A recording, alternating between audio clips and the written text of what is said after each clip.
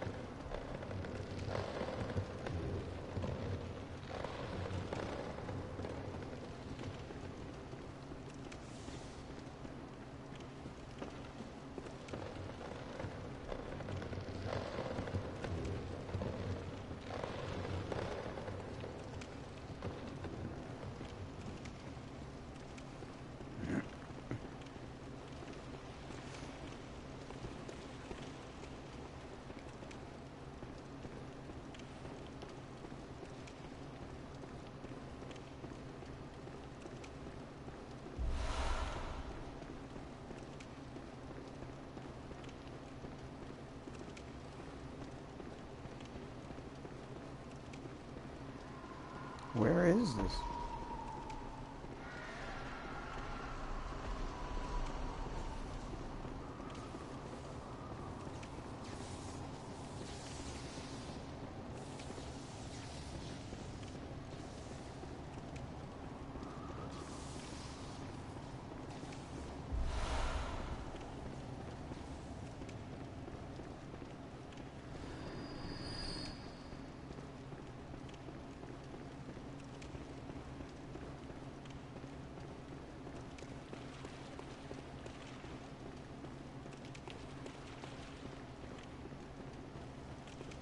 Where the fuck is he? Oh my god.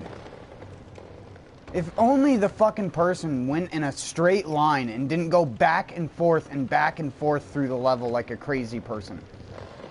Jesus Christ, they hadn't even gotten to the fucking door here.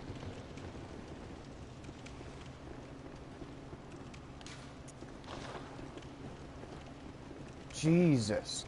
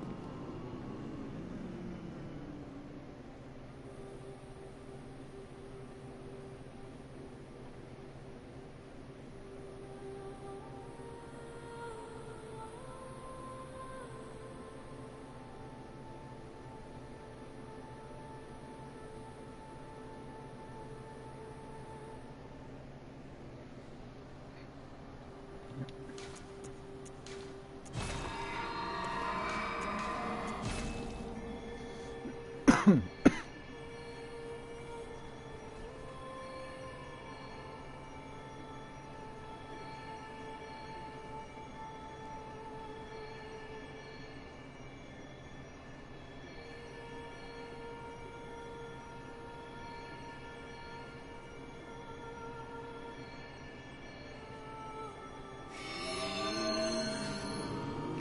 co-op is lively tonight.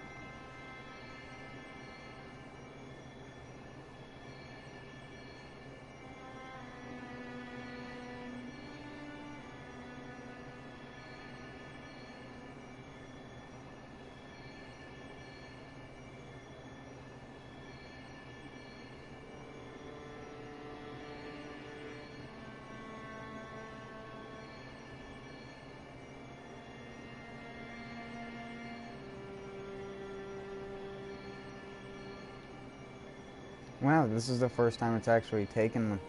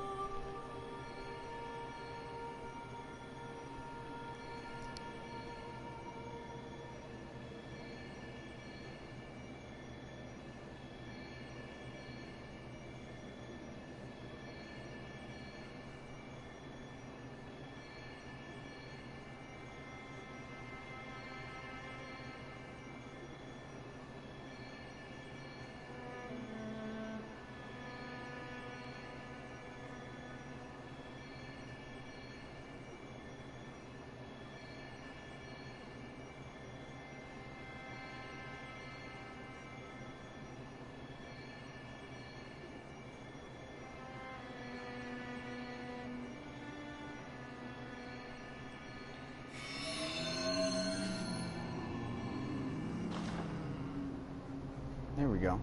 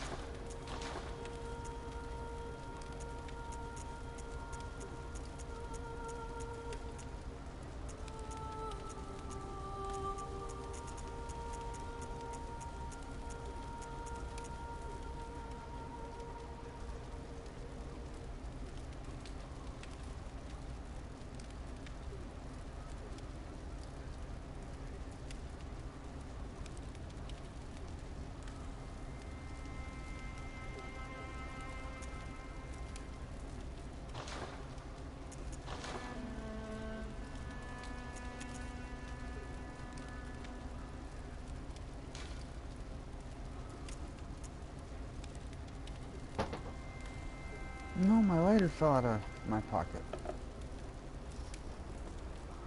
Ugh, that was a good bend over the side. Almost fell out of my chair.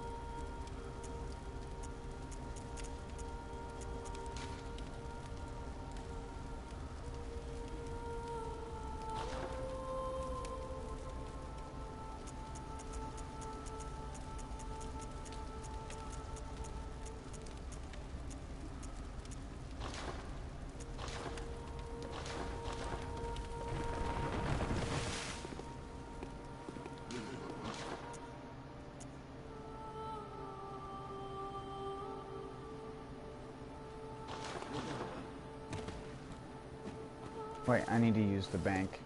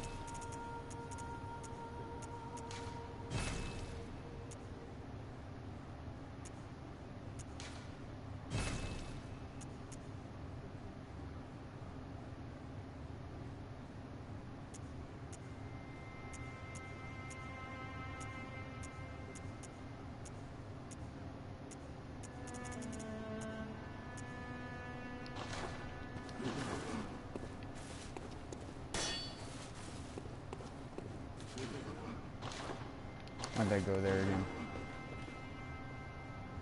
I don't have anything worth a lot to sell.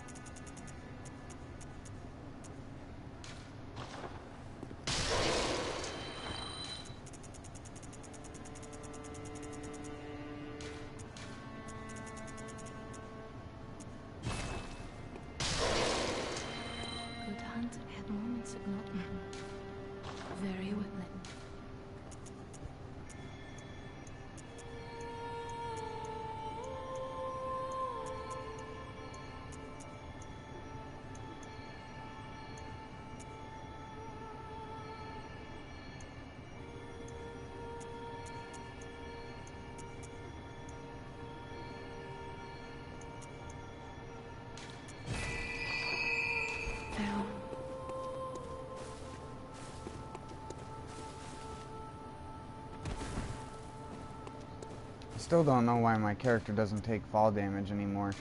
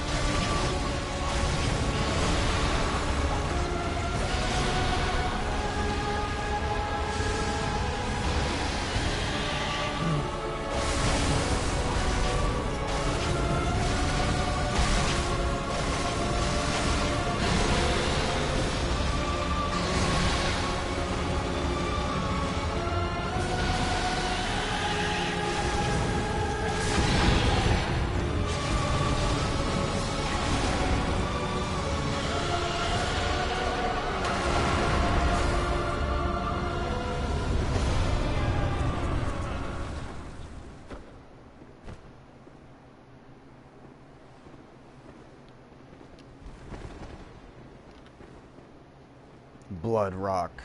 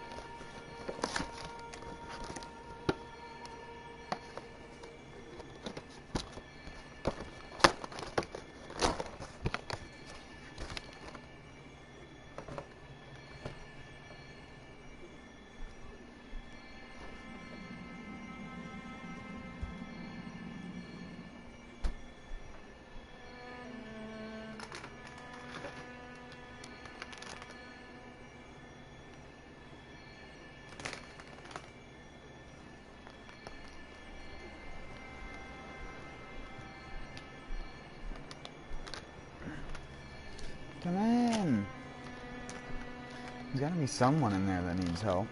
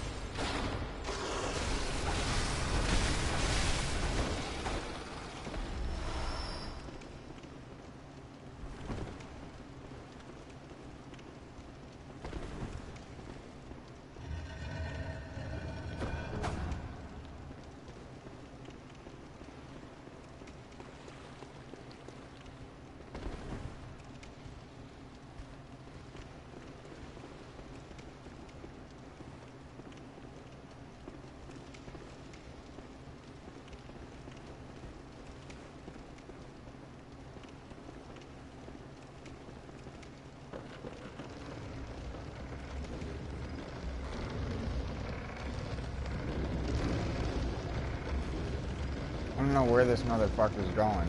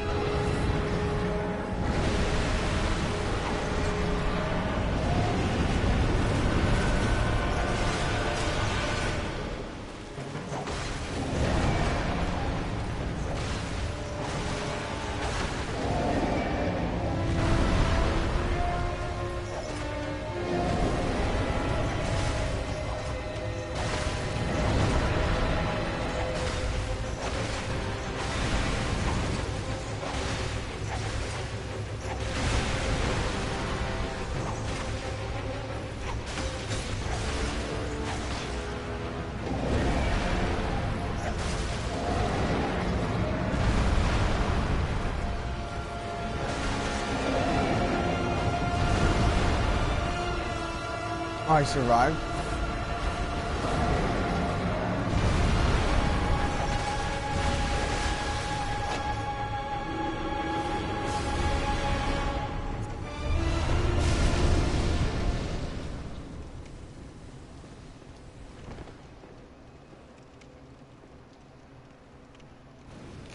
That was the worst amygdala fight I've had in a long time.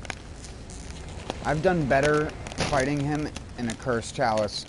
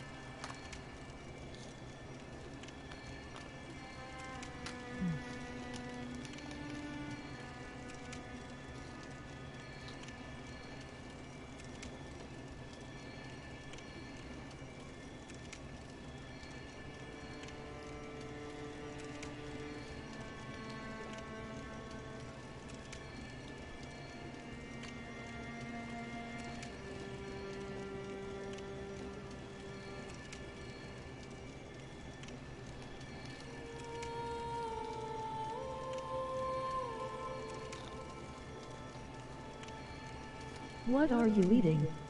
And no, I'm not bothered by those sounds.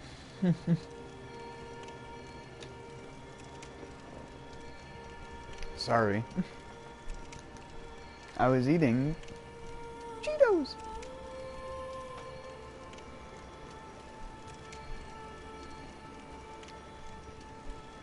Specifically the puffy ones, because my teeth are so fucked up that it's hard for me to eat the normal ones.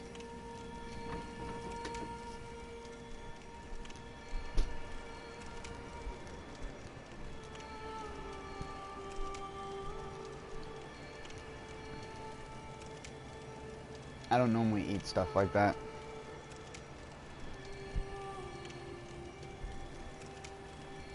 Oh, are you the dude from yesterday?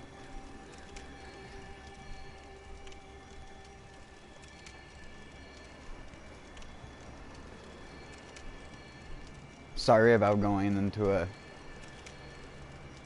downward spiral of Dark Souls conversation. It's what it is for me. Anyways.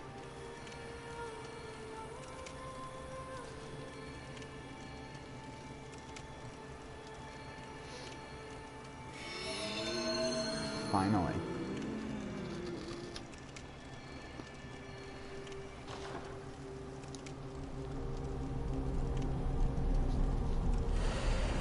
I keep like a moist rag next to me so I can... I have a habit of asking people what they are eating, LOL.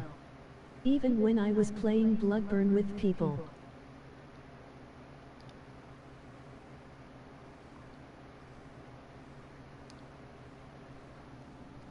Some people find other people eating food relaxing. Those people normally are people who are more I guess you would say motherly for lack of a better word.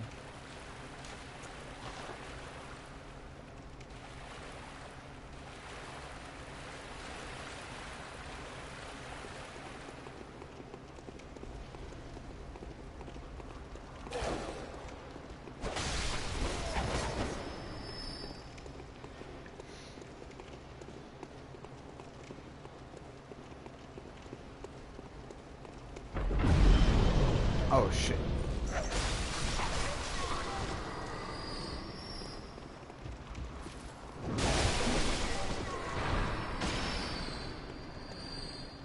Why are you in this chalice, dude?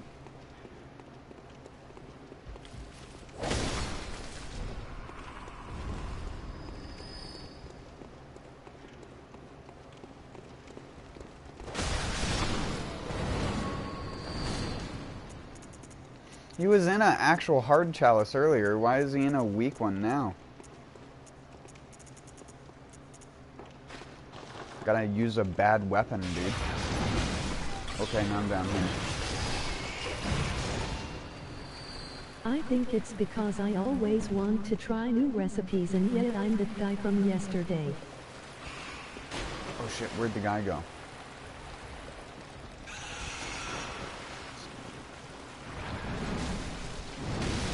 Oh, he actually...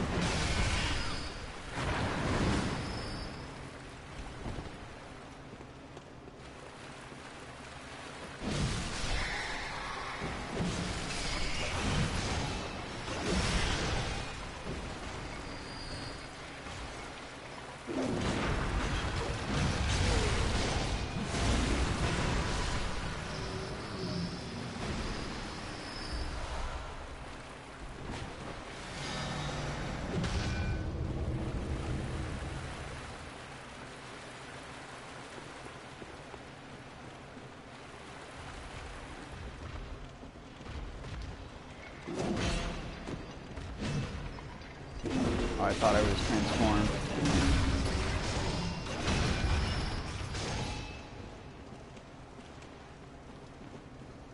Is this one of the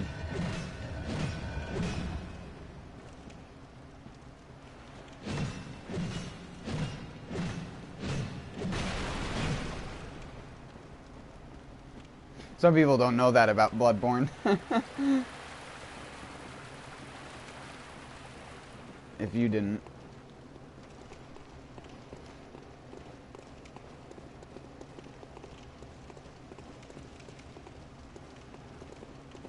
There are actually some chalices which have little rooms blocked by chests, and some people would think that they're probably impossible to get into otherwise.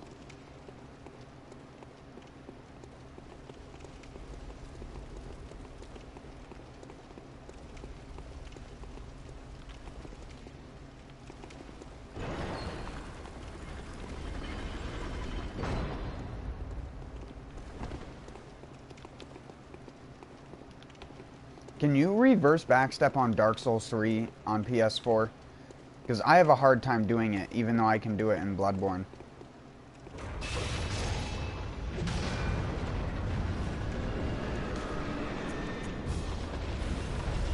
You didn't run at the pig, so no.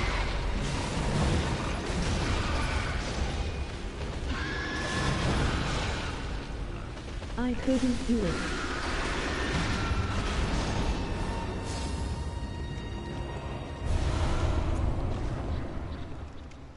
Why you need me to help you with that one, bud?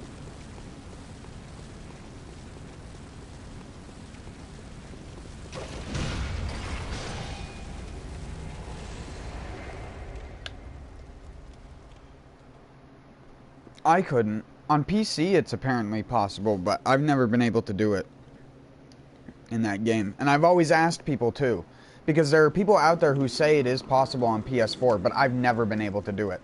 And I can do it in this game and in DS1 pretty consistently. Not every time, but enough that I can definitely say that the other game, it's either harder or just impossible on that version.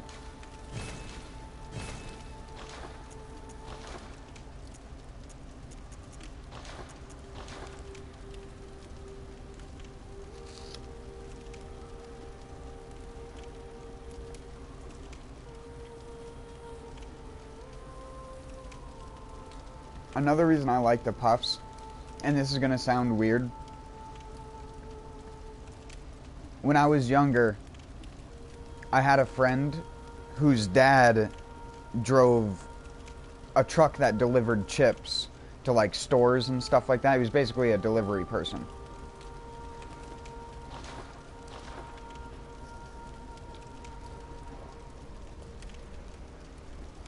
And this dude used to have to take stuff out of the packages. And with the whatever shipping company that he worked with, he'd always have packing peanuts that were made of the actual edible, what the hell is it? The corn. It's like corn. It's not corn starch, but it's. Or is it corn starch? They're just like the little puffs, basically. You can tell if they are because if you touch them on your tongue or if you touch them in water, they dissolve instantly. And that like texture, I've always wondered why that never became like an edible snack. It's kind of why I like Cheetos Puffs in the first place. Even though, again, like I said, I don't buy shit like that on a regular basis. I've been trying to watch my health the past year or so. I just buy shit like that when it's on sale or when they're gonna take it off the shelf because it's near out of date, even though it's like still perfect. I've always been a person that hates food waste. I go to the general stores around here sometimes and ask if they have any coffee grounds from their things that they wanna. They'll like dump it in a bin. Some places just put it in the trash bin, and in those places I can't take it. But in places where they use like the real coffee filters and stuff, if the people are nice, they'll just let you take it.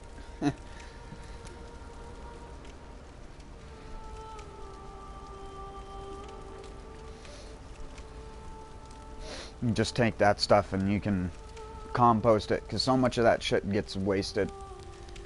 When I was a kid, I remember a Cheetos Puffs variety that turned your tongue blue. Yeah, that was back when they weren't as scared of using dyes and stuff, and now the only thing that makes Cheetos orange is like a natto or whatever. The same thing that they use to make cheddar cheese orange. That some people don't even know that orange-colored cheddar cheese is not a natural color. It was a color given to the people, given by the people who made that cheese from a specific area. It's not that color naturally. Some people would be misled into thinking that's the case. Kraft mac and cheese stopped the artificial dyes too. Well, that's not even cheese. Cheddar cheese is cheese. Like Red Leicester is the same way, where it normally has a little bit of the oranging color in it, but it also depends on what milk fats they use from what animal and stuff like that.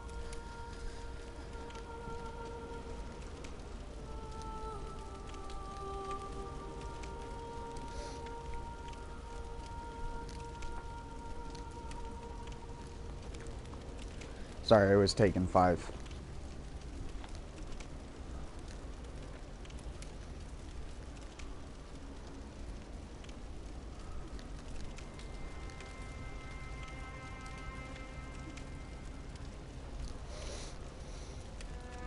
Really? They don't use Yellow Lake or whatever it is anymore?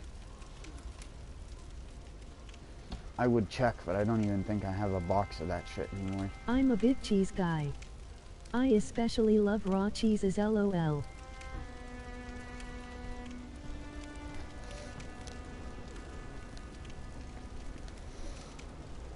I grew up about 50 minutes away from Cabot, which when I was younger, Cabot hadn't made it like to a national market yet. It was pretty well known, but it wasn't available in stores in LA. Kind of shit. Craft is crap anyway. And now it's like, I'll be talking to some dude from California. I'll be like, you ever heard of Cabot, like cheese, like pepper jack from Cabot? And they'll say something about how they know it or what's their favorite thing in that regard. I really like their pepper jack. I believe it's made with habanero.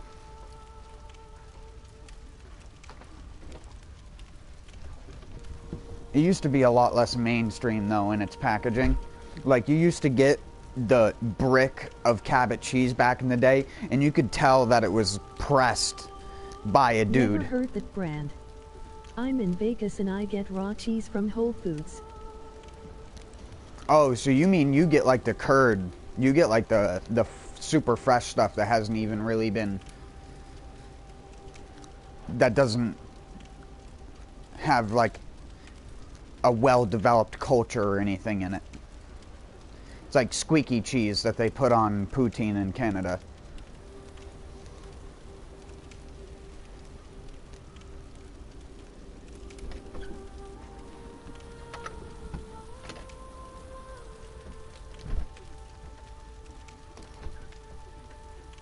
Fuck, where did I put... I walked in and out the door like 3 times in a row trying to find my lighter.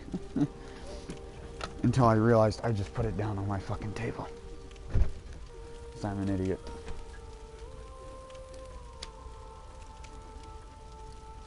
Sorry if you can hear the thud, thud, thud.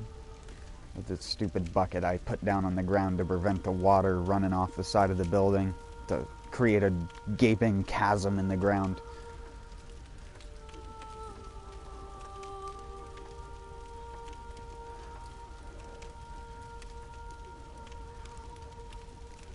I do a garden and everything. I don't Gouda, cheddar, blue and I don't have the Taylor physical Swiss health cheese to I do like.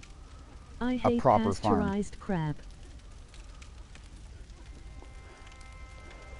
I don't have livestock or anything like that, even though I grew up around livestock my entire life for the most part.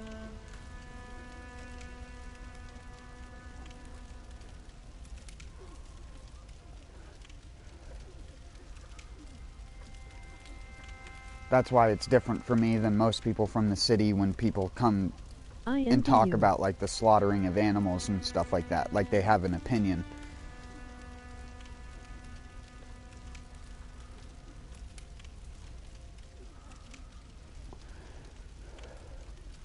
And people act like it somehow makes you more fucked up if you see the cycle of life and death when you're a young kid and don't just understand that things live or die. I wasn't that 5-year-old, 6-year-old kid who was like antagonizing animals and shit like that. Like I see nowadays with, and pardon me for saying it in such an insensitive manner, but you really do see like autistic kids nowadays that just like fuck with and bully dogs and animals.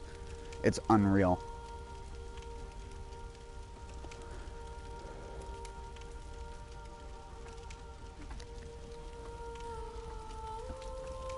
From a very young age, I was always taught to respect want stuff. to live in the countryside. I think it's disrespectful to let animals rot in nature. Better to eat them in my book.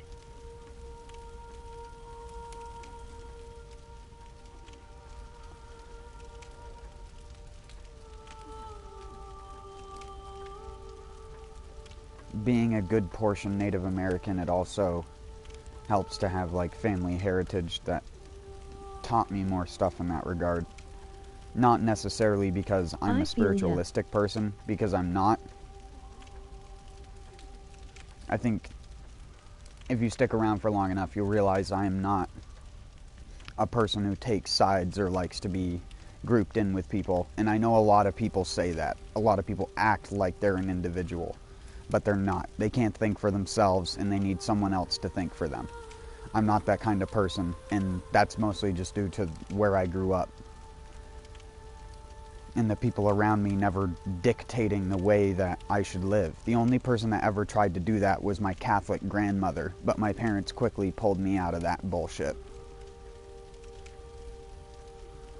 Even though my mother was raised Catholic, my mother wanted me to be raised in an unbiased way, especially because I was taught to like ask questions about everything, but every single time, and this is the double entendre of people who are religious and have the potential of being really smart, but are secondarily held back by their religion because they're so involved in it. And it was like my grandmother. I could speak the alphabet before I was like 2 years old and stuff like that. And she taught me a lot of things at a very, very young age. Secondarily, she is a Catholic woman and tried to bring me to church. Exactly. And even though she taught me to ask questions about things I was unsure about, anytime it was about religion, I would always basically get smacked down. You get like the smack on the wrist to not like say those things or ask those things. And that's when my mother like started pulling me out of that shit, because it's just like you can't. And even when I look at it now, because like I said, I developed, because of the way that I was brought up, I developed a hyper-realistic and overtly logical way of viewing most things. Even though I do rage at video games, but I mostly just do that because of needing to vent my own stuff. Like I've always said, I've never been a controller tosser or someone who breaks shit or anything like that. I'll be a guy who'll scream fuck at the top of his lungs, but I'm not gonna break shit. Only thing I ever broke, and I've talked about this before, was like a shitty PlayStation 2 Mad Catz controller. And that was because the controller was like completely dysfunctional and had shit spilled on it. So I took it outside by the cord and just slammed it on the fucking ground as hard as I could. I wanted it in millions of pieces. But like I said, I just did that for fun, mostly because the controller had water damage. Or liquid damage. I can't even remember. I think it was soda or something. It was like a $5 Mad Catz GameStop controller or whatever back then. People should question everything. It's the first thing to do when blazing your path.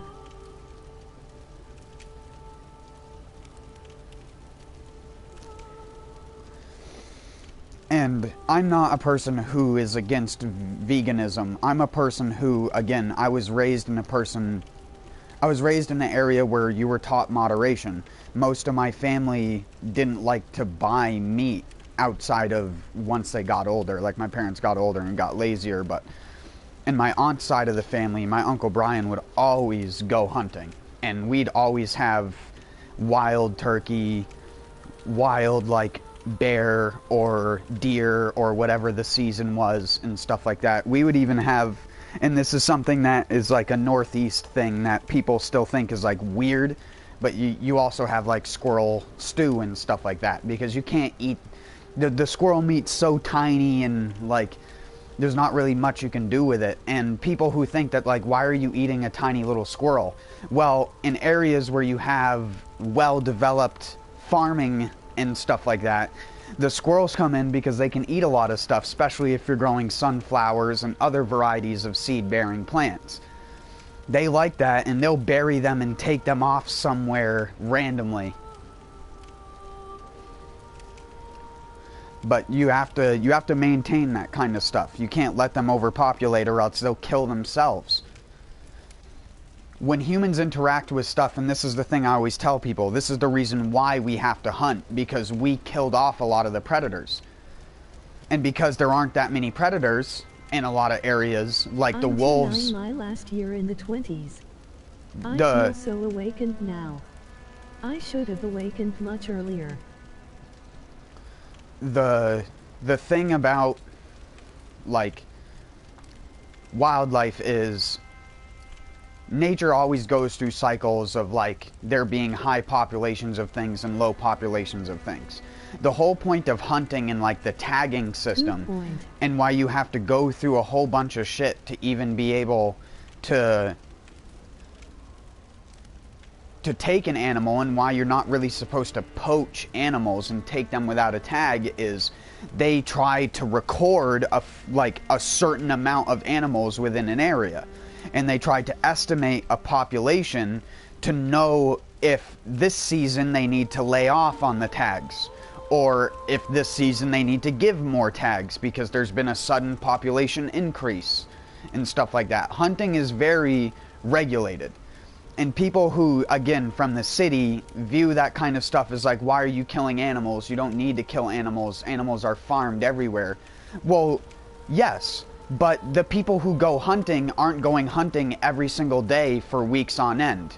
They're going hunting for a week to kill one thing, to take the tag in, to then butcher that animal and have it for the next 2 to 3 months or even longer in freezers. And use most of that fucking animal, especially if it was a good butcher and a person who's also a good chef and knows what cuts of meats are best in what situation. Like a good venison steak versus like a cut of the hip or something like that. Like you would want someone to know the anatomy of something, and that is also important.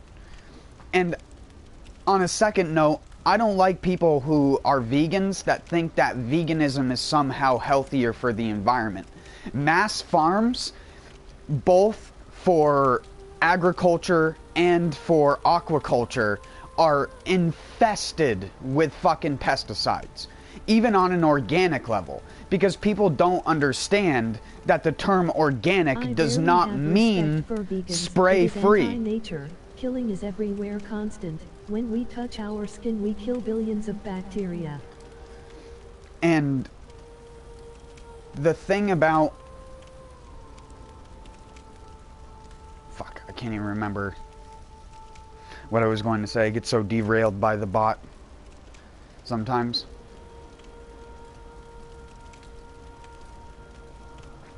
Oh yeah, agriculture and aquaculture. Pesticides and stuff like that. Although most are not organic, there are organic pesticides, and just because something is labeled as organic does not mean it's spray-free. Just because something is wild caught doesn't mean it doesn't have pesticides. This is the shit that needs to stop being circulated when it comes to food and health. And I can tell you that with absolute certainty if you have never heard of a chemical called Grazon, which is a type of chemical known as an aminopyrrolid. And what that type of persistent pesticide, persistent meaning it does not break down from sun or bacteria in the soil.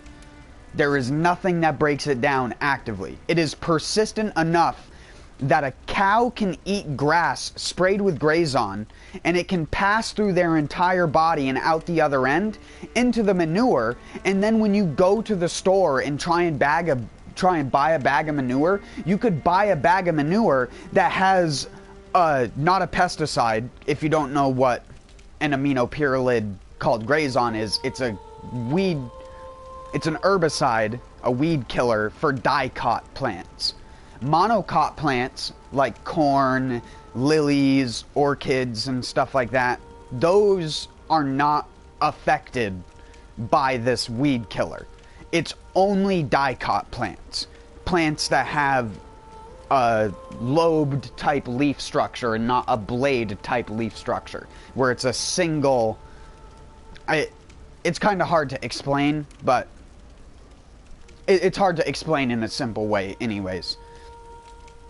But basically what it does is, if you were trying to grow a garden and you put this horse or cow manure or whatever it is down on your garden, you plant your tomatoes or something in it, pretty much any of your normal garden plants outside of corn are a dicot. They're not a monocot. And that weed killer, like I said, is so persistent that the only way to get rid of it if you accidentally put it in your yard, because companies sell cow manure from fields sprayed with Grazon. And that's just one thing. I could get into all the chemicals sprayed into the oceans over at British Columbia, where they have all the salmon farms, where all the salmon are disappearing, all the salmon are becoming fucking mutated, and is basically killing an entire industry because the government doesn't want to do anything about it, because the fishery agencies make money from these places not being known about. And there's an hour-long documentary on YouTube you can look up that's like Salmon Confidential 2013. to 2013 British Columbia, and they have a long documentary on that thing. And I'm not going to try and explain to you an entire hour's worth of content in like 5 minutes. But to put it bluntly, it is basically, they use pesticides and chemicals in the water. This water is in ocean canals, meaning it flows into and out of the ocean on a regular basis. Fish that, not only the salmon, but other types of fish that swim through these areas also become infected with this problem. I think it's not salmon leukemia or something like that. It's something similar, though. It's like a condition by which fish are just randomly fucking dying.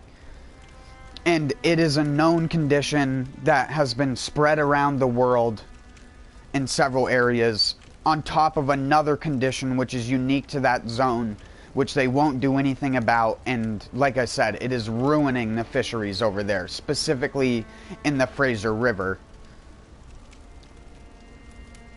There's so many problems with the world. You have places like Agbogbloshie, which is a place in Ghana, Africa, which is the e-waste capital of the world, and is probably the reason why, if you ever junk a computer, make sure you put an axe through the fucking hard drive, or take the hard drive out and keep it with you. You'd be amazed the amount of crazy people out there that can recover an absolutely destroyed drive and manage to get information off of it, even if it's 10 years old. Separate us from nature as much as they can, make us into drones living in the cities. The elites will enjoy the counter. I don't even like to say that veganism is bad, it's just arrogant. It's simply arrogant.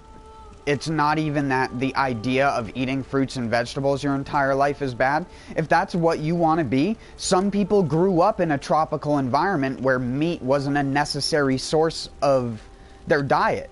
And people in those areas have a diet adjusted to it. Whereas you have people who live in the north, they need higher calorie intake on a regular basis. And people who are like, for example, descended from Inuit tribes from like Canada and northwest, like Canada, all the way to Alaska and stuff like that. The Inuit people have a more designed like digestive system and circulatory system to be eating meat on a regular basis. And if you're a person that comes from that kind of genealogy, you have to have extensive dietary testing to know if that's the case or not, that costs you thousands of dollars, even though it's not that complicated to know that. And by knowing that, you'd know if a meat-only diet would actually benefit you. Because there are people out there who actually get significant health benefits out of meat. You do not need to eat fruit and vegetables to get vitamins and minerals. Your body can get vitamins and minerals because from of the anti-nutrients in plants, like fiber, lysine, oxalates, etc.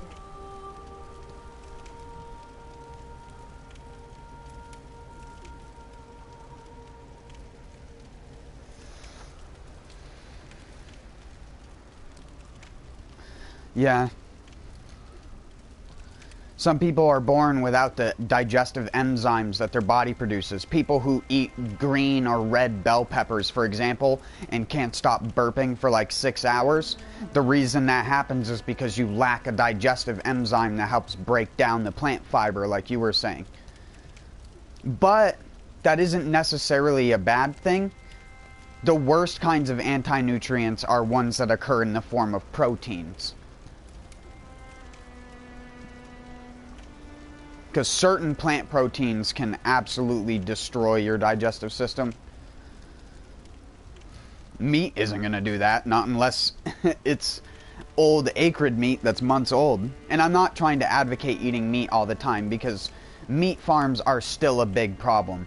But there are proven sciences behind the fact that some people could eat lean meats on a regular basis with little to no fat and keep up their amount of nutrient intake, meaning they didn't get scurvy from lack of vitamin C, they didn't get a vitamin A deficiency, or any of these deficiencies that are claimed when you just eat meat and don't eat fruits and vegetables. It's just simply not true.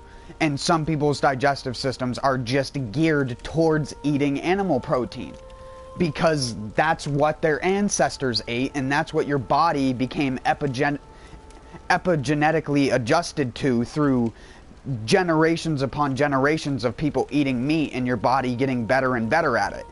It's the whole reason why we have people that aren't lactose intolerant, like me, where I can drink milk still to this day, and it can be whole milk, and it doesn't upset my digestive system or anything like that. I am on a high animal product diet. I am doing better. I keep whole foods meat low, eat more raw dairy and eggs. Exactly. I've told people that before, and some people look at me like I'm a fucking crazy person when I tell them that that kind of diet can actually be more beneficial to people. That's why sometimes you see vegans who, although they get skinny, they get completely weak and fatigued all the time, because their body's never processing enough energy to actually use it properly, so they just get very skinny, and they think that that's healthy, but that's not healthy. A healthy body should have some tone to it, even if you aren't doing significant physical workout. And that's what veganism does to most people. It turns them into a fucking nutrient-deprived stick that takes years to recover from.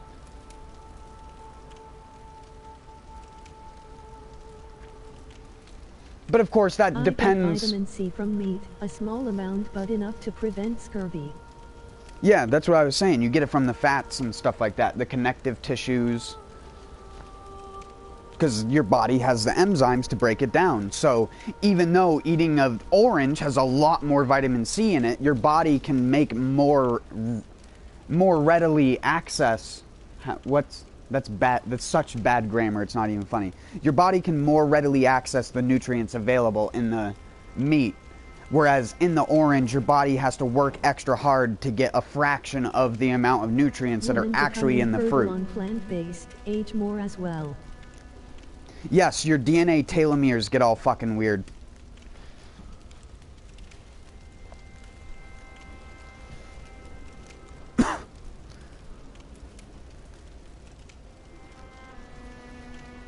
But again, that depends on where you're from. If you're a person that's like from India, you can actually survive way longer and have a healthier lifestyle on a more vegetarian diet, because they are used to eating things like chutneys and ground fruits and vegetables much more than a lot of other people are.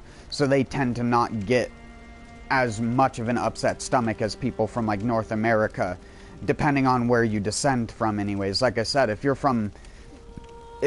old heritages come from more northern countries, then it's going to be a fact that you ate more meat as your ancestor. They didn't have as many fruits and vegetables where it's fucking 6 months of ice. You can't store stuff for that long. Even potatoes and carrots don't last that long. I know, because I grow my own potatoes and carrots. They only last about 3 to 4 months into the winter unless stored absolutely perfectly, which just does not happen in most people's houses, especially if you do not have a cellar.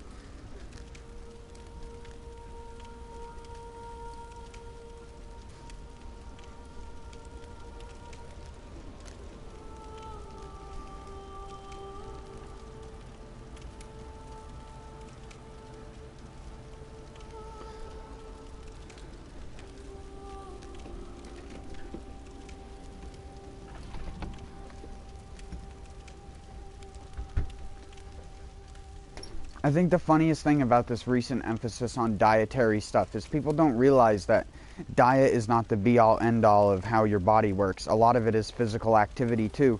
The reason a lot of people get type 2 diabetes is not because they intake too much sugar, it's because they don't do enough stuff with that sugar intake. I'm half Filipino, a quarter German, and a quarter English.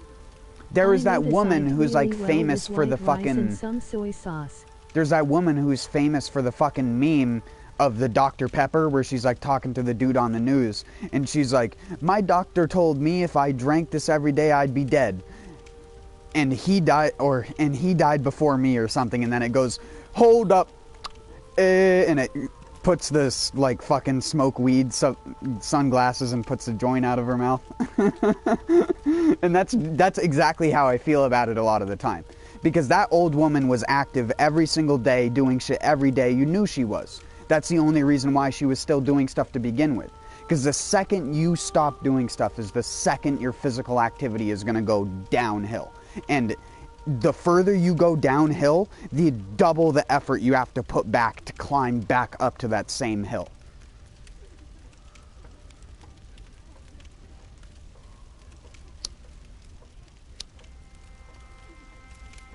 It's just like I tell people around here. The old people that live around here that are like in their 60s and 70s make the 20-year-old people look like lazy fucks. Because they're out walking every day, they're out doing stuff in their yard and shit like that, and they just don't stop doing. Their health is deteriorating. And then you have people who are in their 30s and 40s that have a couple health problems, that can barely move, that are 250 pounds and barely do anything on a daily basis, and wonder why they're like that. And they're like, why can't the doctors just give me a magic medicine that allows me to eat chicken wings every single night, or something fucking stupid like that.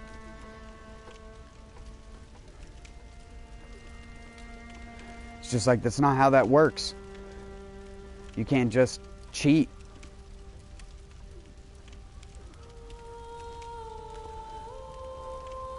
What is it? The Rock eats like 7 pounds of fish sometimes on like a weekly basis. There are people in their 20s and 30 who are having heart attacks. Goddamn.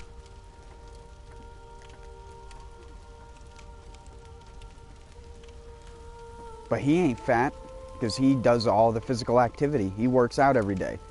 People like Terry Crews are another example. He fasts every day, if you didn't know that about Terry Crews. He fasts every morning. He does not eat all morning long until I think like 2 o'clock in the afternoon. He'll start eating. And he doesn't eat that much. He only has like 1,800 to 2,000 calories a day, but he's fucking jacked. And that's because he's always working out. And those are the kind of people I love, because they're the best example of physical activity means more than anything else.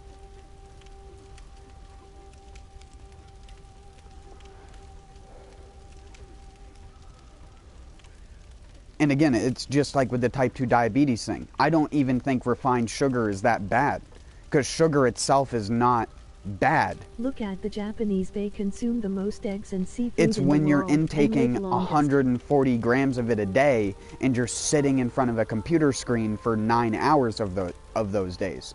That's when you're going to get diabetes. Because if you eat fruits and vegetables on a regular basis, your sugar intake is going to be ridiculously high. An apple, a Honeycrisp apple, fresh from a store, is 18 to 22 grams of sugar. Just one. A red bell pepper is like 12 to 16 or something like that. An heirloom tomato, a nice fresh heirloom tomato from someone's garden like mine, that's like 25 to 30 grams of sugar. Especially Okinawans. Okinawa is called the island of pork.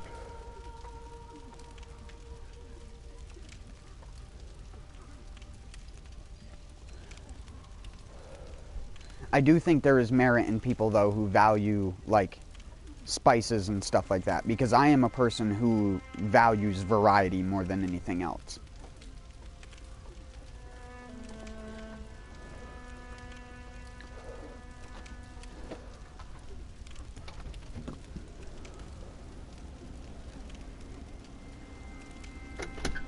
It's why I grow my own herbs and spices from all over the planet, so I can use them when I'm cooking. I have Greek oregano because it's... How much Native American are you again? I would be, I believe, what would be considered 1/16 or 1/4 or something like that. On my dad's side, the last 2 natives to have a child was my dad's grandfather.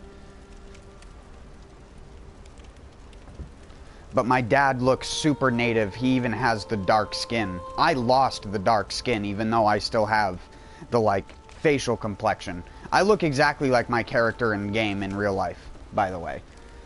I think that's probably something I should have shown earlier. But yeah, if you want to know what I look like that. Or you can just look at my YouTube profile picture. I still look like that. Bloodborne is the only game that actually lets me recreate my native, like, weird facial structure with the high cheekbones and the uneven laugh lines. And my tiny little squinty eyes. Which are slanted at like a 35 to 45 degree angle. So I'm Abenaki native. Technically not entirely Native American, but whatever.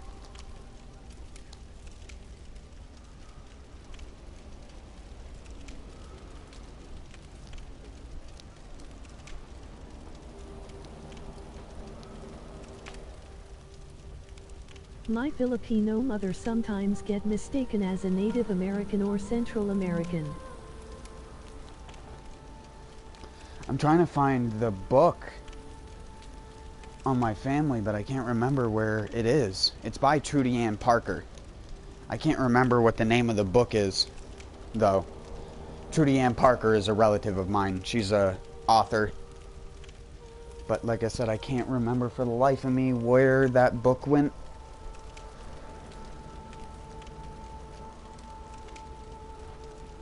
I'd probably put it somewhere fucking stupid.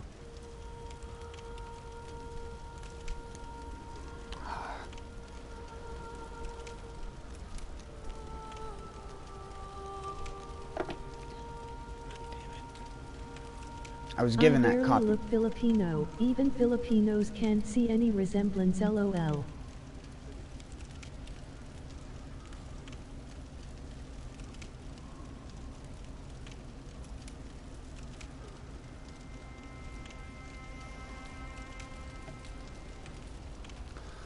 Hold on. Let me try and find the book.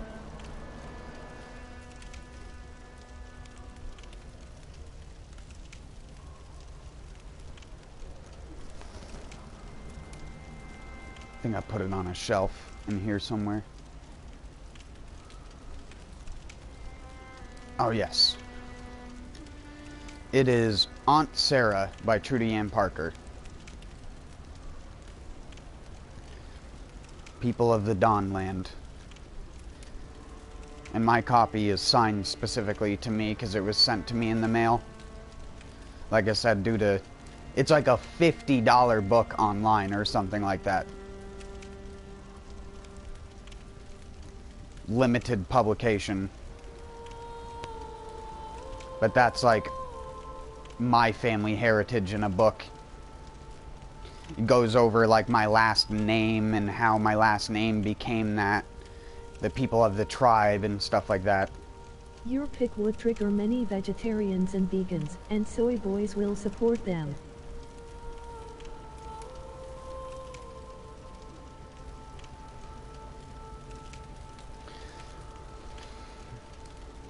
Yeah, the funny thing is that my picture is area where you only want to fish, catch, and release, because most of those fish have parasitic worms due to improper maintenance. I like it though. On Fish and Game. It's a smallmouth bass from the Passumpsic River. The lower Passumpsic River after the dam. I'm standing on like a little inside curb. Like if it was at Google Maps, I could literally put a dot right where I was standing in that picture.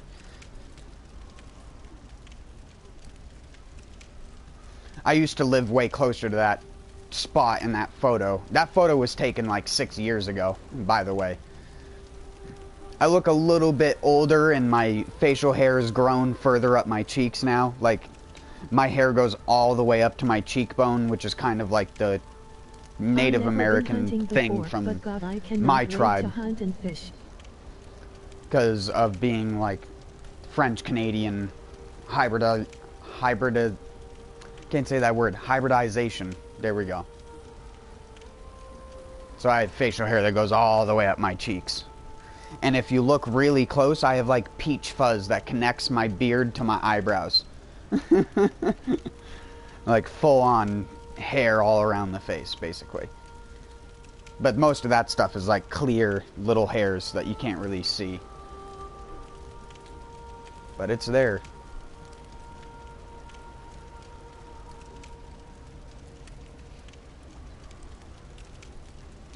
I would say hunting is something not a lot of people would probably like, even if they really want to get into like the whole nature side of it. Because hunting is popular with the ladies, I assume. Hunting is very dedicated, and you have to go out with the expectation that you're not going to get anything, and cherish any moment you get to see the wildlife that you're actually looking for, and hope that it actually meets the requirements of what you're looking for. Like if you're going for a deer but you only have a tag for a buck, you can't take a doe. You have to know what the sex is of the animal and stuff like that.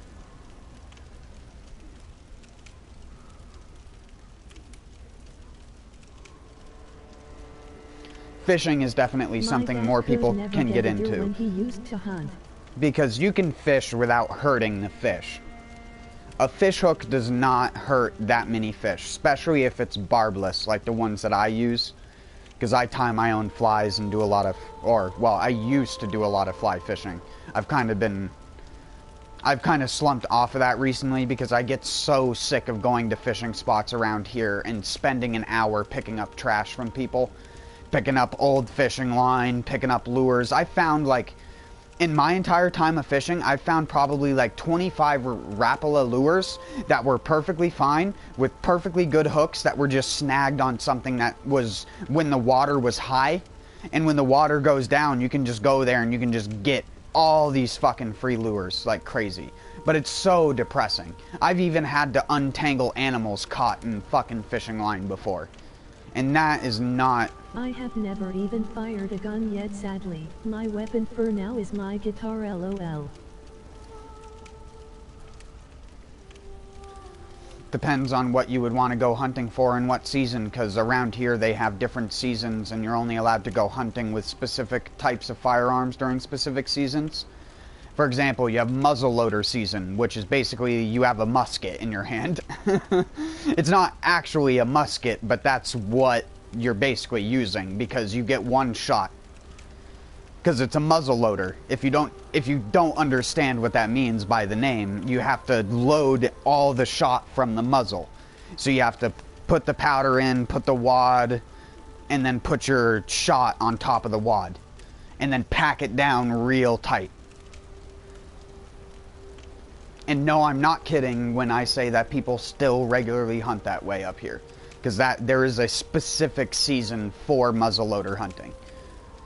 There's a season for bow hunting, there's a season for normal hunting rifles and stuff like that. You have to know that kind of stuff.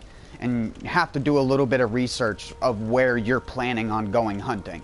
If you're planning on going hunting in like Wisconsin, or if you're planning on going hunting in Wyoming, or if you're planning on going hunting in Maine or something like that, you really got to know the tags. You got to know the animals that you can legally take. Fowls fascinate me as well.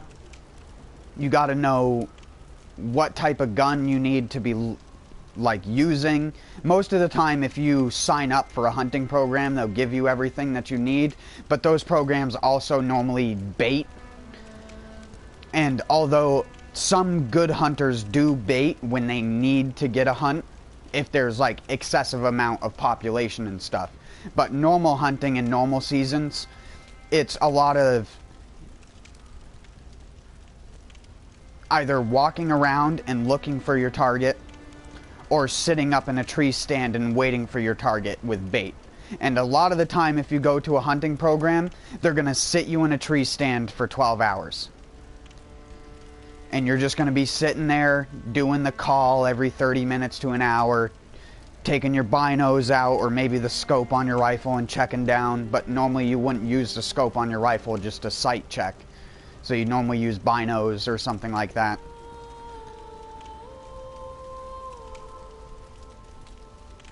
It's not. Again, people think of hunting as being something that's probably easy or something that's easily abusable. But that's why I said in a lot of those situations... I love hunting. I am a black metal musician after all. We are all about nature. Yeah, but again, I would not recommend going hunting for a big game animal on your first hunt. I would recommend going turkey hunting or like maybe pheasant hunting, something smaller that is more easy to regularly see and get a shot at.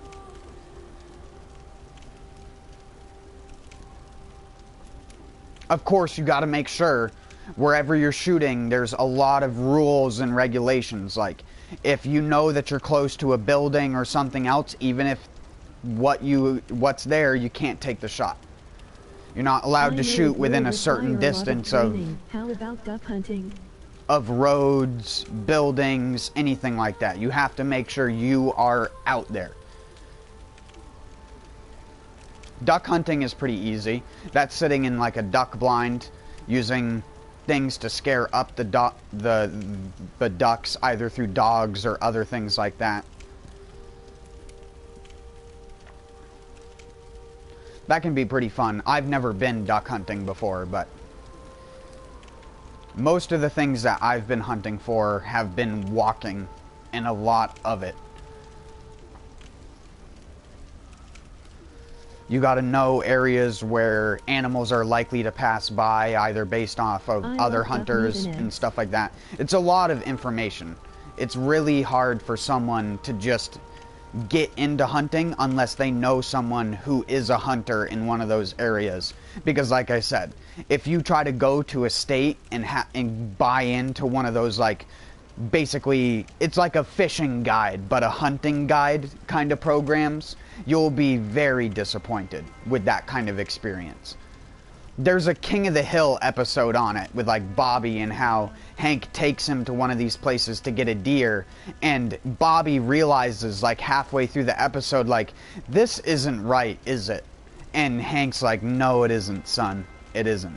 And they walk out of the facility without taking a deer because, like I said, you're just sitting in a thing waiting for, like, basically a guaranteed kill because they just feed the deer. Yeah, I am going to hire someone to train me or tag along with a hunter willing to train me. Because there's so many, like, shitty hunting programs out there that really make a joke of the whole thing.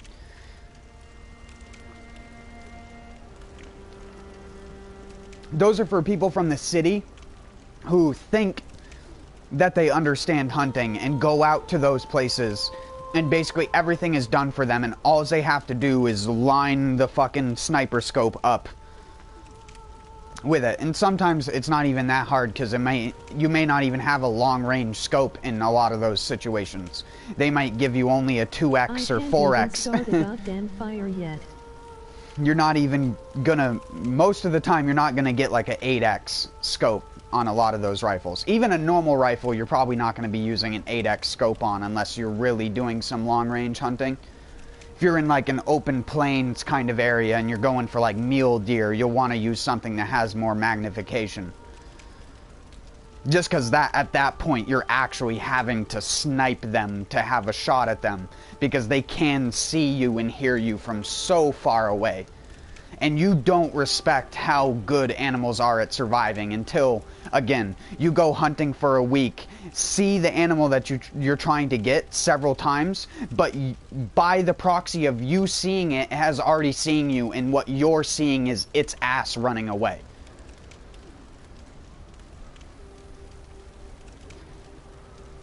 That's why even in the TV shows that do a lot of like stuff where they basically will film for weeks, soon. I'm screwed. And the only thing that you're shown is the one success that they've had that entire time. It's the same thing with river monsters. You think that guy goes out there with a guarantee? No. That guy goes out there for like weeks and keeps trying to get his thing done no matter fucking what. And they'll keep recording and junking footage until they can get the thing that they want. And that's the same thing with hunting shows. But that's the perseverance you have to have. Hunting is a great thing to I wouldn't necessarily say do when you're a kid. I would say it's probably the best thing to do right as you're turning into a teen. Bear Grylls, LOL. I would say the optimal age for getting a kid or something like that into hunting is actually around the Bobby Hill age, like 13 to 14 years old, when they're just starting to have like more like existential thought processes and stuff like that about just general life and shit.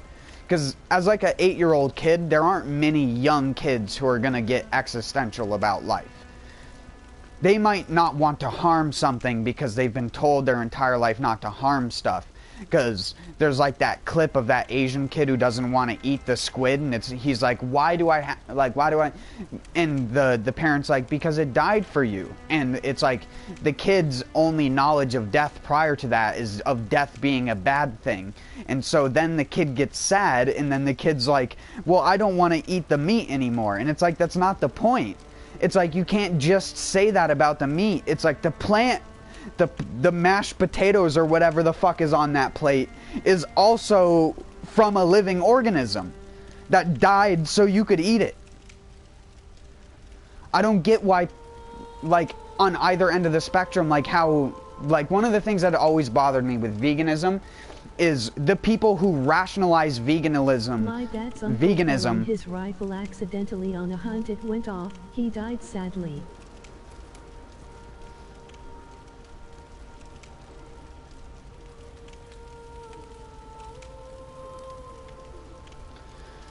Yeah, that's why you keep the safety on. If he took a hunter's safety course, he wouldn't have had that happen, because you only turn the safety off when you go to pull the trigger. As stupid as that may sound, if you are being taught how to hunt by a motherfucker that does not keep his safety on when there's not an animal in front of him that they're trying to shoot, immediately walk out of that fucking situation. Even if they're the person that drove you there. Get away from that person. Because that's the kind of person that's going to end up in that situation. I had a babysitter when I was a kid, like 6 years old, and the babysitter had a son that ended up manslaughtering his best friend because of that. I'll bear that in mind.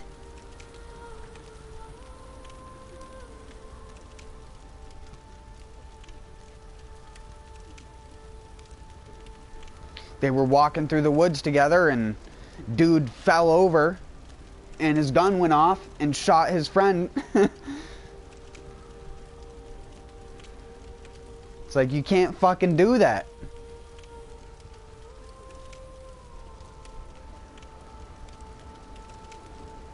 And it's not like he did it out of vigor. Like, those two were like the type of best friends where they literally came home from school together. And they would, because me as like a 6-year-old, the only thing I ever remember about him is he would come home, go up to his room, and would start playing video games. I think he had a SNES or something like that. I can't remember. Again, I was like 5 or 6 years old. I just remember him being the person that I never knew, because he never did anything with the kids that his mother would babysit.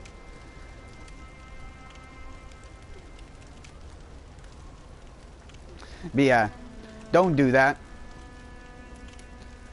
Hunter's safety courses will teach you not to do that. You keep your gun up at your shoulder at all times, like the US military does when they're marching. Keep your gun on your shoulder at all times, pointing up. You keep your safety on. And if you're just walking through an area, and you know that you're just walking to a point, like you're walking to your campsite, don't even have the gun loaded. Take the bullet out of the gun. Why do you even need to have it loaded? Those are the crazy people. The people who defend the right to bear arms by strapping an automatic rifle to their chest with a clip loaded in it are fucking maniacs. I was solo in B12 when I was vegan.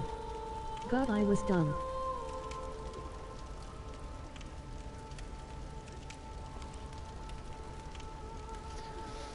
Exactly.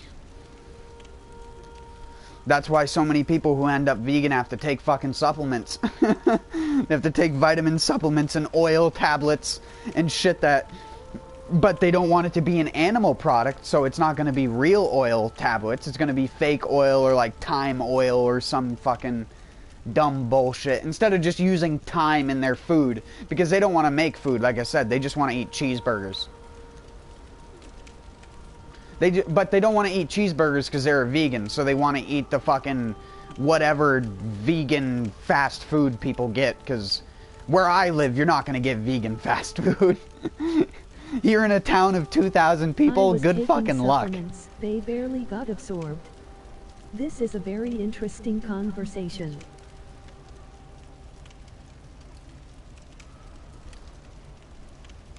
Exactly, and that's what happens when you take supplements. Half of your fucking body just pisses it out because it's too concentrated of a supplement.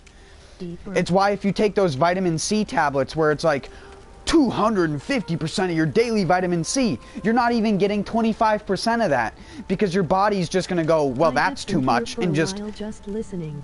It's going to go straight through your fucking kidneys and destroy the shit out of your kidneys.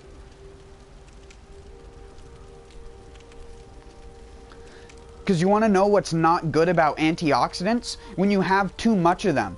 Because if you don't understand the chemistry of how an antioxidant works, I'll fill you in on like a layman's breakdown of how antioxidants works. So, an antioxidant, obviously, if you know what something does when it's oxidized, you know that something gains an oxygen. When a carbon bonds to two oxygens, what does it become? CO2.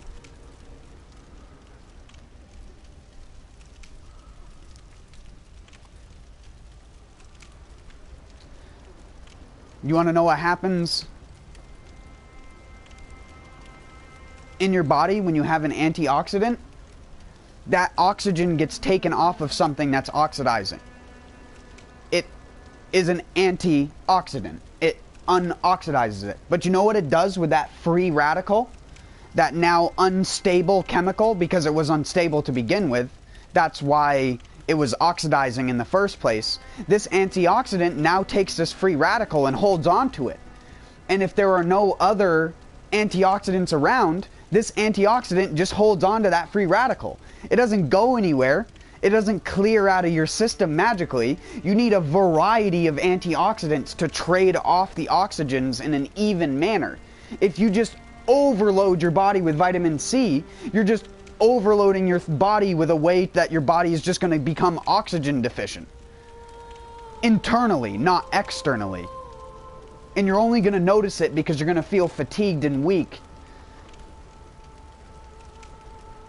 Despite the fact all of those supplements tell you about how they're going to make you feel better when you're sick. No, not at all. It'll actually do quite the opposite because it puts your body in a state of emergency where your body's just like, get this fucking shit out of here. And like I said, that is bad on your kidneys because then that shit just shoots straight through your digestive system with all of this basically bad shit attached to it that it's basically an oxidant to your body as it's traveling because it's so high in this free radical content that it actually will affect the areas in your body where this overloaded concentration of highly oxidized antioxidants that have taken the oxygens off of the chemicals in your body and are in your cells. I tried to get my folks off multivitamins and supplements. They call me a conspiracy theorist watching too much internet. The only supplement you should ever need in an indoor environment are either amino acid supplements or vitamin D supplements. Those are the only two things. And if you're a copper deficient, there are people who are copper deficient or have iron deficiencies. Those people do need to take a supplement specifically for that, but they do not need to take nearly as much supplement as they are directed most of the time. It's just that the supplement is so bad and filled with so many fillers like talc and other bullshit that your body has a hard time actually absorbing it in the first place. Because it's not like they make the pill out of something that makes it easier for your body to absorb the chemical it's made out of. No. In fact, in most cases, the fillers that they make pills out of do the opposite effect. That's why pills that are gel liquid pills are the pills that work the best, and you can actually taste when they hit your digestive system. At least for me. If I take like a gel capsule, in 30 minutes when it pops in my stomach, I can smell that chemical smell coming up from my stomach. Vitamin D. The supplements gave me side effects. Sunlight was the medicine that healed me. Exactly.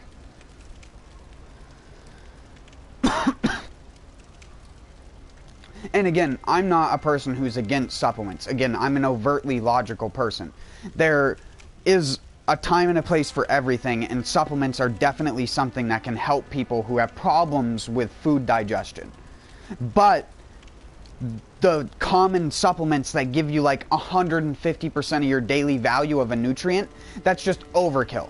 A supplement should give you 10% at most, and the rest of the pill should just be dietary fiber. Nothing. It should basically just be nothing. Cellulose or whatever. Whatever you have to use as your caking agent to keep the shit together.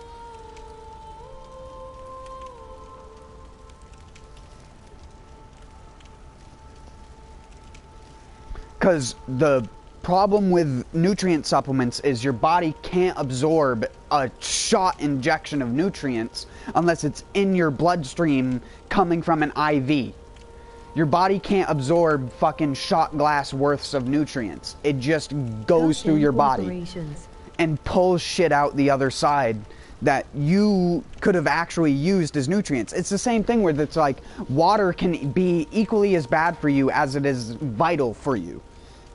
You drink too much water, you cause an inverse electrolyte reaction in your body, where your body starts pulling electrolytes out of cells to balance the amount of water that's going in them. And what ends up happening is you become massively dehydrated almost instantly and die from, what the hell is it? Hyper something, what's the word for it?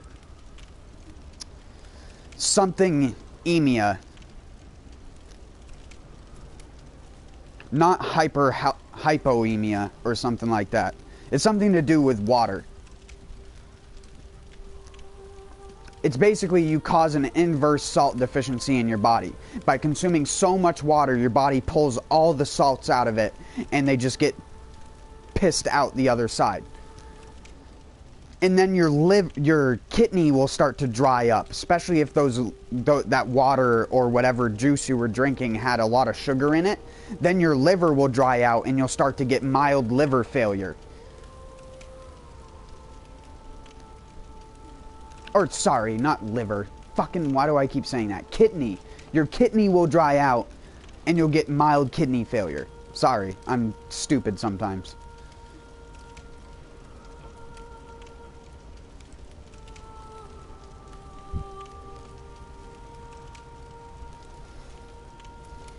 And again, I'm not a person who hates on either end of the spectrum. I don't hate vegans for what they do. I think that there are people who can benefit from a little bit of veganism in their life. Not necessarily full vegan, I just mean like, I'm a person who likes to eat meat once or twice a week at most. And if I am, it's normally chicken or fish. Debated with people of various diets. Regular sold is crap, we all know that. But I eat a large variety of stuff, especially in the summer when I have my own garden going. Because I do like growing my own fruits and vegetables. I have my own blueberry bushes, I have raspberry bushes and stuff like that. But I love growing stuff like that because, like I was talking about earlier, they're rich in a wide variety of antioxidants, polyphenols, and chemicals which are actually proven to help your circulatory system. Which is why they're sometimes referred to as a superfood, but they're not a superfood in that you could just eat blueberries and survive off of them. They're only good when you're intaking other sources of regular food to help with it. I used to be anti-salt, now I consume a high amount of salt and I am doing better. Sea salts from France and Utah.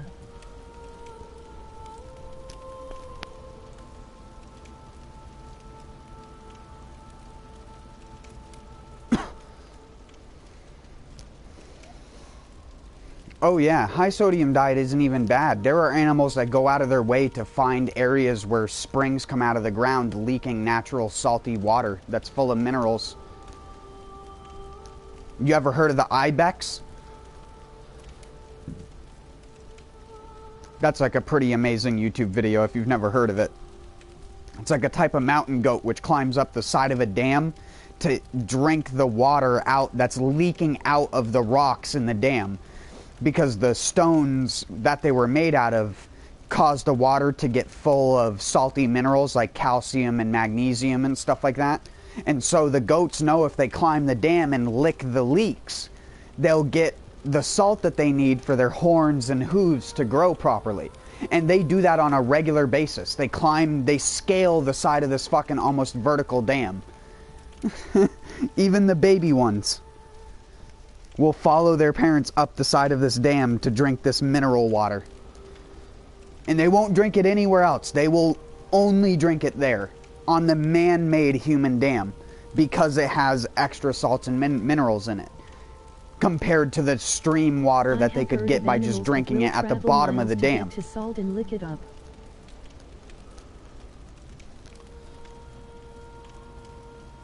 Yep, exactly. They will. They need it. When you have horns and hooves that are hard things, you need a special amount of certain types of minerals for them to grow properly. Or they'll grow hooked or curved or malformed. Like you see with cows on farms sometimes. Because they don't get to... In a lot of farms, they don't give them a proper salt lick that they're actually supposed to have. Which is weird because that used to be commonplace on a farm to have salt licks for their animals. Just literally a block of hardened salt. And the animals would go over to it every once in a while. They'd lick it a couple times and be good. I used to get muscle cramps with a good amount of salt consumption. I'm good.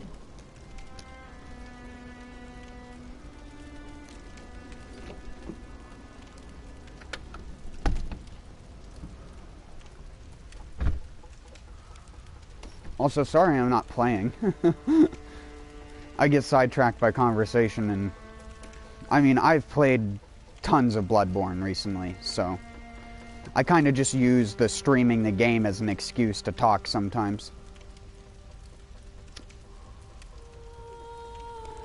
If I had a computer that I could properly stream, this would probably be the moment when I would either have a face cam or would just be sitting back. But when I'm talking, it's like I couldn't have a face cam. I'd have to have a room cam, because a lot of the time when I'm talking or playing video games, I'm actually standing up. That's another thing you can do if you want to improve your general physical health, is just set up your room in a way where it's more advantageous for you to stand up to look at your TV.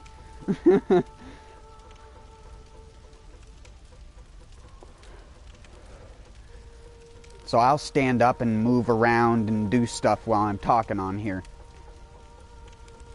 Eat something.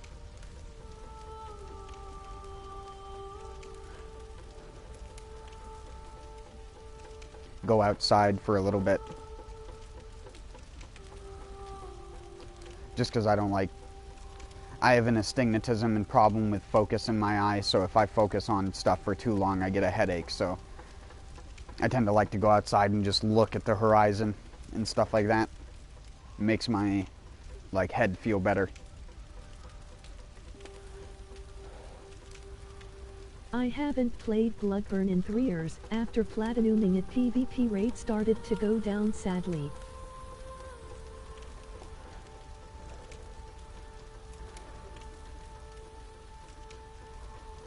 Like I was saying earlier, when I was growing up, I was always taught to eat a balanced diet. Not even intentionally, just by the virtue of having family that actually made real food. More on my aunt's side of the family. That's why I like being at my aunt's house and stuff like that. But It was always great.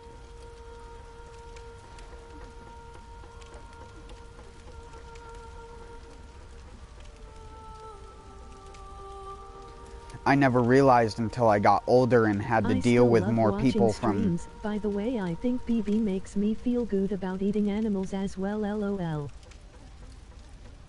I had to deal with more people that are like what you deal with nowadays. Where it's just like they're insufferable fucking retards that don't understand the first thing about health because they read some, like, title of a post. They don't even read the post, they just read the fucking title. And then think that they know something. And then even the people who read, almost all of the information is invalid anyways, or is simply incorrect, or is just a person stating their opinion. It's not even fact.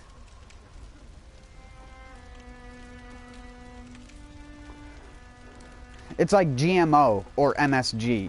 Like, neither of those things are malicious. GMOs can be malicious, but people who act like a genetically modified organism is bad simply because it's genetically modified, but those same families own a pug or a bulldog, I immediately discredit anything that those people say.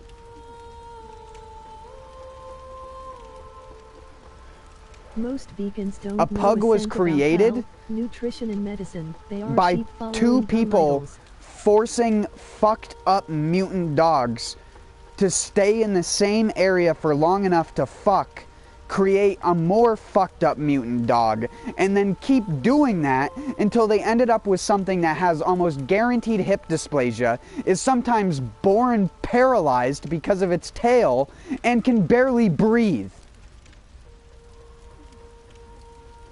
But that's more logical than genetically modified beetroot to produce more sugar. Or genetically modified corn that produces a pesticide in the pistils that come out of the cob. Even though the corn itself doesn't have any pesticide that you can detect in it, people still use GMO corn as like, oh, don't use GMO corn. It doesn't have detectable pesticide in it. The syrup that comes from GMO corn, otherwise known as corn syrup, doesn't have toxic chemicals in it. The reason corn syrup is bad for you is because it's concentrated fucking sugar that they put into everything. And people don't move or do physical activities or anything like that.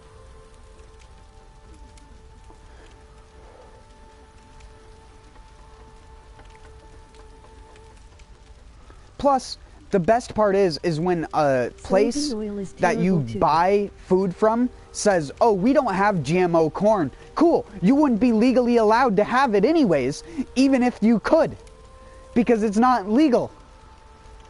They can't legally sell you whole GMO corn kernels. You know why? Because it's even illegal for the farmers to replant the corn from the same seed. They have to get the seed fresh every single year from the facility that makes the GMO seeds. They can't replant it. That's not how it works. They can't legally sell you GMO corn. It is a regulation. They can't sell you the raw product. It has to be processed before it's even given to people.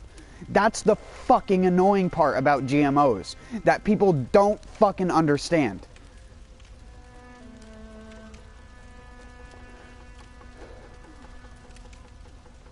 You could have a thing that was genetically modified to produce more vitamins or whatever. But to go on back to the vegetable topic and how vegetables can be bad for you. Saving our lives.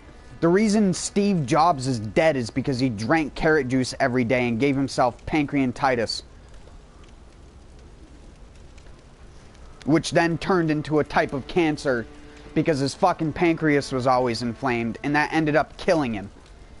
Because the dumb motherfucker didn't know how to not drink a cup of carrot juice every day. Raw carrot juice, nonetheless. Not even cooked to break down some of the plant, like lipids and stuff like that, that you can't digest and that hurt your digestive system.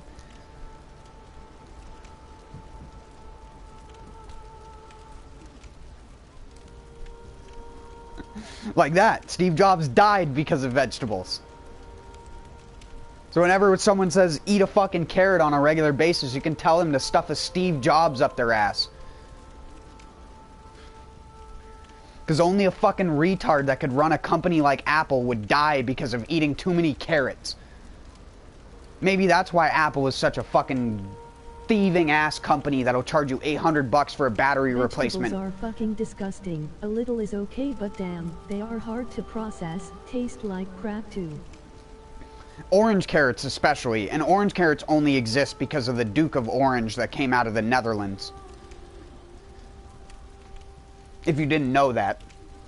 It just so happened that every other country liked the orange carrots because of their visual appearance and their storage life. So it became a standard. I grow heirloom carrots, which are purple. Purple and white carrots that are more related to their natural form called Queen Anne's lace. Didn't the Duke of Orange get shot?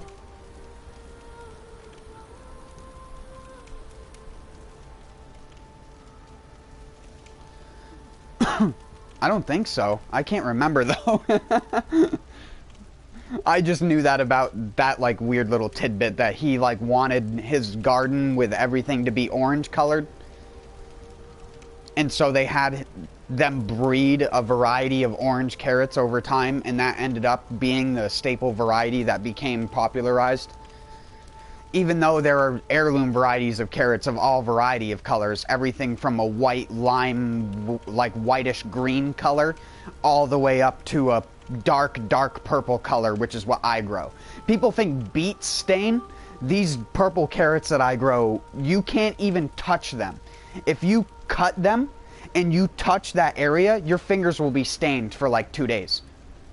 Because instead of having a lot of beta carotene in it, the purple carrots instead, which is why they're not orange, are very high in antioxidants and other compounds which cause the same purple pigment that you get in black raspberries and blackberries.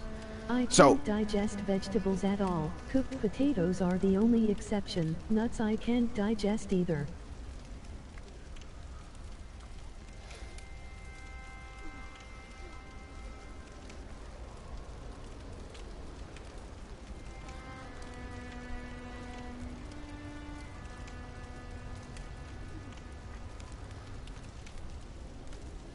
I like purple carrots though. If you were gonna have any, having those lightly cooked or something like that to the point where they get a little bit soft is probably the best bet. Like I said, if you can eat berries and handle a little bit of dietary fiber and stuff like that in your gut, then I would recommend eating heirloom varieties of things.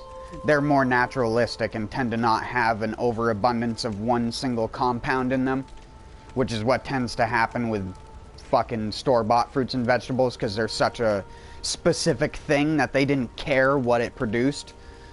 I mean, it's like the amount of people who don't know what oxalic acid is, or that the fact if they eat too much kale or other fruits and vegetables that have high amounts of oxalic acid in them, they can give themselves kidney stones because the oxalic acid will actually bind the calcium in your blood and become the enzymes help.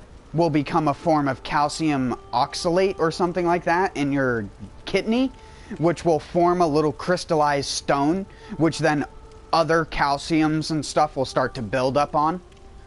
You drink those kale smoothies and shit like that on a regular basis, that shit can actually happen to you. And you'll think, oh, that's because I took in too much salt, herder, even though salt isn't even like one of the main causes of an actual kidney stone. It's calcium and other things which form hard minerals when they meet in contact with specific types of acids and shit like that. They create a crystal, which then other minerals start crystallizing around, and then you get a stone. I grow curly rosea kale in my garden, which is a type of purple kale that has like one of the lowest concentrations of oxalic acid. And to be honest, kale doesn't even really have that much oxalic acid in it. But you don't need that much for it to have a negative impact on your kidneys. For example, we have a wild weed that grows around here that some people call edible. And I mean, I eat it from time to time just because I like the sourness it has from the oxalic acid, but I'll eat it and then I'll immediately like drink a bunch of water. If you've never heard of yellow wood sorrel, it's sometimes mistaken as a clover, but it is not a clover. It is not in the legume family, I don't believe. But yellow wood sorrel is like a sour clover. You eat it and it tastes like... The only way to put it is like someone put citric acid in like a piece of lettuce. It's the only way to explain it. It's like got this super sour punch to it. And it produces these little tiny pods. So I guess it's in the legume family, actually, now that I think about its morphology. It's got little pods with little seeds in it, so I assume it's a legume. A Fabaceae. It's like white clover and red clover and stuff like that are all a legume family plant related to beans and peas. I'm a biology person. I feel government wants people to go plant-based, make people sicker and dumber. Good sheep. Like I keep saying to you, man, it depends on the person. Not all people benefit from a meat diet, and not all people benefit from a vegetable diet. Certain people have different enzymes in their guts to digest vegetables. Me being Native American, I have both sides. I can digest plant fibers and stuff like that very easily. I can eat like a whole bowl of salad and will be hungry in like an hour and could eat another whole bowl of salad. And it won't like, I won't get an upset stomach. I won't like have an overt amount of like bloat or anything like that, because again, I have the enzymes. It's not just the bacteria trying to fight the fruit. To go full vegan though, anti-human.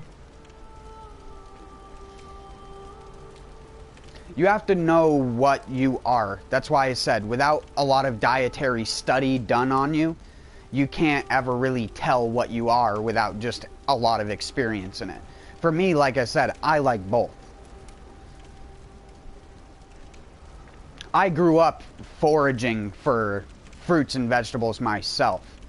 I knew what berries to not eat, what berries to eat, where I grew up anyways. I wouldn't do it in somewhere else. You have to learn each different area that you're foraging in to avoid poisonous things, but wild blueberries, huckleberries, or things that are like huckleberries, they're like a lowland blueberry where they only get about 2 or 3 feet tall and produce little tiny baby blueberries that are about the size of like a piece of caviar maybe, or like a fish egg. Though, not really as food or a full-on food.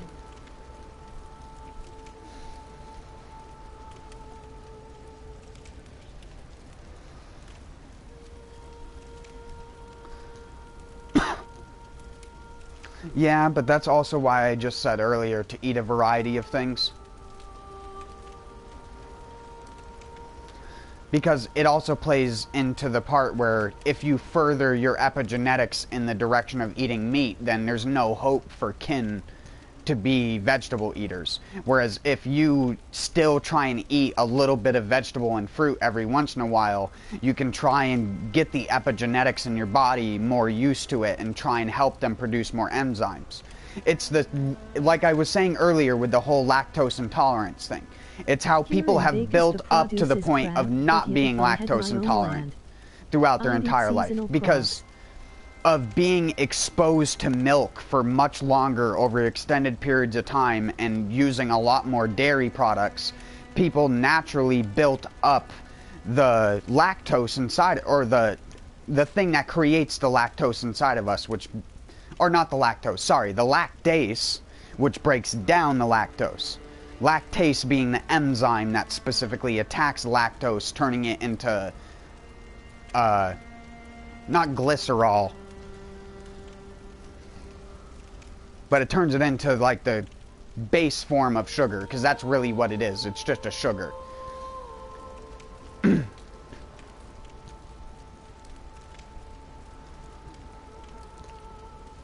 But people who are lactose intolerant lose that ability.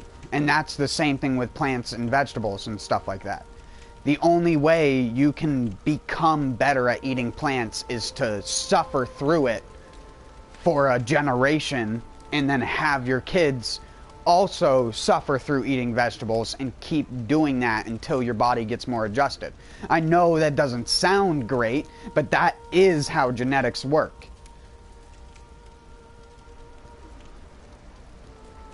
Again, we wouldn't have people who don't have lactose intolerance, because prior to people farming dairy cows and farming animals like that, people were always lactose intolerant. If you were older than 7 years old, you were lactose intolerant. But now that doesn't exist because people kept eating dairy. And again, the same thing occurs with most of the plant enzymes. If you have the enzymes in your stomach and in your gut naturally, you can eat most fruits and vegetables alongside meat and other things like that, and you're never going to notice a digestion problem.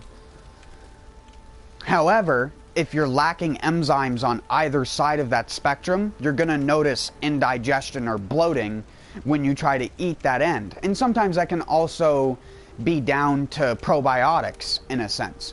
If you ended up killing a lot of your gut bacteria through bad diet or health through one period of your life, or you ended up having to take antibiotics for a medical problem or something like that, then you have to eat either fermented foods or, and this is what I was going to talk about earlier with the supplements.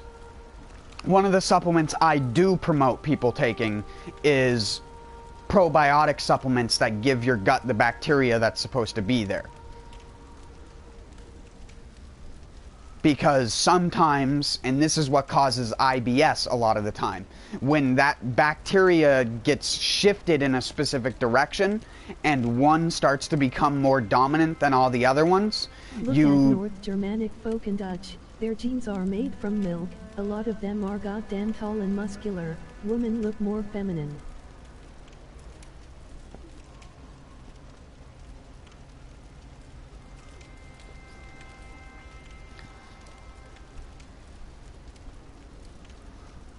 Yep, but those are also the countries that have real cheese, that don't have regulations on cheese like in America and places like that. So that's another thing, because cheese is so widely used over there. It's used in almost everything. It'd be hard-pressed to find a place in the Netherlands that didn't sell some sort of pastry with cheese or something that you could buy with cheese on it or in it. One of my Dutch friends that I used to talk to on here all the time, on PS4 specifically, not on my stream, always used to talk about that. How, like, if he ever went to America, he'd think that he went into a different place. Because where he lives, there's only like 3 people in his town that are below 6 foot tall, and they're all girls. All the dudes are like, he's like 6'1", and he calls himself short. And I laugh because I'm 5'3", 120 pounds. I'm fucking I'm a tiny little nothing when it compares to him. He is monolithic 220 pounds of just fucking brute iron. Just beat your fucking skull in. And he doesn't work out or anything, but he is absolutely a tank.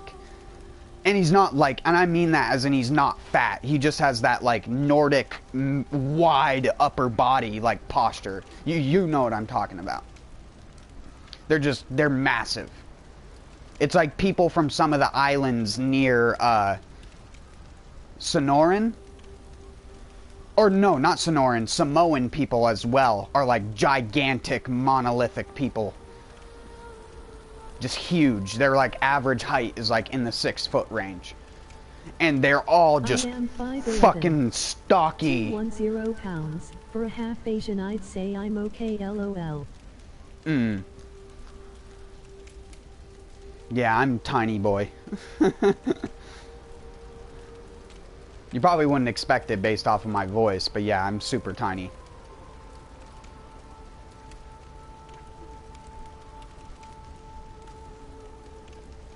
I'm fucking featherweight.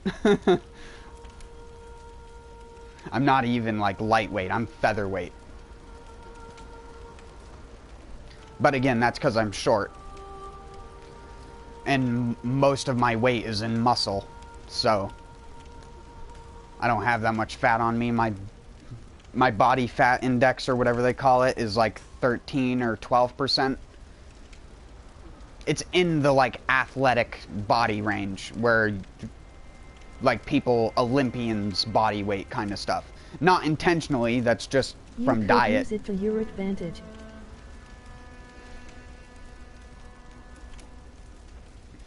I can't put on a lot of weight. Even when I gain muscle, I could look like bulky like I used to when I was in my teens, where I actually was like stocky for my size. And I only weighed like 5 pounds more then. I was only like 125. I lost some of my muscle over the past couple of years just due to health complications. Not related to food or anything like that. Related to like genetic disorders and problems.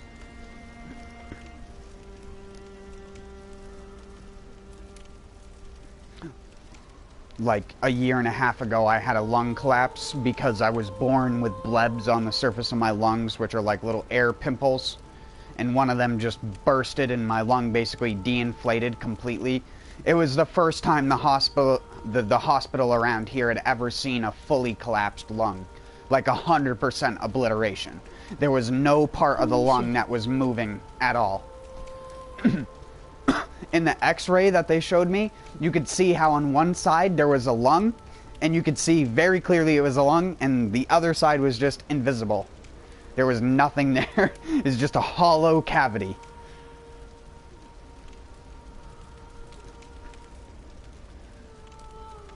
And I had to have the chest tube inserted in through my rib cage, and then you basically...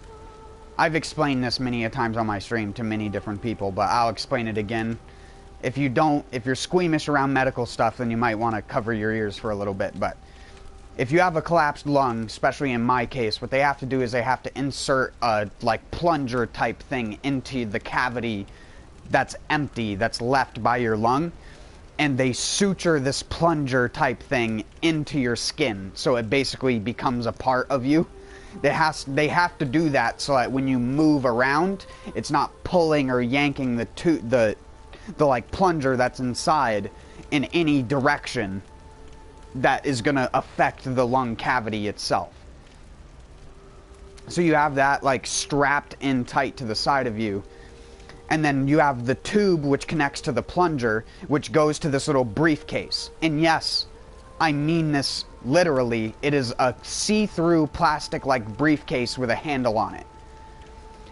And all the blood, all the phlegm, all the crap that was in the empty cavity from leaking out of your lung gets pulled out.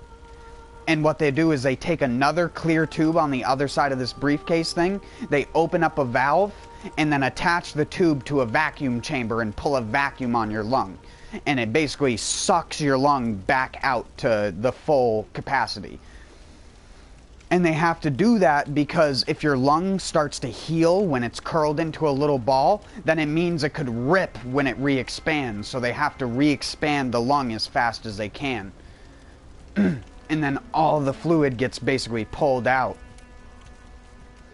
into that. And you have to sit there. There's no ignoring it. You have to sit and watch that shit.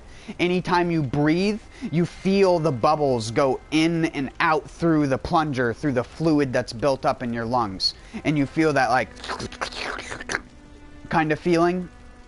It's an undescribable feeling. Again, it's one of those feelings where only if you have experienced it before would you be able to know what I was like feeling in that moment. Because you can literally like feel your organ change, I guess you would say. Again, it's so hard to explain the feeling of having that happen, like being able to breathe, among other things. having your lung be expanded, but at the same time, every time you take a breath, you can feel the pinhole in your lung leaking the air out through this tube that's pulling a vacuum. And you just see this briefcase which just fills up with blood over the period of a day or two. Because they don't, like, take it or, like, change it out because they don't want to risk, like, clotting the blood or anything like that by removing the tube that's attached to your plunger. Because if they remove the plunger, then the blood will all start to oxidize. And so to prevent it from oxidizing, it's all kept in a closed chamber where there's no oxygen, basically. Except for the oxygen that's coming in through your lung, which is helping the blood oxidize where the hole in your lung is, which helps to scar it up and prevent the hole from opening again. And although that sounds complicated, you're actually normally out from a lung collapse like that in 2 days. And I was out and I streamed the day my lung collapsed because I didn't know what had happened.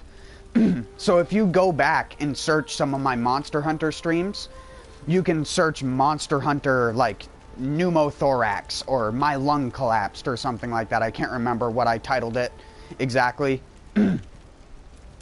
But you can hear what I was like after I had it done, and then you can go to the stream before that stream and you can hear me like raging at Monster Hunter, screaming at the end of my breath, unable to barely say a sentence. I could say like 5 words before I'd be like trying to breathe in because I only had one lung functioning for like 5 hours of streaming while I'm sitting there toking out of a bong and smoking cigarettes still because I'm a fucking idiot. It's like, Jesus Christ. Because I didn't know. When your lung collapses, you don't feel the pain in your chest. You feel the pain in your back. I'm sure that experience made you stronger mentally and physically. That's the, like, weirdest part about it. I just went to the hospital because I was like, I have severe back pain. I didn't go because I thought my lung was collapsed. And when the guy came out with the x-ray being like, yeah, you're going to have to stay here and we're going to have to shove this fucking plunger into the side of your rib cage. It wasn't... it wasn't necessarily great, but I can't say I don't know what else I expected. I'm a skinny, small dude that was born with a condition that leaves you prone to getting lung collapses when you're older. And so I had to basically just tank that out. But it wasn't as bad as it may seem. Because like I said, you're in and out of there fast. You'd be in there for longer if you had an actual serious medical condition. Even though lung collapses can kill you, for example, my left lung collapsed.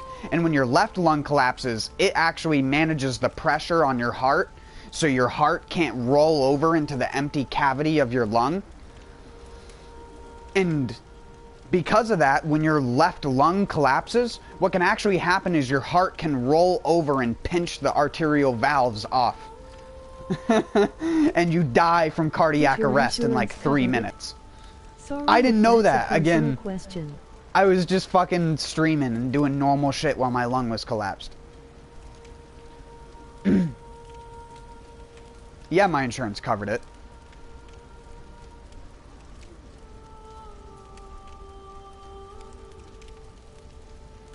If I didn't, I was going to have to pay $3,000. And that was just for the recovery part. It would have been an extra $3,000 for the actual procedure. It's like, nope. I probably wouldn't have never gone back to the hospital if that was the case. Just don't pay that shit. But luckily I do have insurance, so I did not have to pay out the ass for something like that. Fuck, in America, if you're from another country and you don't know anything about America and you're listening right now, I'll give you a big tip about America. Never come to America and need to use a hospital. Because whatever country you're from that's not America will probably have a better healthcare system in terms of the money that you'd spend there. In America, if you go in with low blood sugar or a low salt level, and they have to give you an IV just to replenish your salt level so you can go back out and be normal, that alone will cost you $700 to $800. And no, I'm not joking. I know people in other countries where that is a free thing. You don't even have to pay for that. Are probably thinking like, what the fuck? Yeah, in America, you have to pay for that. And not only do you have to pay for that, you have to pay out the ass for a guy to stick a plunger of salt water in you. For a Band-Aid in USA. It is absolutely absurd. People in other countries, even neighboring countries like Canada, don't realize how good they have it in terms of their healthcare. It is ridiculous. Especially countries like Norway. I've always wanted to go and live in Norway out of any other country because that country has some of the best standards for living out of anywhere in the world. It has some of the lowest crime rate, the best jobs, the lowest homelessness. You don't have to work all day because they don't have 24-hour jobs outside of, like, if you're a trucker.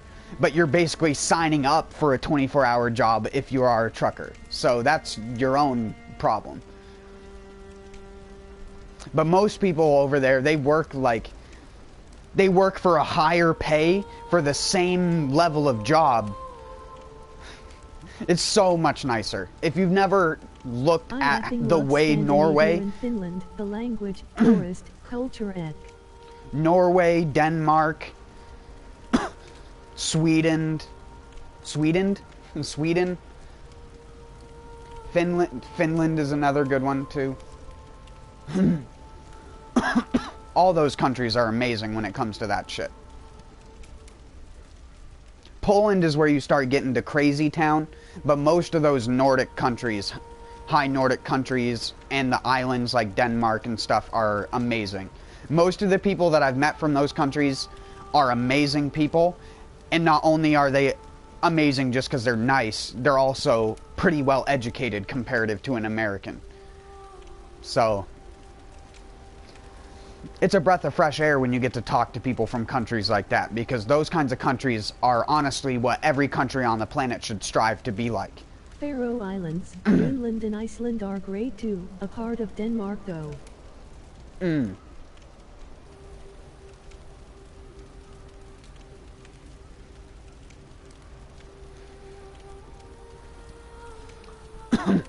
One second though, I need to use the bathroom, and I'll be right back.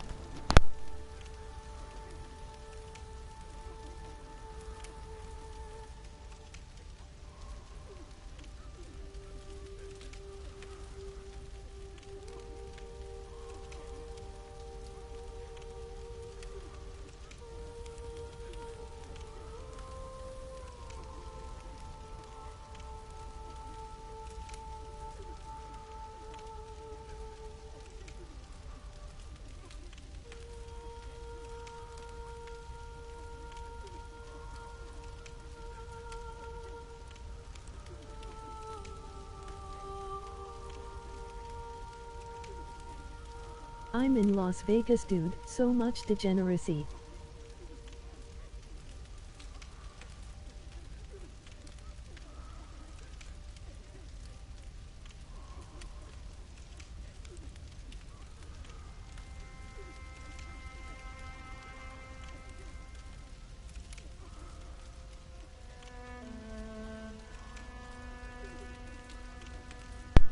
Hey, but at least you are in Vegas and not in like a shitty version of Vegas, Reno.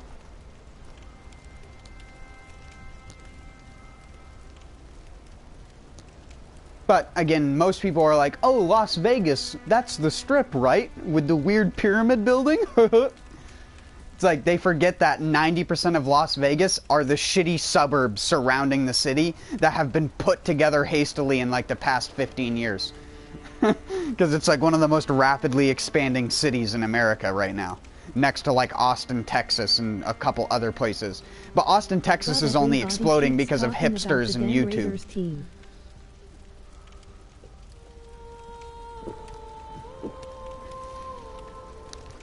Hipsters, yuppies, and YouTube is the reason why Austin, Texas is exploding. The damn Raiders team. That was my dad's favorite team when I was younger. We always had Raider bandanas and stuff like that. I live in the western Vegas suburbs, can't complain much. I was never a huge football fan, but I always liked the Raiders just because they had a pirate logo, and their logo seemed so out of place when compared to all the other sports team logos. When you're viewing it as like a 6 to 7 year old kid, I'm like, cool, they're fucking pirates, or they're like Raiders or whatever. And then I played games like NFL Street, which are the best sports games. Fuck any Madden. I remember when EA used to make real games like SSX, the NFL Street and NBA Street games that are fun sports games that you can play even if you don't fucking like sports. I miss games like that, man, so much. I've said this a bunch of times on my streams, but if SSX 3 was a game that was available on PS4, I would literally be playing that pretty much every other day. On days like this where I just kind of want to chill and talk, I would just be playing that. Roughly means Raiders, so there's that I like. The Buccaneers were also the other ones, yeah.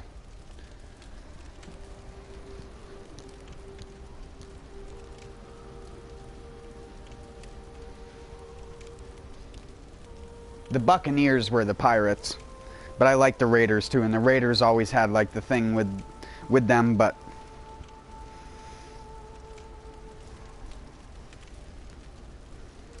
wasn't Warren Sapp on the Buccaneers?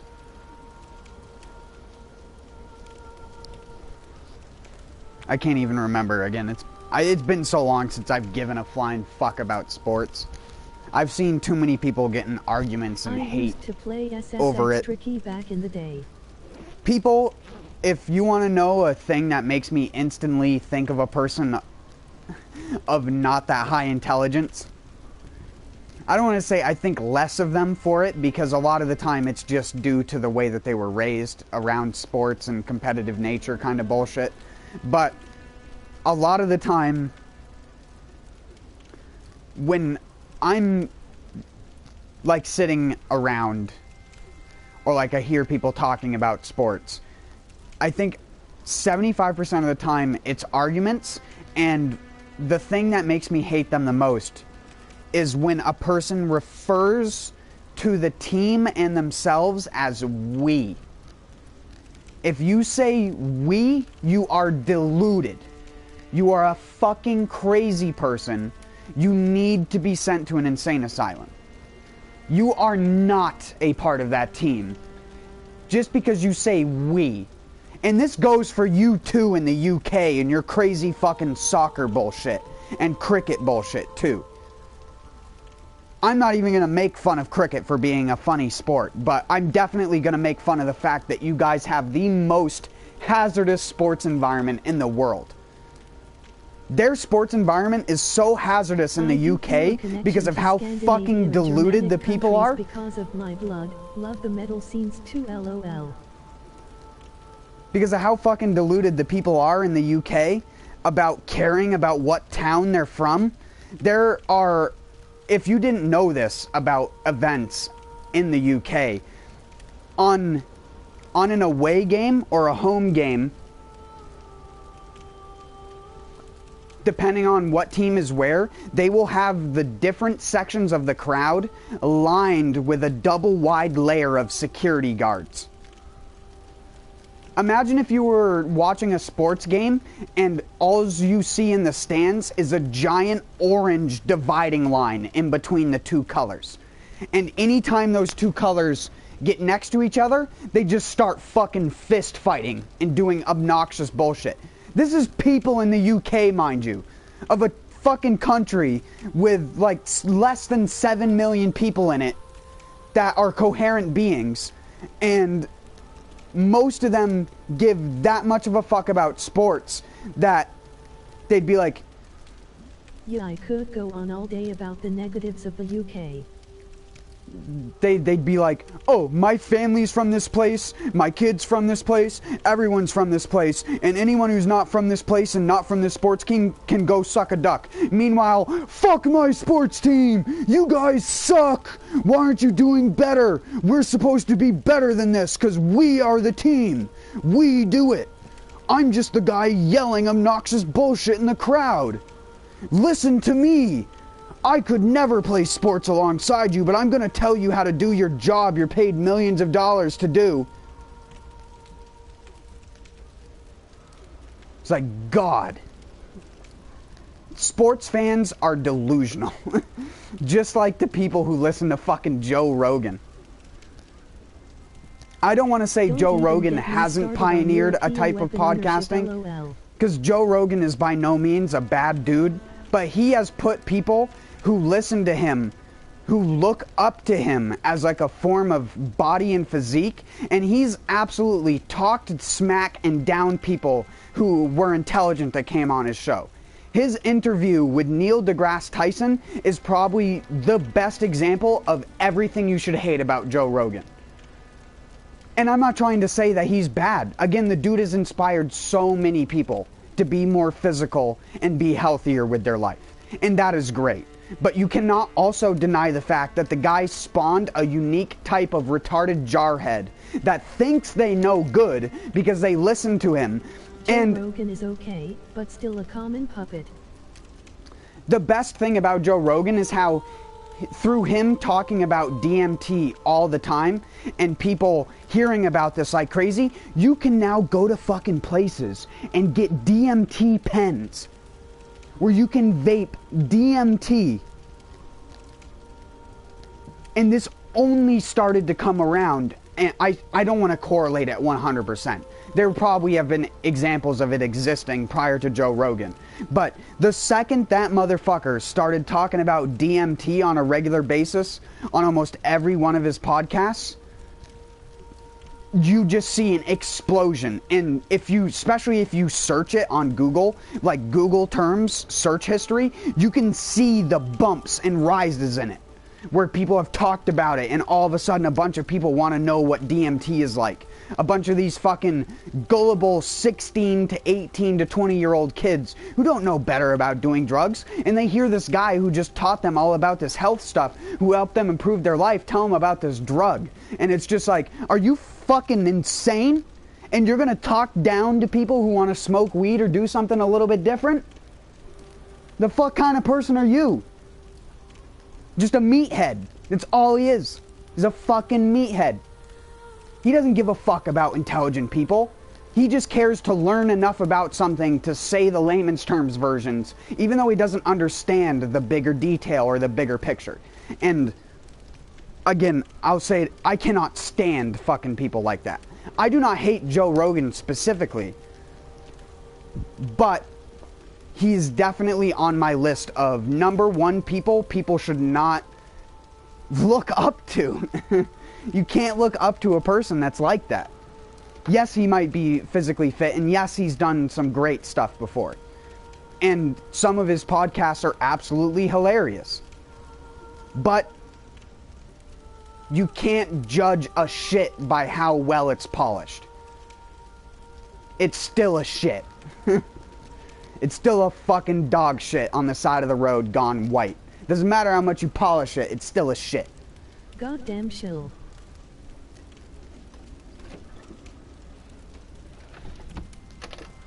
And I'm not a person who likes to name names when it comes to stuff like that, but there are people who make big impacts on the way that people do stuff. And he is one of them.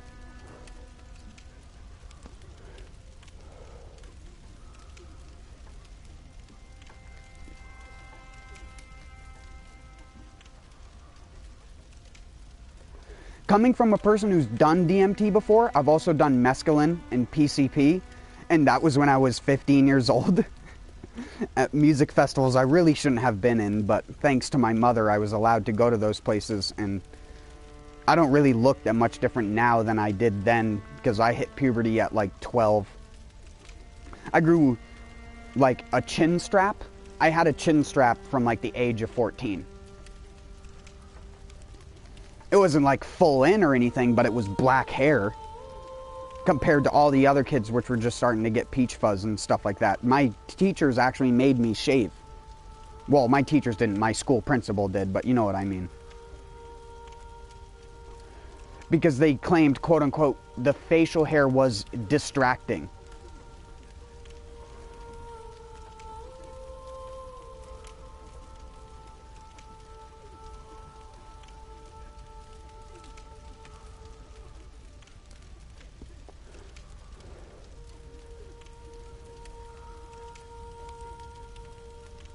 Gotta love public school systems. I used to walk around music festivals and hang out with people that were double to twice my age. That's actually where I lost my virginity, was at a music festival like that. I don't mean to get so vulgar or personal about it, but doing that kind of stuff early on in my life is actually kind of what created the foundation for me being like I am now, an overtly realistic and logical person. Because drugs didn't help me. Good. LSD didn't make me see some bigger spiritual picture. I'd done mushrooms.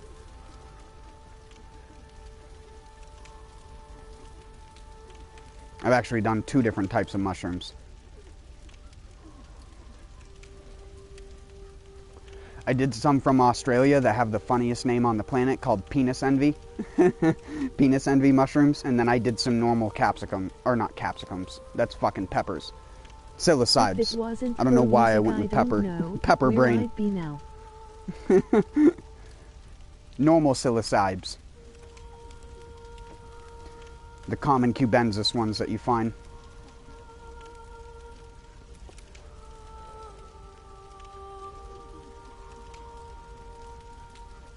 But that stuff didn't make me, like, it didn't expand my mind and do all this crazy shit that these 30-year-old, 20-year-old people around me who are fucked up telling me that I'm going to experience this stuff.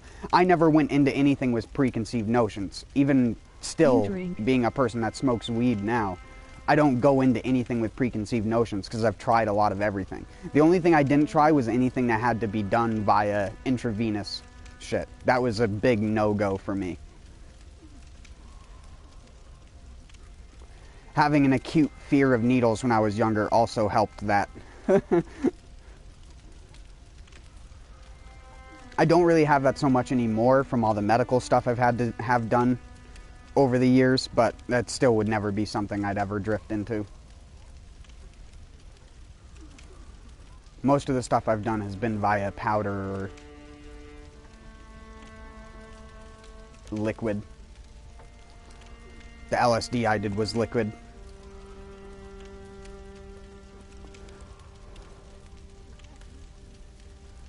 I know I don't think you're allowed to talk about this stuff on YouTube that much anymore, but it's not like the algorithm listens 6 out or 4 something hours into a stream or however long I've been streaming. Sounds like you would like the Netherlands.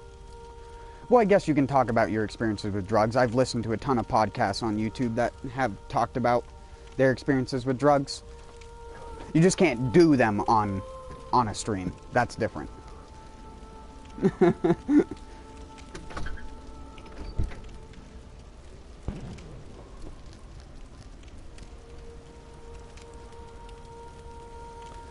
I'll tell you a thing that mushrooms and LSD really did make me, though, is it makes lights and shit fucked up. I was the kind of person that when I hallucinated on mushrooms, I didn't see, like, hallucinations of things. I'd just get, like, these fucking arrays of fucking colors going across my vision. Like diamonds and stuff like that. What a lot of people talk about, how you see fractals when you're on mushrooms. That's what they mean. But it's just a hallucination of your eyes basically going fucking nuts. People who preach like third eye bullshit are also like a huge enemy of mine. Not because I'm against spiritualism, but I'm against lying to people. I still see extreme right and left political journalists on here, so yay. That's true. That is true. And people like Joe Rogan. So, whatever.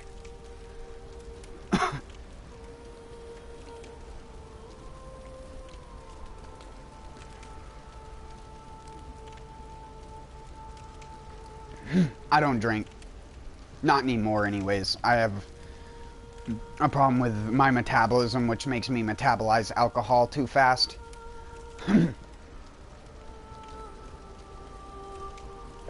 So I drink, get drunk in like 5 minutes, and then have a headache a half an hour later. I'll take a shot, feel the buzz in like 10 minutes. I'll be fully drunk 15 to 20 minutes later, and an hour and a half later, I'm like, I want to lay down and go to sleep. It doesn't matter what I drink either. And it didn't used to be that way. Visiting Northern Europe in the coming year or two. But yeah, I can't do that kind of stuff. Not anymore, anyways. I'm long since past that point.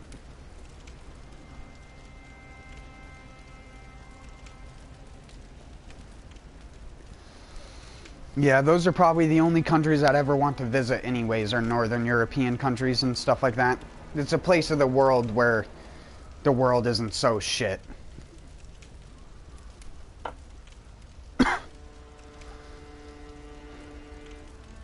Too many shitty places on this planet.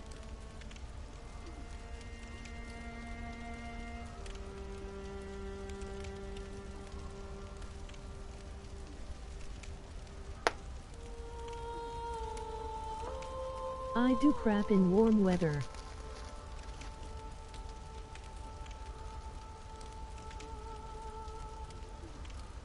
Sorry if you asked anything, I won't be able to respond until I go back into the other room and can see the chat, because I can't hear the text-to-voice from this far away.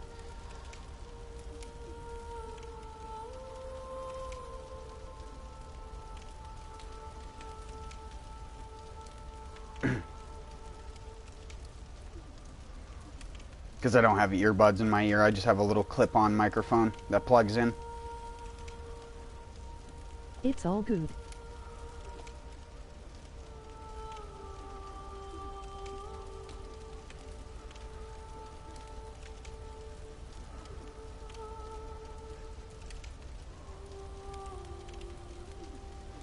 I like the clip-on microphone because I have like tons of fans and stuff like that going. I don't like stagnant, dry air, so I have humidifiers and fans going in the winter around here. A cold place like Ariandel or Canehurst would suit me, lol. Shit. What is that?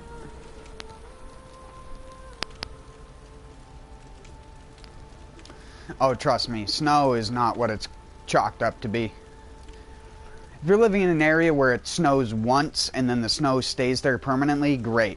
Because then you only have to deal with the roads and other things like that being salted once.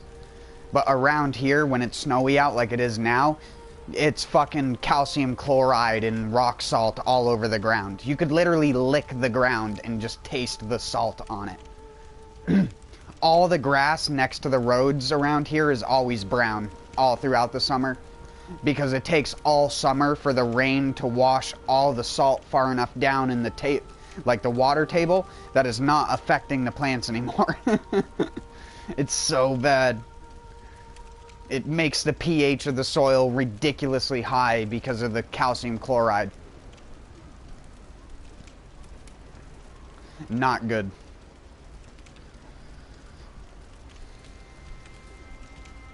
And that shit gets dumped by the bucket loads. If it's even remotely freezing, if it dusts the tiniest little sprinkle of snow, the truck's going by with a full load of fucking salt. And the road will just be crushed salt particles all over it.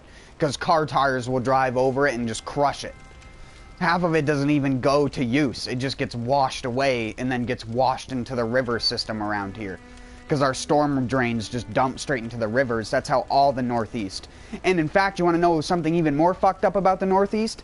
Our sewer infrastructure is so fucked up here that throughout most of the Northeast, and this includes Manhattan and other city areas, this is why sometimes they refer to the cities as smelling like shit after rainstorms. And it's not because of the cars. Countries, my other homelands, but the goddamn humidity. It's not because of the cars or tires or rubber like some people say. In the Northeast, all the way out to Ohio and places like that, the sewer infrastructure is set up connected to storm drains. So, when the water gets too high and starts to fill the sewer systems out, including the sewers where your shit goes, guess what happens to that shit? It gets dumped directly into the rivers where people swim and fish around here. Like I showed in that, like that are in my YouTube profile picture. That is a river that gets shit put in it once, like 1 or 2 times a year when we get really heavy rains. And people will swim in that. Because the sewers don't directly dump into the river anymore, it's okay. But if there's an overflow system by which there's flooding occurring and the sewer systems need to drain, they drain into the rivers. And you can look this up for yourself. It is probably the most fucked up thing about the sewer infrastructure that still exists here.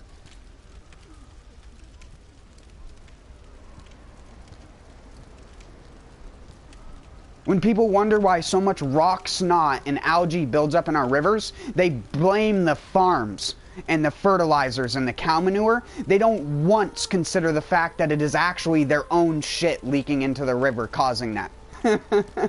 People are so fucking dumb around here, it's unbelievable. They don't even know the infrastructure of how shit is set up around them. Proud to be American. Oh yeah, America, fuck yeah. Swim in a shit river.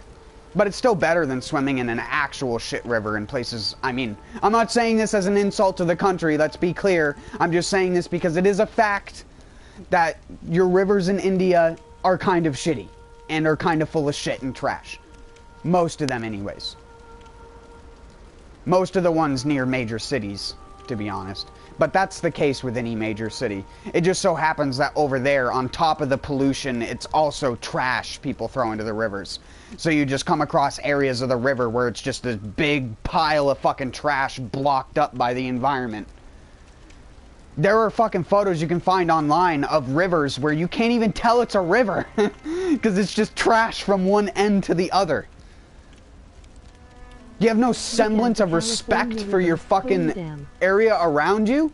Like, that is what I talk about when culture and religion don't mean anything anymore. I don't care about your culture if you come from an area of the world where you can't even give enough of a fuck to not throw a trash bag in a river.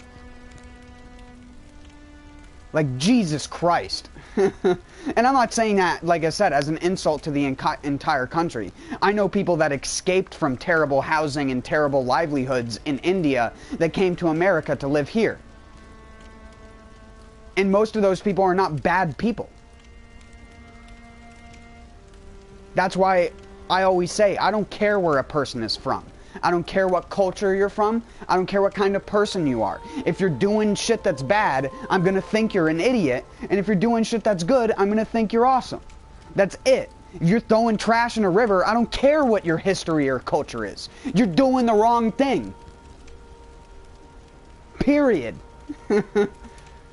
Fucking delusional ass people that live on this planet that value their opinions and beliefs way too high. Opinions and belief systems are the reason why people war. Statism is the root of all evil.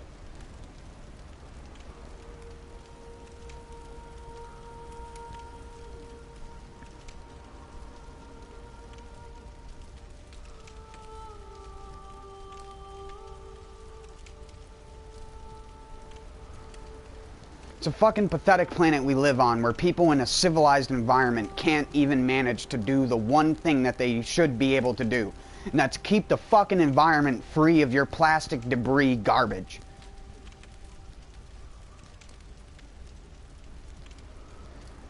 Compost organic matter, put plastics in the recycling.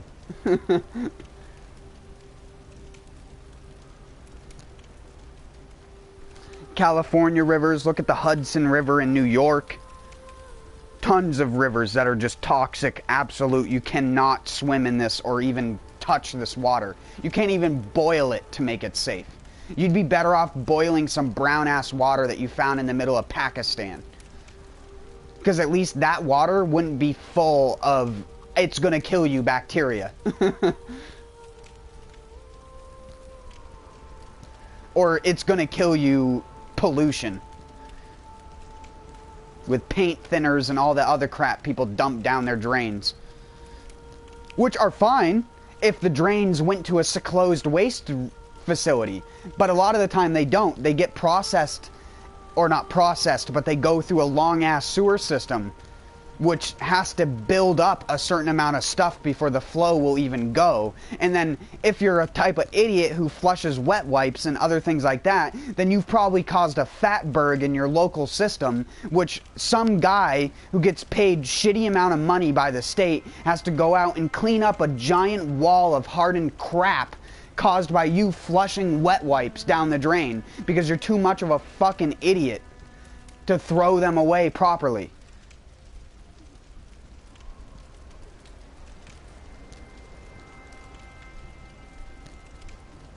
Homeless people crap and piss in many areas in Kali. Diseases galore. Exactly.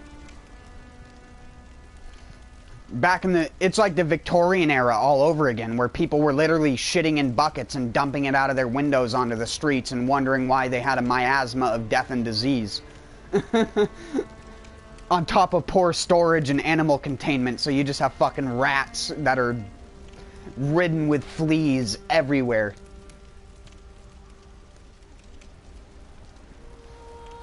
You have what the Bloodborne guys say that are Victorian era. You plague-ridden rat! Away! Away!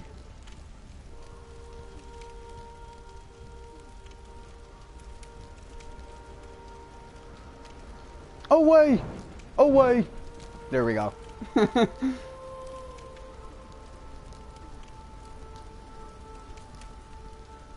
Burn!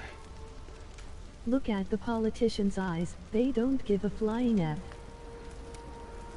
Oh yeah, I know. I'm a person who, like, has been a huge fan of Louis Rossmann for a while, and have seen him lobbying for stuff like that, and I feel so bad for the dude, because it's like fighting against a war. You have to try and convince 6 retards of something good, while 20 retards try to convince them of something bad. And it's like I always tell people, it's a lot easier to scare people with a shitty answer than it is to actually tell people the truth with an honest answer, even if they don't like it. People don't care about the truth. They'd rather have someone skirt around it all day long.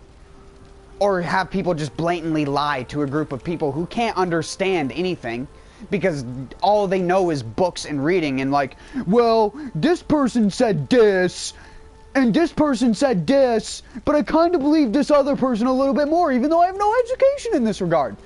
I'm judging a Bill of Rights on right to repair electronics in cars and vehicles, but I don't even know what a circuit is. Like, what does it do? For the last minute before moving their ass.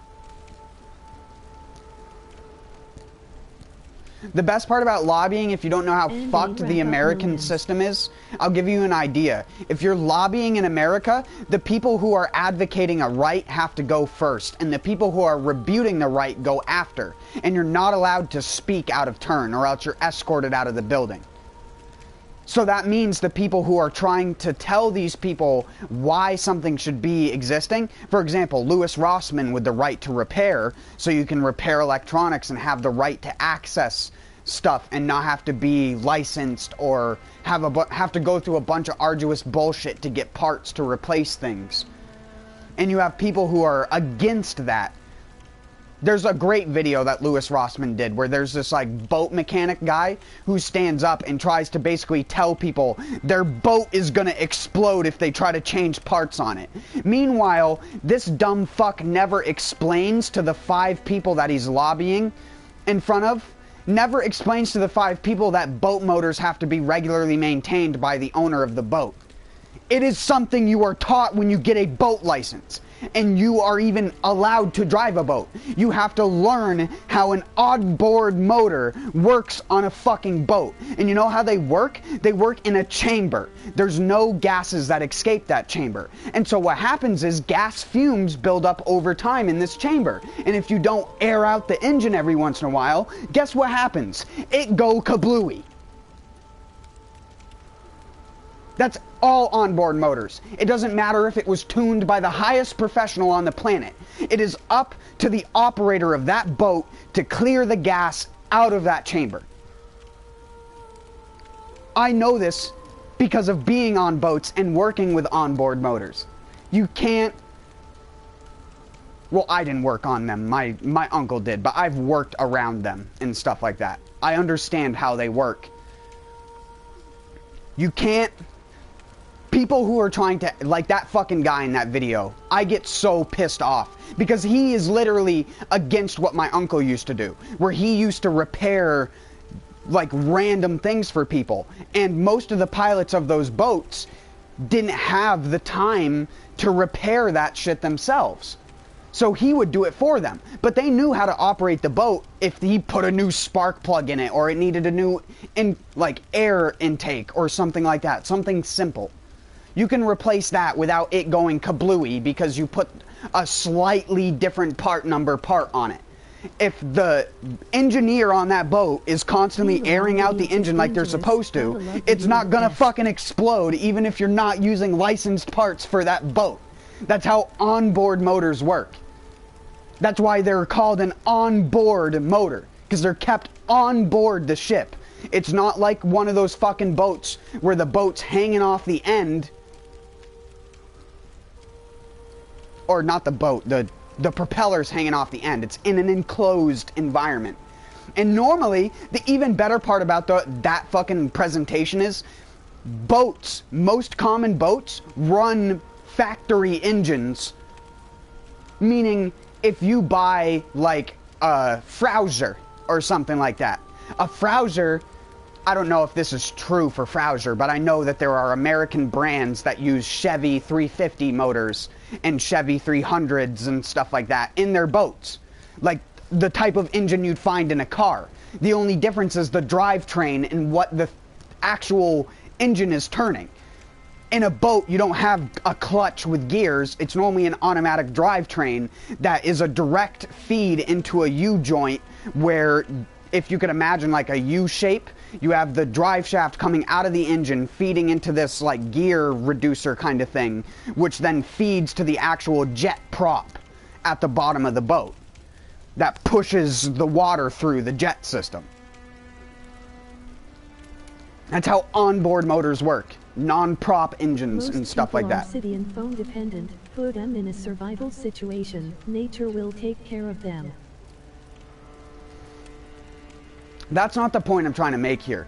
The point I'm trying to make is that there are tons of deceptive people out there that have tried to make stuff be illegal that is stuff that your grandfather used to do on a daily basis because he just enjoyed doing it.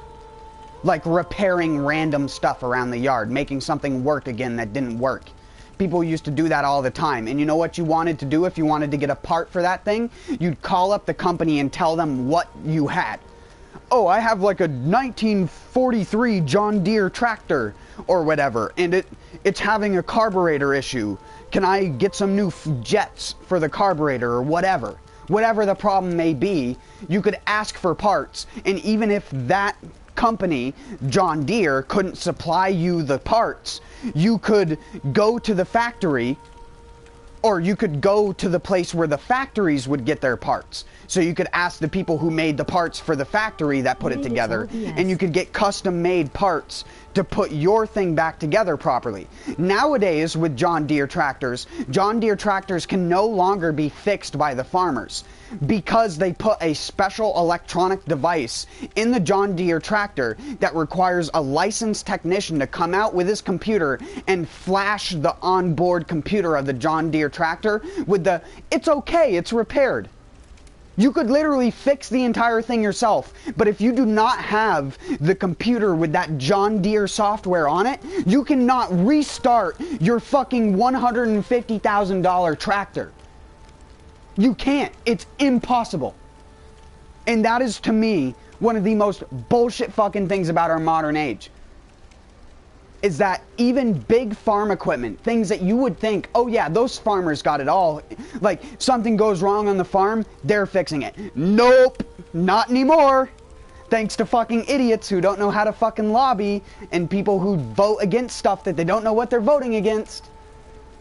It's why I don't like politics and I don't talk about politics, because politics are... It was a win-win situation. Politics are one of the things that piss me off the most. And you can already tell that by my voice. It is literally the thing that, whenever someone mentions it to me, it instantly triggers a thing in my brain where I'm not like an inherently violent person, but I just want to walk into a room of people wearing suits and just have fucking blades on the end of my hands and just do whirlwinds. And just have fucking like music like la-di-la, like fucking happy music being played alongside it.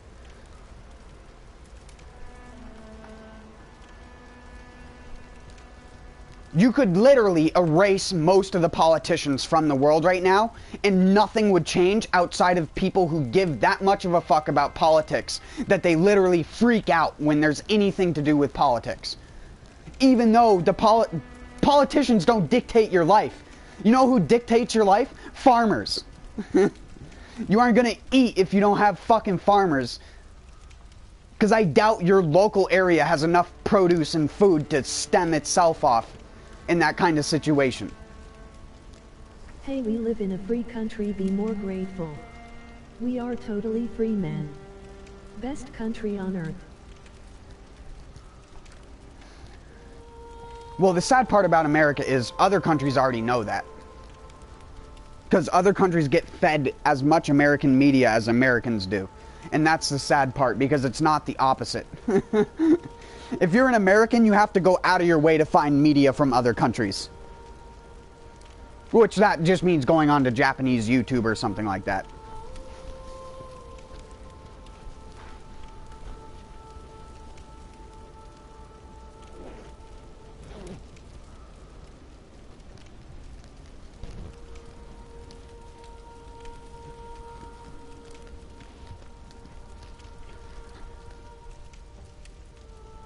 But most people aren't going to go out of their way to learn news about America from a perspective that isn't an American.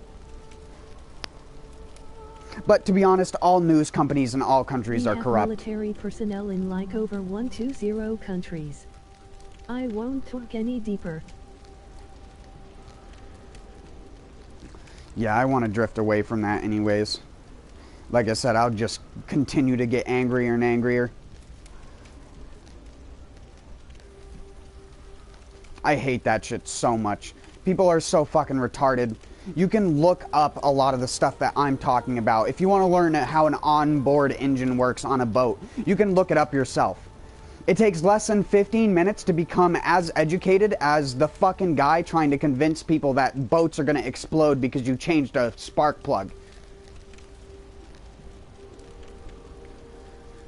If a boat explodes because you changed a spark plug, that means the guy that you gave that boat to didn't know how to operate a boat. Simple as that. Well, a boat with an onboard engine. Again, there's two different types of engines that can be used on a boat. There's engines that are built into the boats and engines that hang off the ass end of the boat.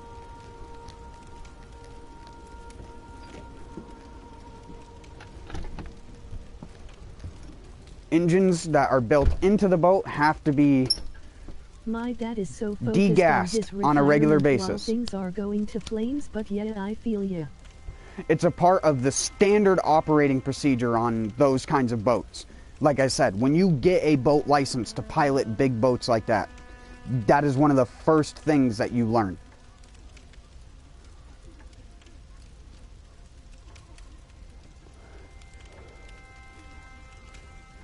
Straight up lying to people to cause fear is one of the worst problems about modern media and people who are older so they know more than you.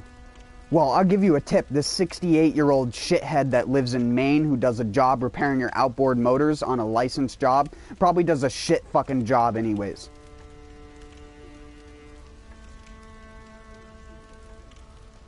And I guarantee you, if some of his customers were in that same room while he was lobbying, he wouldn't have been able to speak those words confidently. Never been on one.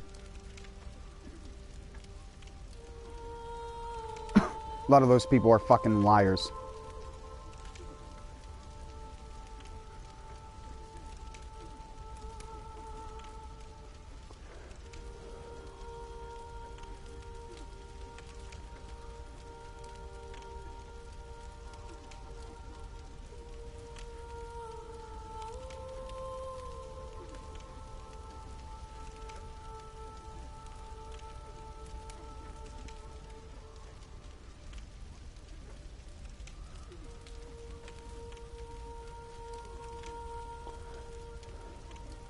Psychologically speaking, I think a lot of people have gotten themselves into a situation where they rely too much on other people for brain food.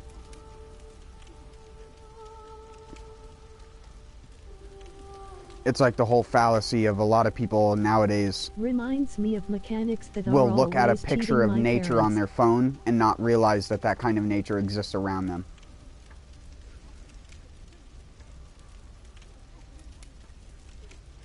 I feel bad for the people who live in a city and have to look at a blue jay in a picture and can't see one in real life. And then I also feel bad for the people who live where I live and get to see blue jays and stuff like that on a regular basis and have no empathy for them whatsoever. Just have no fucking care for the birds or anything like that. Or any animal for that matter. They're so used to living around it, they don't consider it a great thing.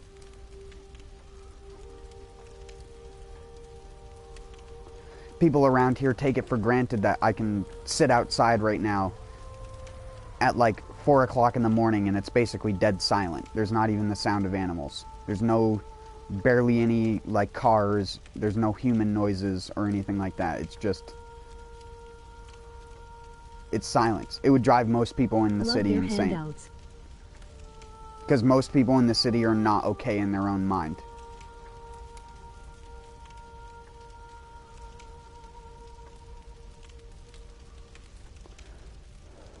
You put a person from the country in a sound deprivation chamber, especially if they're from a snowy area, they're just going to be like, this is normal. This is normal. What are you talking about, sound deprivation chamber?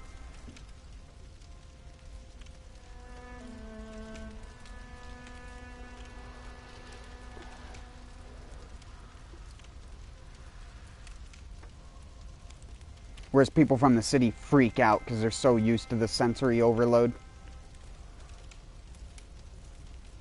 You definitely got me brainstorming.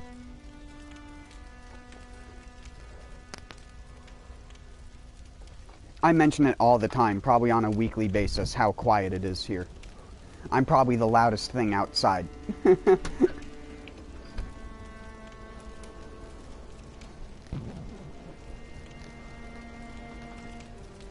The only thing you hear is the hoot of owls. The occasional hoo hoo hoo hoo from the great horned owls that are around here. Hoo hoo hoo hoo. I can't do it properly, but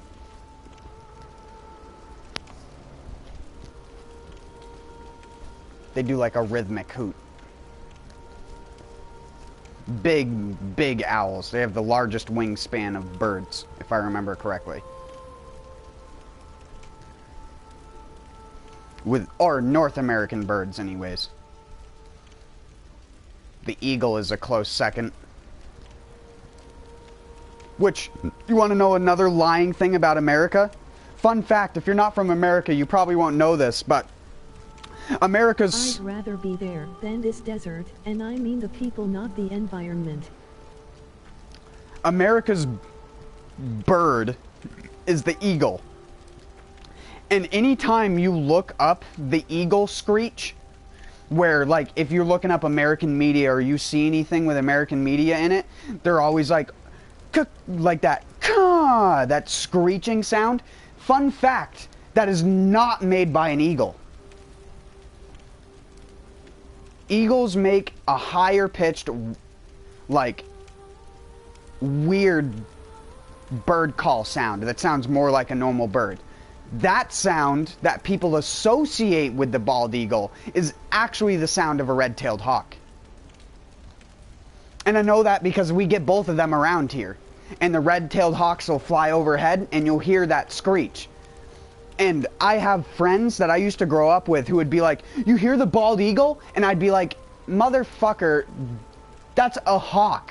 Because I was taught that at a young age, that that's the sound of a hawk. And then I would hear that screech in American media and other things used as an eagle screech. Eagles don't make that sound. They don't even screech at all. They don't have a screechy sound like a falcon or a hawk. That is a falcon and hawk thing only. Not even golden eagles in Asia and stuff like that on the islands make a screechy noise.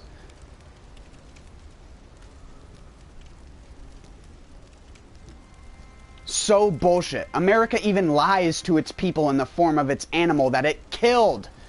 It nearly killed because we sprayed fucking pesticides all over the place that made their eggshells really thin, so most of the eggs would come out of the fucking bird soft and just crunch underneath the weight of the eagle.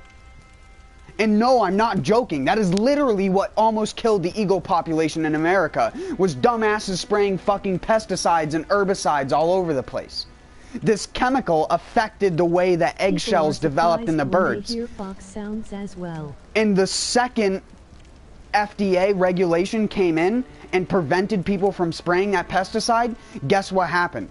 The eagle population started to rise again. And now where I live, you see an eagle on a regular basis. It's not even like, oh, it's rare. I could name like 6 or 7 different eagle nests in 12-mile radius around here, because I've been like that river in my YouTube profile picture. Straight down that river, up in a giant tree, there is a bald eagle nest, and that nest you can actually see from Google Earth because it looks like a giant brown blotch on the top of a bright green tree.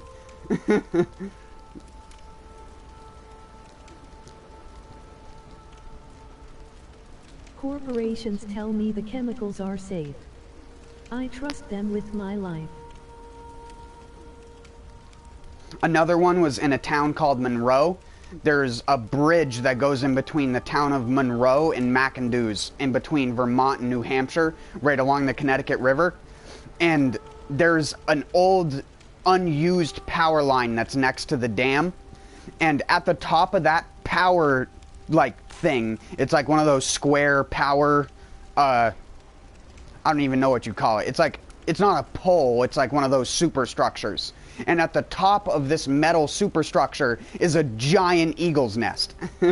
And it was always cool to go there because you just see the eagles watching you from up there. It'd be like 2 of them, which I guess was the male and female or something like that. But they just sit there and watch over you. And I was fishing there one day and I got to watch one because a crow was like heckling the eagles, I guess. I don't know exactly what went on. But this crow just started flying around their nest. This eagle got out of the nest, flew at the crow, managed to grab it, and sent it down right into the fucking river. I had never seen something so visceral from a bird like that before. They fucking will absolutely drown the fuck out of another bird, flapping and trying to get like air and stuff like that, because they'll just dunk them and then just take off. It's fucking gnarly. Crows are one of my favorite birds, so it was like a very daunting thing for me to see when I was younger, but it was also just like, is super fucking cool, because I doubt there have been many people on this planet that has ever witnessed that happen.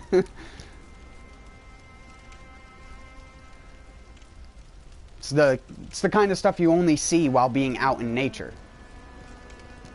Or the kind of shit that you only see in nature documentaries is like a small cut of the film where they're talking about the animal's eating habits or how it's territorial or something like that. They'll show like a clip of it attacking or munching on something else, and that's it. You don't get to see the full story, or you don't get to be there the entire day where that crow is like, you just hear him antagonizing, constantly cawing and flying around this thing, and the eagle like not screeching back at it, but doing like a call back at it that you could clearly tell that the eagle was getting flustered.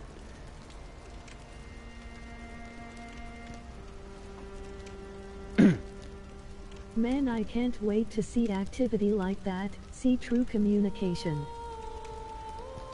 Hell, people who think seagulls are only by the sea are other retards. Seagulls come all the way up the Connecticut River, all the way to where I live. You'll see the fucking things, and you'll hear their obnoxious fucking noise that they make when there's a group of seagulls on the Connecticut River.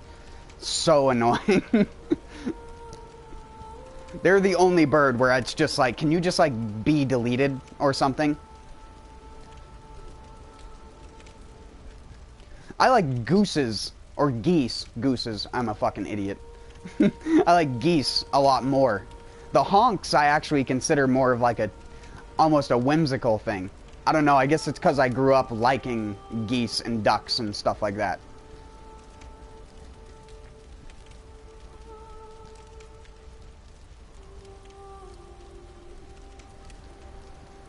That was always... I liked aquatic birds. Just because I thought that was such a weird thing when I was a kid. It both flies and it lands on water. It's like there's so much land, but you adopt characteristics of something that there's a lot less of.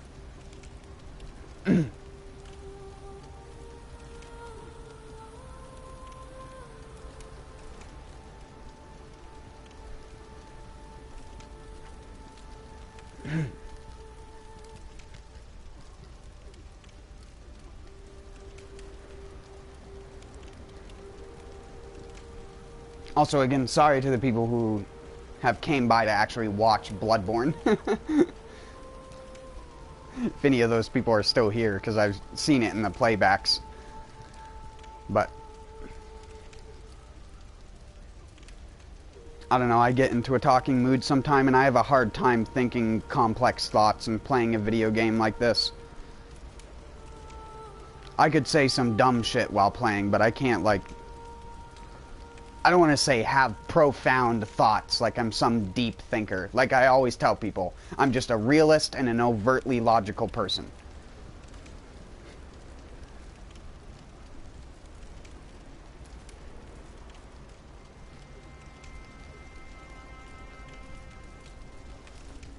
With me though, I'm going to be in cities for longer than I want with my line of work, music. What do you do? Are you like a sound engineer? Do you work on like a station or something like that as the guy who does the fadeaway switch up and down? And presses the button to change the mic controllers over? Or something like that?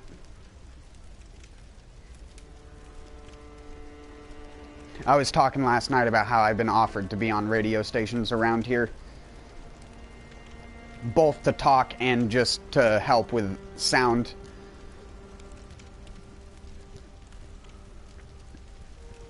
Again, you wouldn't know just based off of me, but I like walk through my entire living quarters when I'm talking on here.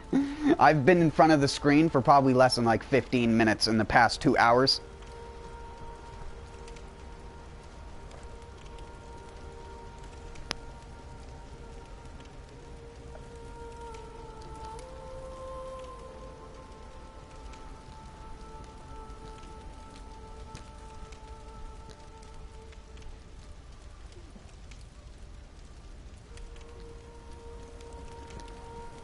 Just doing random stuff as I'm talking, and you don't hear that much background noise. Not actively working. I'm practicing a lot for now, and yes, you would be great on podcasts. I always say that, but I need someone to like invoke a topic or like spark the fire in me to want to talk. I'll be back on the grind soon. Because a lot of the time, I'm perfectly fine with just sitting there talking. Like, about a single subject, but radio isn't that kind of place for that. Especially for an overtly realist person in a place that's predominantly Christian Catholic people. They don't want to hear something from a person that's both non-religious, doesn't believe in most common standards and practices of the way things are done, and actually has an open individualist mind about things.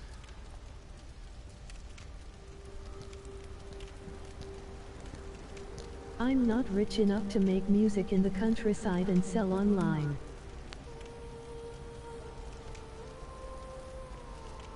Yeah, you say that, but in the countryside, places are a lot more open to just having you come and play for some money.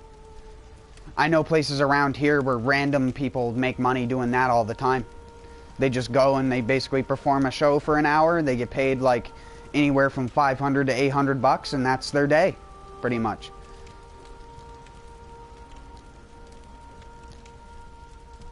But again, those are people who are like, I play an acoustic guitar and sing about Christian rock and stuff like that. Not some guy with an actual, like, open mind or something like that. If you went there, like, with black metal, like you were saying earlier, everyone would be like, and they'd do, like, the cat hiss thing where everyone would basically be like, who the fuck is this guy? people look at me weird for listening to Aesop Rock. Because he says words that are more profound than I fucked a bitch in the ass with my blunt. Or something fucking stupid. If I'm gonna listen to extremist music, I listen to stuff like Butcher's Harem from Australia and shit like that. Or I listen to like Sodoma Gomorrah from Czech Republic. If I'm gonna listen to insane music, that's where I go. Is not so commercial and audience friendly. Exactly. That's where it's hard to kind of make money around here unless you're well known. How do you think bands like Fish even exist in the Northeast? That's probably the best example of a Northeastern band that I don't know how anyone really likes them. But I'm also not a huge fan of Grateful Dead, and a lot of people are also like, they have that instant like, you don't like Grateful Dead with Jerry Garcia? Yeah, I got to watch the Jerry Garcia band live at the music festival in Starks, Maine that I was talking about earlier. Or in Stark, Maine, I should say. Or is it Starks? I can't even remember. I haven't been there in like 7 years. If black metal doesn't work out, I'll have to suck it up and take casino gig jobs.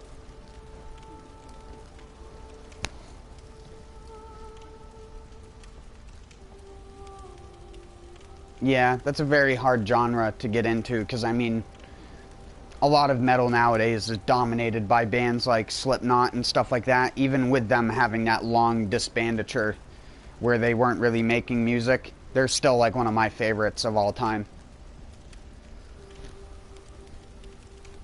The album that everyone called bad, I didn't even think was that bad. Sulfur is like one of my favorite Slipknot songs. Brown, brown, brown, brown, brown, brown, brown, brown, brown.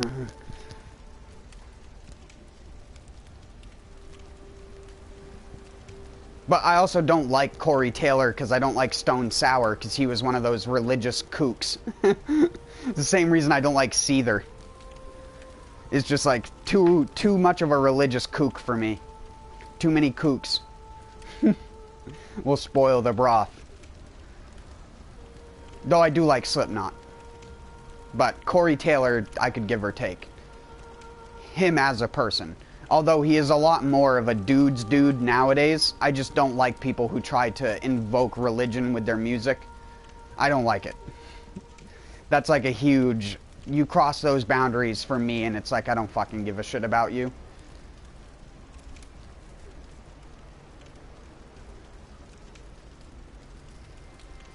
Not because, like I said, I disrespect religion. I just don't care about people's beliefs or opinions. Most metal is commercial. It is a dual-edged sword. Slipknot's guitarists are really good with technique. I'll admit. I just like their band style. They're probably the only, like, thrash band that actually made it past the point of being a, like, thrash hardcore metal band. And by that I mean they're just a bunch of guys that had a bunch of different instruments, especially when they started out. They had keyboards, 2 guitars, bassist, guy playing tom-toms, or whatever the hell, toms, or whatever they're called. That's Clown. The dude who, I think he's like 48 or 50 years old now. The guy who plays that, who dresses as the Clown in Slipknot. Super humble dude as well.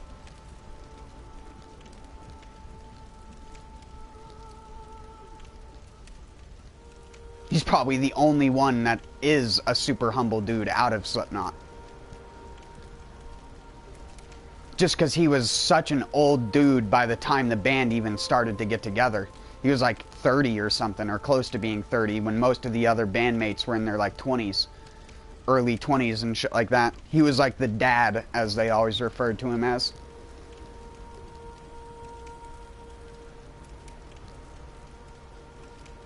The one that kept everyone grounded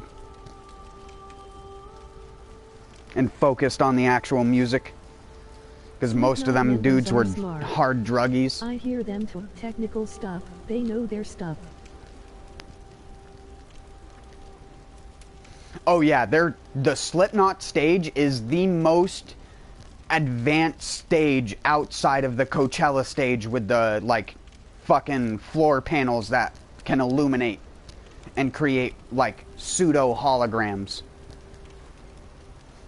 2D holograms, I should say. They did the same thing with the, that Gorillaz concert. I do consider Slipknot an influence. Well, they were just such a good band back then. And even still now, like I said, I love their recent stuff. I think Solway Firth is probably one of the best Slipknot songs that has ever been made.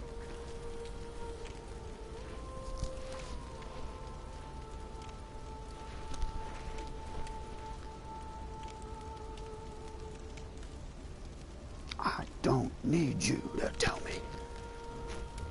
I don't need you to understand.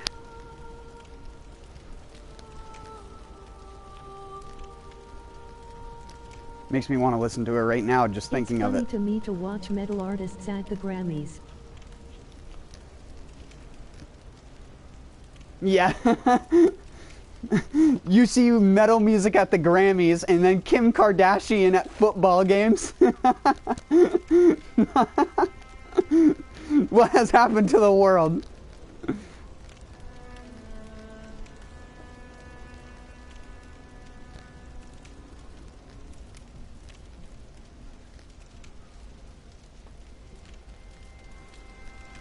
Wasn't Kim Kardashian, was it? It was someone else. It was some, like, popular female pop artist or something. I don't keep track of any of that shit. I just remember it being super, super funny to me. The fact that at a fucking sports game where fucking big-ass dudes are slamming into each other, they have, like, a pop girl dressed in super tight pants, like, showing ass, basically. It's just like, is that really? Like, that's the extent of what the pinnacle of football and music and TV has come to? Is this fucking pathetic display?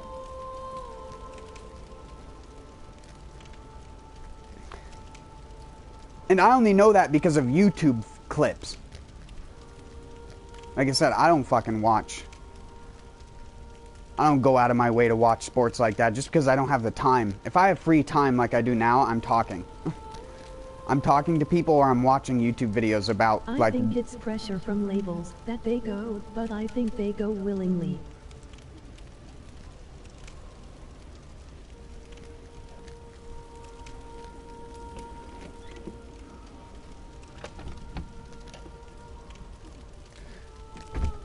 Yeah, but honestly, out of all musicians who deserve to be at a fucking music award show, metal artists are the ones who deserve to be there.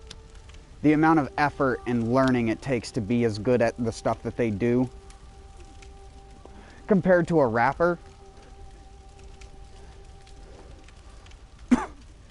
Well, your average rapper anyways. Again, people like Aesop Rock deserve to be at music awards. He just never has been.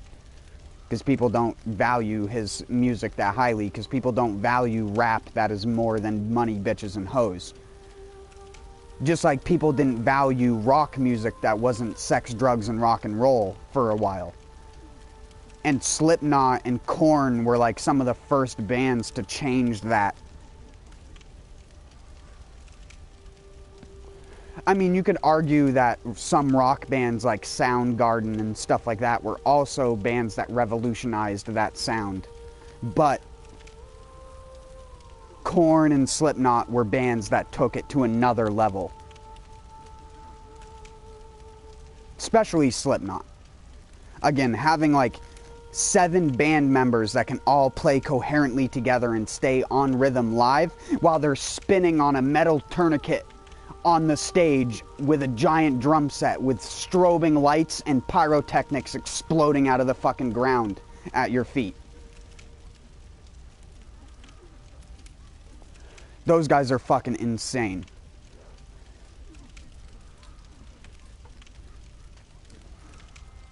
I hate to keep talking about them so much, but if there is any band you're gonna suck the dick of, I think it would be Slipknot.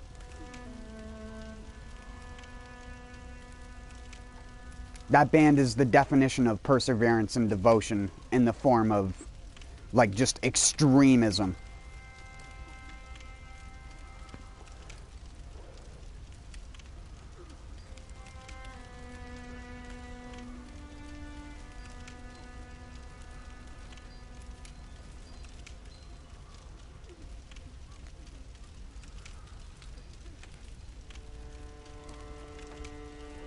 Music is all connected, but with that said, I mostly listen to metal lol.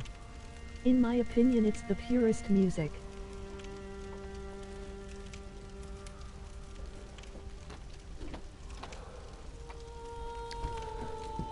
I know what I said sounds cliche as hell.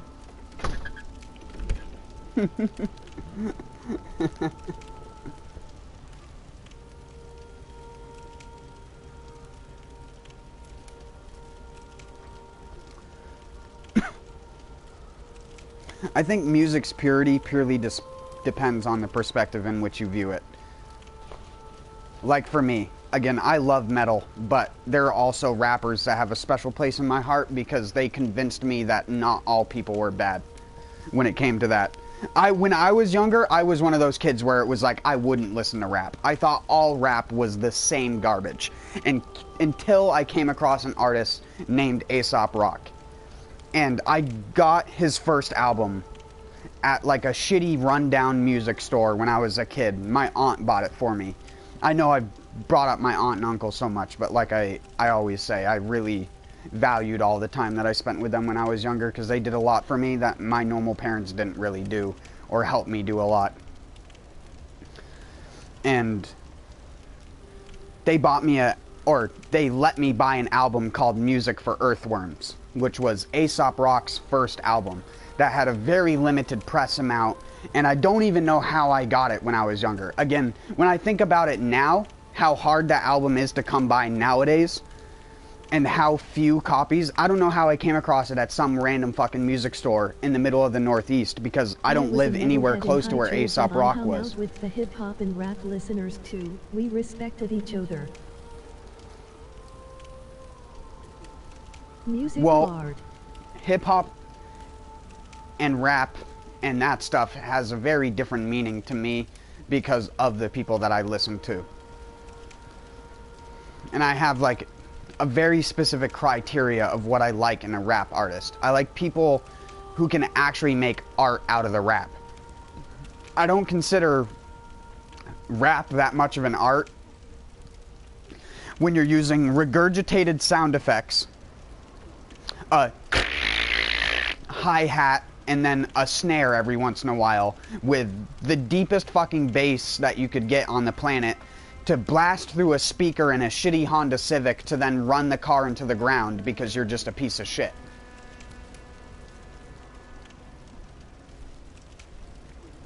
Why do my tie rods and bearings keep going bad? I have to replace them like every 6 months.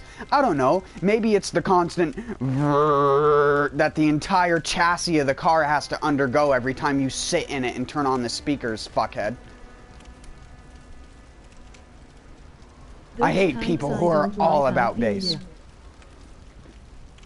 If you are a person who was a part of that all about the bass, all bass, no treble, or however the fuck that shitty song went, if you were a part of that movement, that is like an instant put your fingers to your neck and just basically off yourself in my brain. I can't stand that when it comes to music. Music needs proper EQ. You can't have something so bassy that it washes out everything else and call it musical. That is a fucking joke, and is honestly the most pathetic thing we have today is trap music. I like my bass down low, oh goodness me. I guess because I have cardiac problems and chest problems, bassy music automatically is less liked to me, on top of the fact I hate stuff that isn't equalized. If you have super, super low bass that I can feel rumbling in my foot, but the guitar or the vocals are so silent that I could press my ear against the speakers and not get hearing damage from the vocals, but I'm getting hearing damage from my ear going then yeah, I'm not going to be happy with it. I can't get into most people's cars and let them turn on their music if they're a friend of mine. And most of the people get used to that after a while, or I just will straight up have them unplug the subs when they're listening to music, because I physically can't take that. Like, that level of bass actually hurts me, physically. And I know that I'm a rare case, whatever. But it's still shitty. If you think music sounds good with any amount of super low bass, just vibrating like a broken fucking amp, you're just fucked up musically. And you need to get back to rhythm and melody.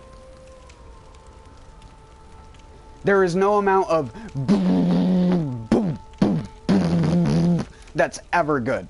And that's coming from a person who used to listen to dub music. I used to listen to fucking... I used to listen to fucking Cryptic Minds and shit like that all the time, which is deep sub-bass music. But it's deep sub-bass music without being bass boosted, which is two different things. The music is still EQ'd. The bass isn't 20 decibels higher than the treble. The guy who was actually mixing it knew how to mix it. And didn't just do it in a shitty FL Studio and then fucking not fix the rest of the song. Nope, just gonna turn on the FX part and then just turn on the bass decibel boost. Specifically to the 12 to 64 hertz range. I used to do security at Electric Daisy Carnival, the rave festival. How did I survive?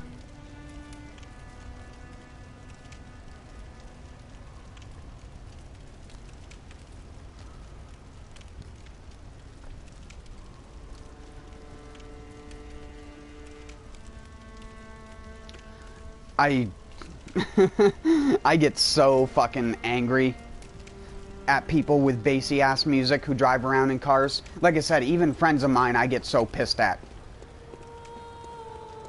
I hate it when people even pull up to my house with loud music.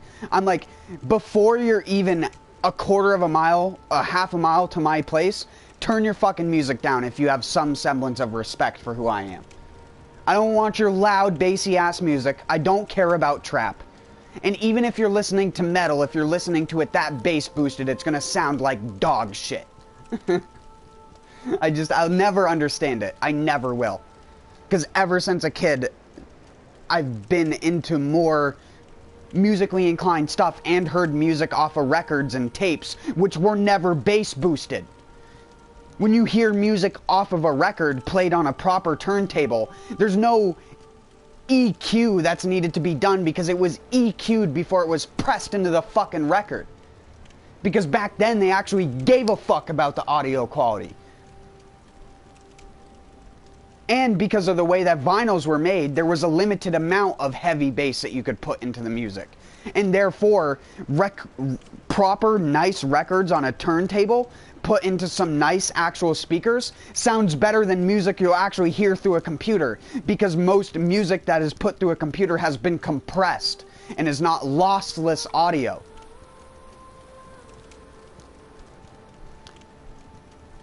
Which technically you can't hear lossless audio, but it's just like the whole frame rate thing with your eyes.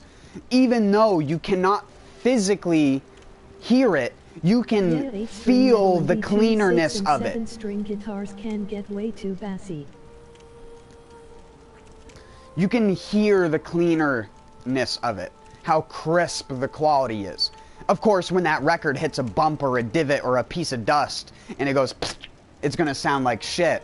But when you get a nice, fresh, crisp, clean record and you put it on a proper covered record player or on like a turntable that has the plastic or glass dome that goes over the record. Let the bassists do their job. Yeah, exactly. But then again, you also have stuff where you have stuff like Korn, where if you are going to have deep, deep guitars, you need to have a deep bass that focuses on a unique style, like crunchy slap bass. Duck, duck, duck-a-dunk, duck, duck.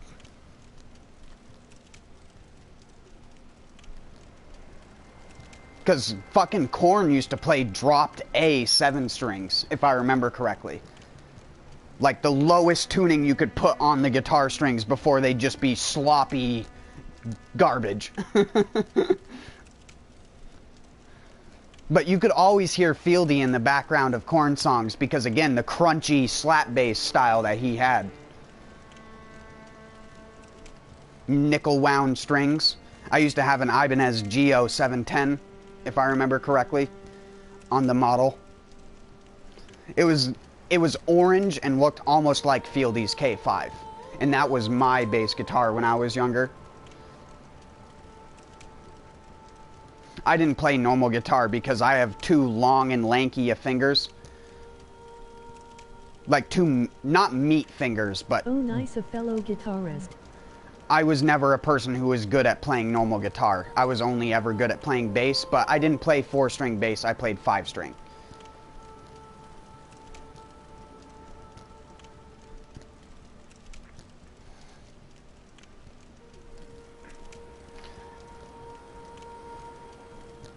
I played several instruments when I was younger, though. I also played drums in my school's jazz band.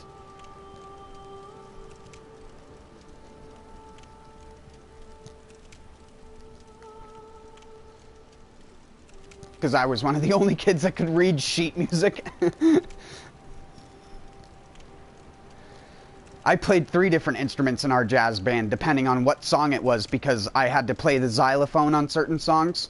The big xylophone with the presses down beneath to soften the notes, because again, most other kids couldn't figure out how to use the instrument properly.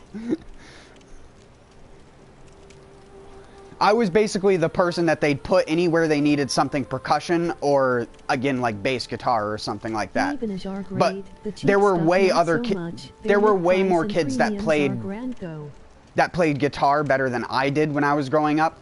So I never really got to play guitar in the bands. I only ever got to play drums, even though I preferred to play guitar.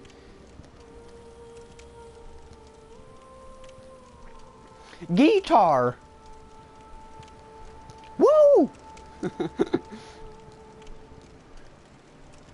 I also love banjo, even though I don't love country music or a lot of bluegrass. I like the twangy sound of a banjo. Which is weird to a lot of people. Because, again, like I said, I don't like country or bluegrass that much, but I do like the sound of a banjo. I think you can use a banjo outside of country music and actually have it sound good. You just have to tune it down. A deep banjo sounds really fucking cool.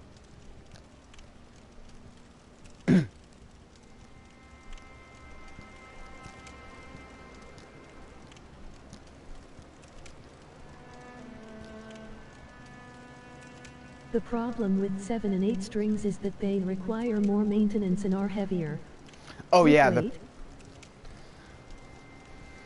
the pickups are also more finicky. You run into a lot more distortion problems on 7 and 8 string guitars. Where you just get audio that just is garbled mess sometimes if you don't strum properly. If you misstrum a little bit or something like that, or you're standing in a weird position or something's interfering, you're going to notice it way more on a 7 to 8 string bass. Or not bass, sorry, guitar. I don't think they make 7 to 8 string basses, at least not that you could buy normally. You'd have to probably have it be custom built. I know that there was that guy who played the Super Mario theme song on the 12 string bass. That like super massive bass that you basically, you're not even playing it by strumming the strings, it's just you're tapping on the frets to play it. Because it's too massive to play normally. It's like people who used to say, like, why do you need a double neck guitar? It's like, because it's impossible to have a guitar tuned to 2 different tunings at once. So if you want to play part of a song and dropped A... Performance problems with 7S, even the ones over $1500 from Japan. But then you want to do like another part of the song in like a C tuning or something like that, then you need to have 2 different guitar necks. And that's what double neck guitars were for, so you could play 2 different guitars at the same time in one single instrument. And stuff like that. I always thought they were really cool. The fact that double neck guitars even existed because musicians back then used to take so much effort into making unique songs that they would go out of their way to play basically 2 different guitars on the same song. With different tuning and different equalization or sound effects put onto the guitar. Like whammy or what the hell do they call the fucking... the pedal that makes it go like weirdly something with an F or something like that.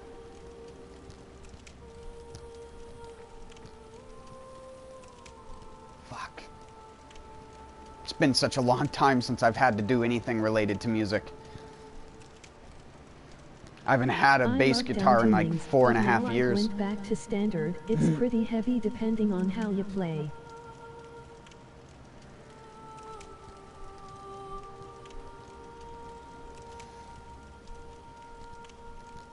Well, you're coming from, you're talking to a person who used to play nothing but nickel wound strings on a 5-string bass.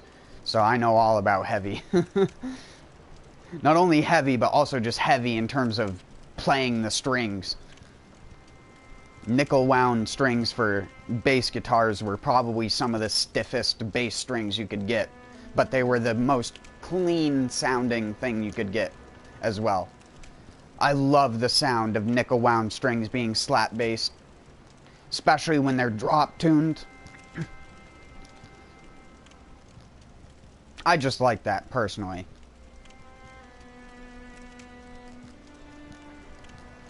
But that's just because even though I don't like bass, I like the deeper sounds that a lot of the guitars can put out.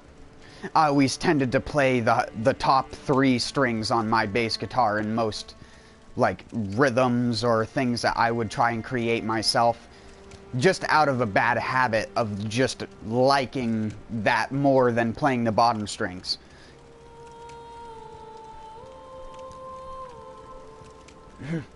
But the cool thing I liked about a 5-string bass is you could actually tune the bass like a 4-string bass and you just had an extra string, basically.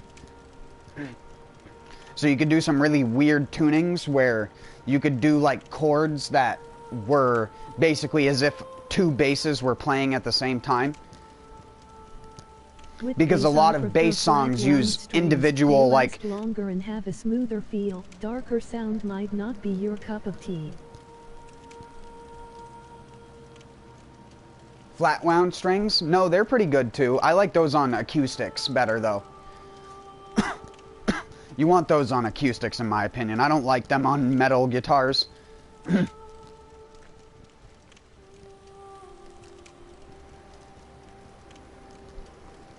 Higher pitch stuff sounds better on acoustic. Acoustic 5-string or an acoustic 6-string bass, that stuff with a flat wound string is the best. One of the best bass sounds you can get. But if you're talking like metal, I want the bassist in a metal band to be playing something that's deeper tuned and more like just gravelly, because it's the only way you're gonna hear the bass over the guitar nowadays, because most bands have shitty EQ. It's like Slipknot. I don't think anyone on standard E-guitar.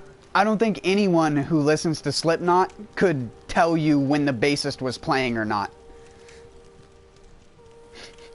Because the rhythm guitarist plays a deeper tone than the normal guitarist, so you're always getting that bassier feel like you were saying, where it's like they try to cover the full range with just the guitars, to the point where you could literally delete the bass and almost not even notice it was gone. And to me, that is like a big fail in terms of the band.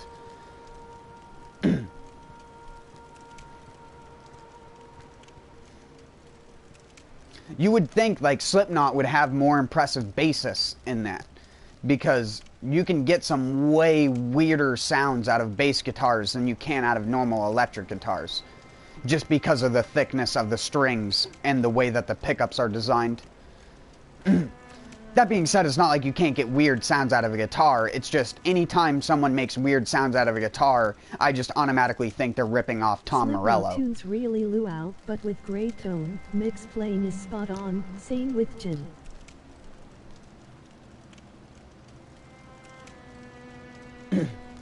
They're great bass players, but I'm just saying, like, in a lot of their songs, you wouldn't notice the bass even being there because they're EQ'd in such a shitty way. But those guys are fucking awesome players. They're some of the fastest, like, well, not fastest, but most consistent fast players when it comes to doing, like, double finger bass notes and stuff like that. I've seen some of the shit that those guys can do. But again, they're so hidden underneath all the guitar noise and all the drum noise. It's insane. Which again, I don't hate. Like, I still listen to Slipknot's music on a regular basis, but it's still like, I could do with the bass being a tiny bit louder on most of Slipknot songs. If not a tiny bit louder, a lot more louder. Like, crank that up to like a 9 or a 10, if it's like a 5.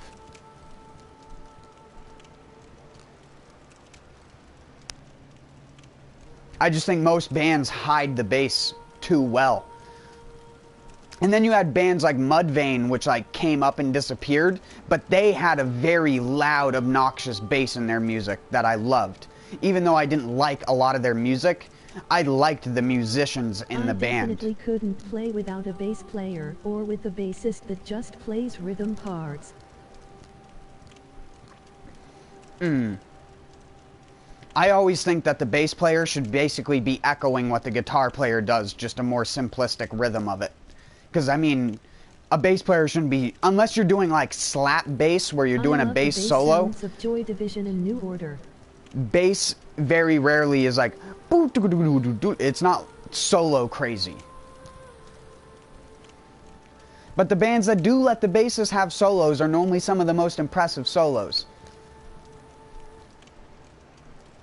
Because it's like, it's my only chance to shine. Not gonna get this opportunity very much. Play a bass solo on a song with guitars in it. There's like that one video where a bassist is like playing a solo. I can't remember what band it's from, but the bassist is like playing a solo, and you just hear the guitarist come in with the solo in the middle of the guy playing the bass solo. And you can just see the look on the bassist's face just go immediate disappointment. Not in a bad way. This is such a funny clip.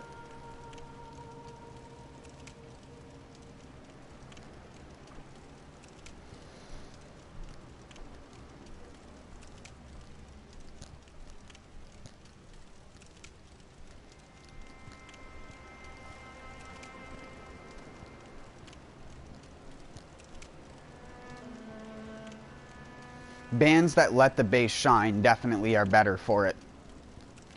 Like, if you took the bass out of Korn, it wouldn't be the same. Because half of the bass that you associate with the bass in Korn songs is actually Fieldy's guitar. It's his crunchy slapping on the top strings with his thumb that associates with that unique bass sound. And it's like, I like bands like that where it's not necessarily that the bass is like the front man of the music, but without it, it wouldn't be the same. It wouldn't have the same intensity or anything like that without it.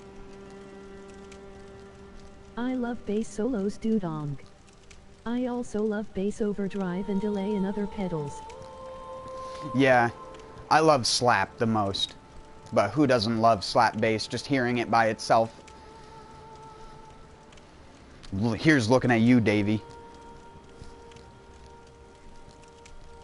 Slap like now. Pineapple pizza eating reveal and headphone takeoff reveal at 6 million subs. I'll plug him for him. He's the only musician YouTuber that's worth a damn currently, outside of like a couple other oddities.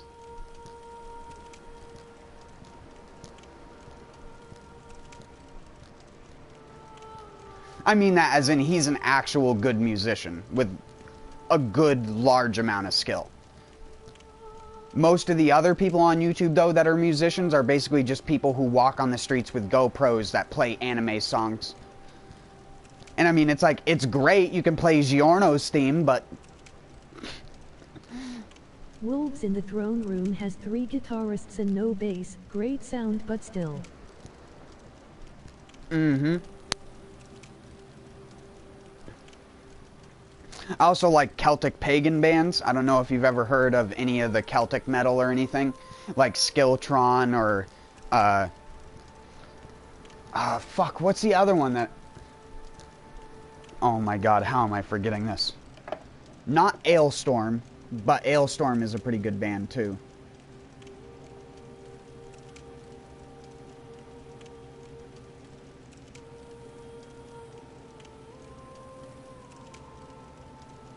I only know of Primordial. Oh, yeah, there we go. Primordial. Yep. I don't know why I forgot their name.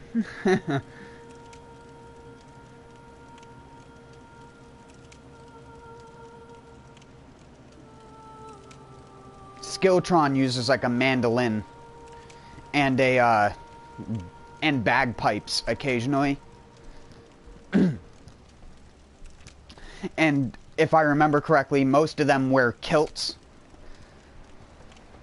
in the band on stage, and they're like a bunch of fucking big dudes as well.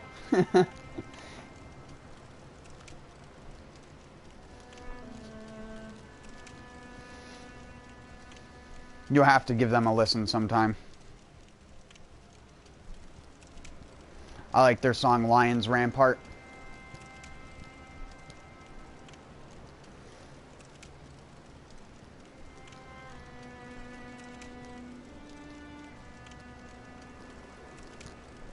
The other band that's pretty good is a Canadian metal band that I was listening to more regularly years ago, but have stopped. I don't know why, I just hadn't thought of them until recently. And that's Primal Frost. With the So end you of said you Tyranny aren't actively and stuff like playing. that. They're like... I don't even know what type of metal to describe them as.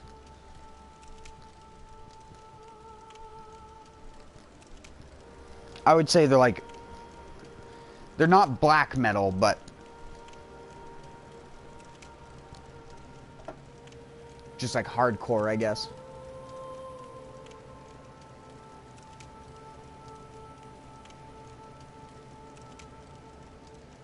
Right now, am I playing instruments? No.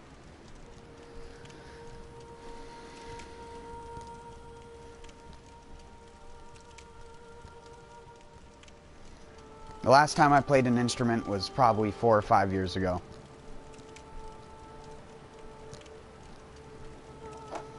And to be honest, I don't know how good I would be now because I have fucking rheumatoid arthritis and a couple other problems with me. Like I said earlier, I am just a fucking walking health problem. Due to genetic related things that were hereditary in my family. Lesser so than like bad health or living conditions. My brother is perfectly fine. I just happen to be the one that got the bad RNG, which also happens to me in video games. I get the bad RNG everywhere, From even when what it I comes heard to from ya, with genetics. your technique and knowledge. Oh, I just heard the health comment.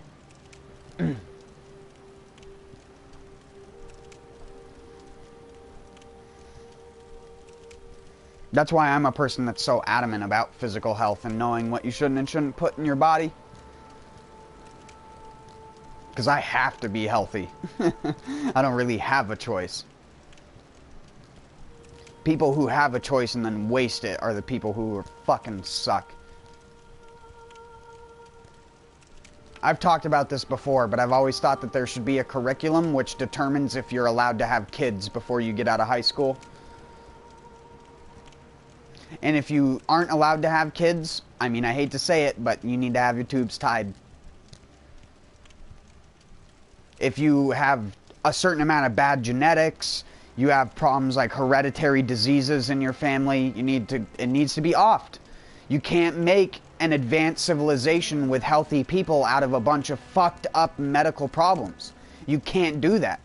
There's no amount of mixed breeding people together that'll fix those hereditary genetic problems except for stopping those people from breeding. That's why I'm not having kids. I'm not having kids because I don't want kids. I'm not having kids because I refuse to perpetuate bad genetics. And I am a person who is a host to a bunch of bad genetic problems. And I can't being a person, like I said, that is as realist as I am and overtly logical, I couldn't in all, like, good heart do that. I'd be more okay, I'd be way more okay adopting a kid. If it ever came to that point in my life where I had a girlfriend that she wanted to have a kid, I'd be like, we have to adopt, because I'm not... You're not having my kid. I'm not doing that. Women that have multiple children from different men and get a lot of welfare and child support.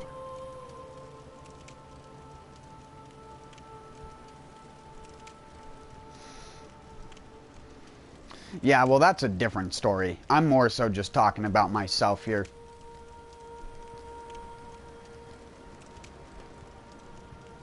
I don't want to propagate bad genetics just like no one else should.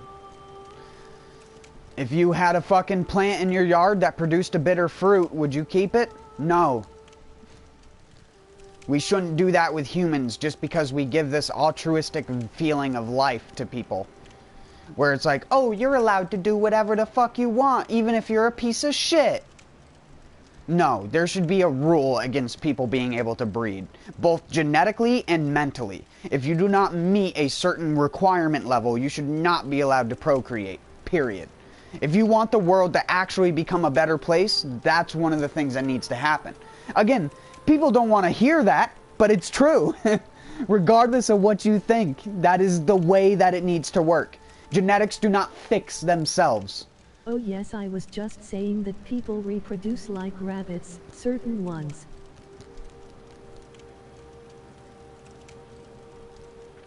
Oh yeah. And I'm not going to name names of any countries or places that do this worse, because it happens all over the place. But seriously, you shouldn't be allowed to have more than 2 kids. Anywhere on this planet. Not even just in China. Anywhere you shouldn't be allowed to have more than 2 kids. It should be a fucking rule. After the second one pops out, they should go in with the scissors and just trim your tubes right up, just right then.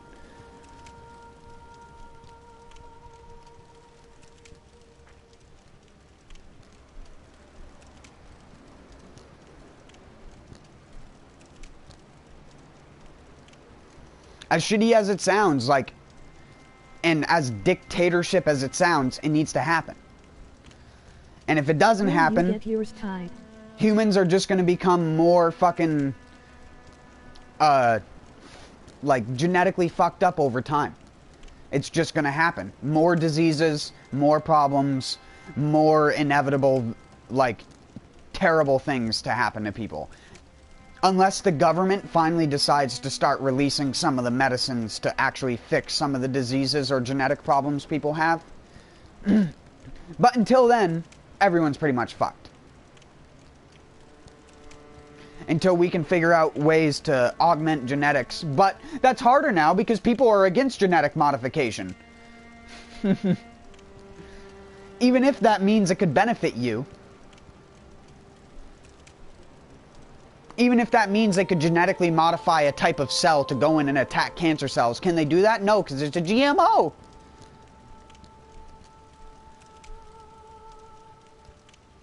And people are dumb. Absolute despicable cesspool of absolute retardation. And yes, I'm using the word retarded and retardation in 2020. Like, I have to constantly explain to people, when something is retarded, it means it is slow.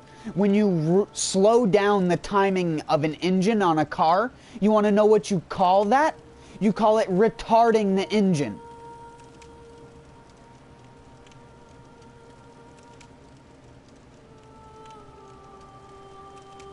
Deal with it. It's a word. What do you want me to call you? Learning disability or learning disabled? Because saying 2 words to describe your special little princess self is so much better than 1 word. People so sensitive nowadays.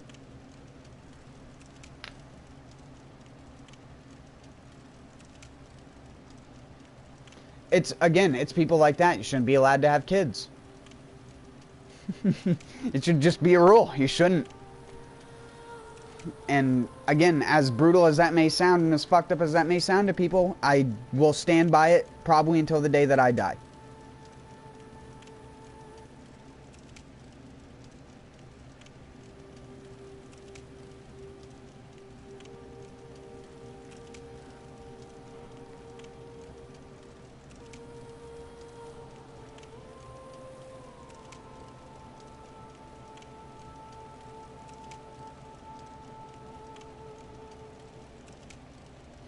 I don't really have to worry about getting mine tied because I'm not exactly in a position where I'm getting fucked on a regular basis. If you don't mind me asking.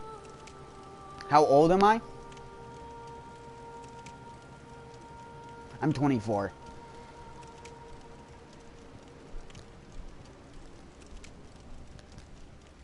But like I was saying earlier, I spent a lot of my early teen years doing stuff that most people do at my age right now. I have a lot more life experience for someone of my age than most people who are my age. And I'm not saying that as a bragging thing, I'm just saying that as a fact. As I started out this conversation way earlier, I'm a person who was raised around nature, raised around stuff that most people consider vile or disgusting, or that they couldn't look at it. They couldn't look at a deer carcass hanging from a meat hook, dripping blood out with its organs all over the ground. I saw that when I was 7 years old. I gutted my own fish when I was 9. 29 here. Yes, you definitely researched and experienced things I haven't. I just am a person who has a mental problem or a negative quirk, depending on how you look at it. And I always refer to Darkest Dungeon in this. In Darkest Dungeon, back when I played that game, my character that was named after me, the first negative trait he got was called Curious.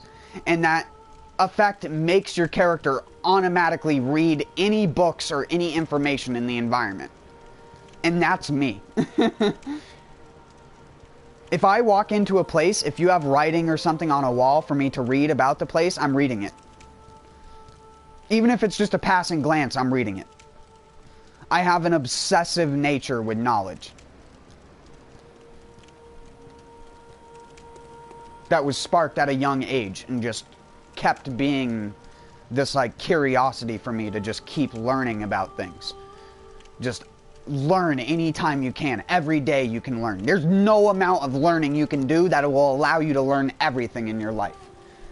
And the earlier you start spending learning the most you can, then when you're older, you'll be able to tell people so much more.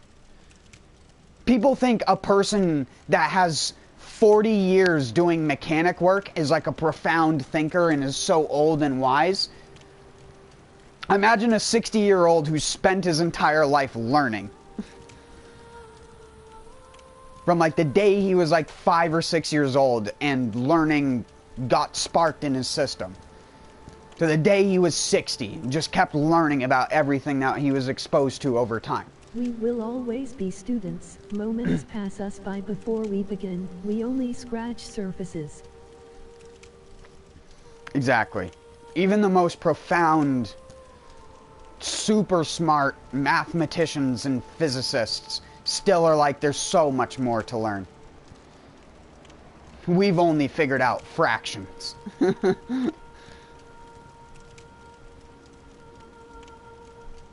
There's so much to learn about everything around us, and it doesn't help with the internet being the cesspool of misinformation.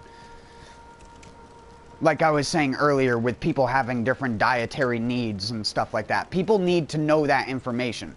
People need to know that their genetics determine what kind of food is best for them.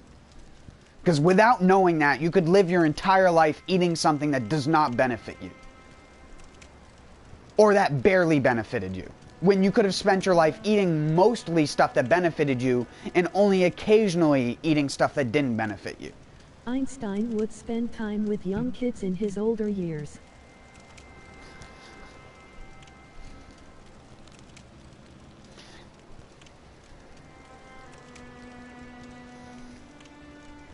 Yeah, my 2020 brain, because everyone's so oversensitized to fucking every dude that's around kids being a fucking pedophile, that just you saying that makes me go, was Einstein a pedophile?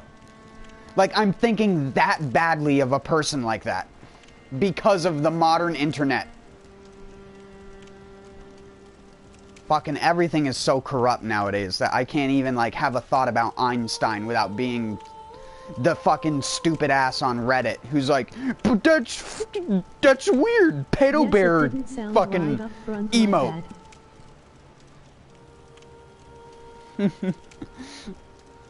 No, it's fine. I know what you mean. He would go out of his way to teach young kids and be around them and also learn and glean from them.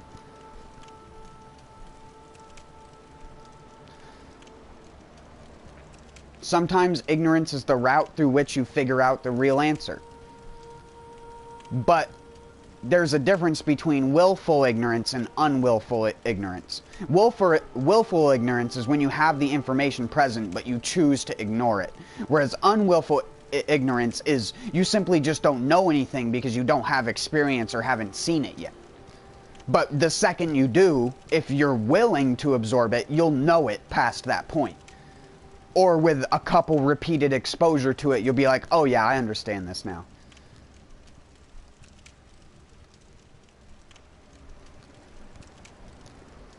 Holy fuck, I've been talking for 3 hours?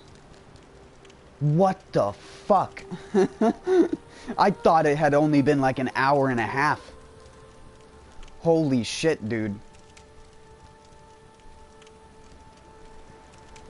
Well, thank you for coming by, because I think this has been one of the only streams I've done where I've actually talked for more than an hour. Flies.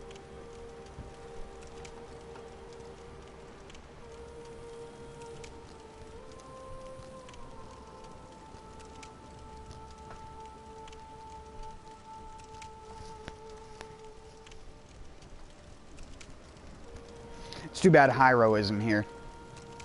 A pleasure. Hyro loves to learn stuff like this.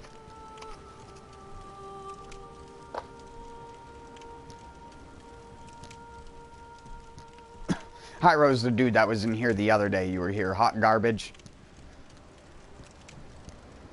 For all intents and purposes, he's like my closest friend that I know nowadays, so you'll probably see a lot of him.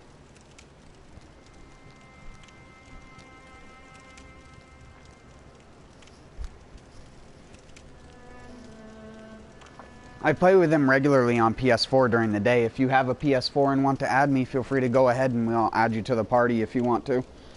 It's normally just me and him just chatting back and forth.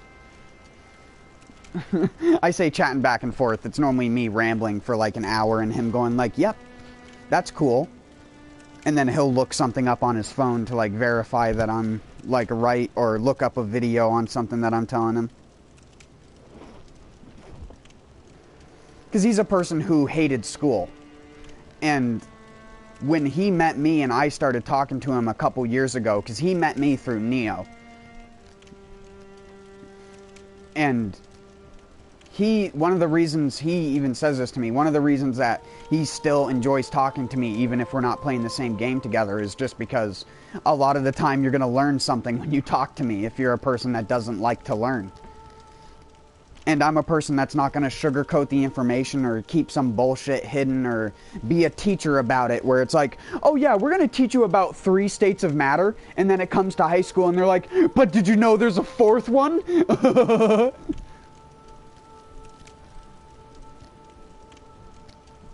It's like, you can't do that shit.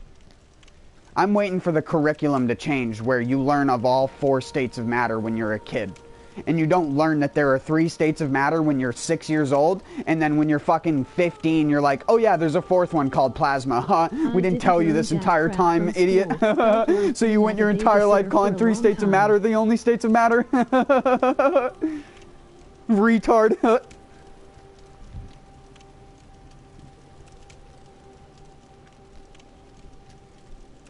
Exactly. School fails to do the one thing school should do, and that's make you want to learn. Because, like I tell every single person my idea on learning and why I like learning versus other people. One of the first teachers I encountered was a teacher who didn't like to do stuff by curriculum. She would write it off as doing stuff by curriculum, but she was the kind of person who would bring us outside so we could sit by the little apple tree in the cul-de-sac out in front of the school and stuff like that, and we'd be able to sit underneath the tree, and she'd like do the work progressively. She'd help the kids who are a little bit slower and stuff, and she'd always be super excited and like tell you small details, even though you were a kid and you couldn't fully understand it. She would go past what the curriculum said, and that about her, Miss Liddy, my first grade teacher. If somehow you ever hear this, thank you so much. But I've had this obsession with learning ever since I was a kid. And I know I've said that several times, but it is all because of her. 100%. Anytime I think back when I started to love learning, it was her class. And her loving of learning kept me going through all the grades after her where I had to suffer with such a worse teacher. That was a pathetic fucking excuse for someone that is able to sit in front of kids on a daily basis and dictate how they grow up. It is fucking pathetic that there are such scum of the earth people who are allowed to be teachers. That is like, besides politics, teachers in the education system is another thing that gets me incredibly fucking infuriated. To me, that's essential. Like, that invokes a primal anger in me.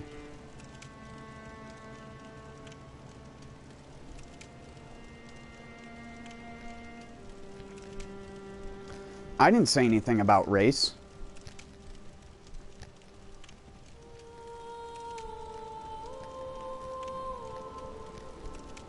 At least not to my knowledge. Not unless I was just using it as a descriptor to just explain someone.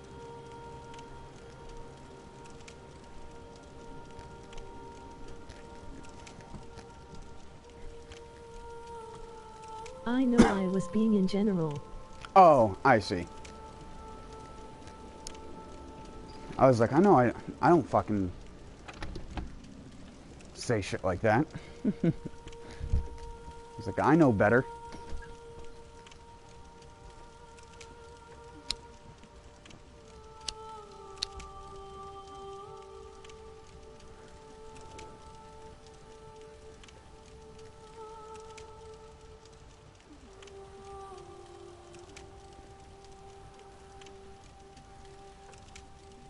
Skunk.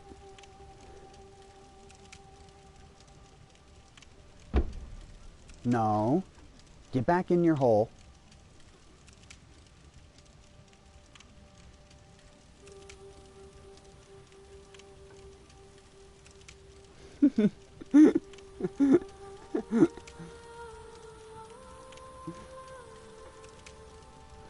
The way that they run are so cute.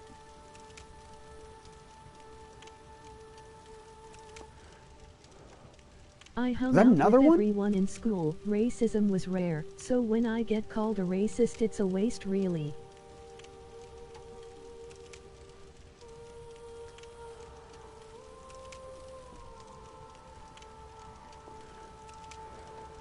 I'm gonna have to put down some traps next year. Not kill traps, I don't kill trap. I catch and release, even with skunks. You just put a tarp over the top of the thing, so it's black. Put ties to tie the tarp to the cage so they can't see outside of it or anything. They can only see out the front. You're still going to get a little bit of spray on you, but if you don't relocate them, they just fucking ruin people's foundations. And I don't want to eat stuff in my garden either next year. But I'm not a person who likes to kill stuff. The only thing I ever killed when it comes to pests in my yard was a groundhog that I did last year. Because they don't let you release them.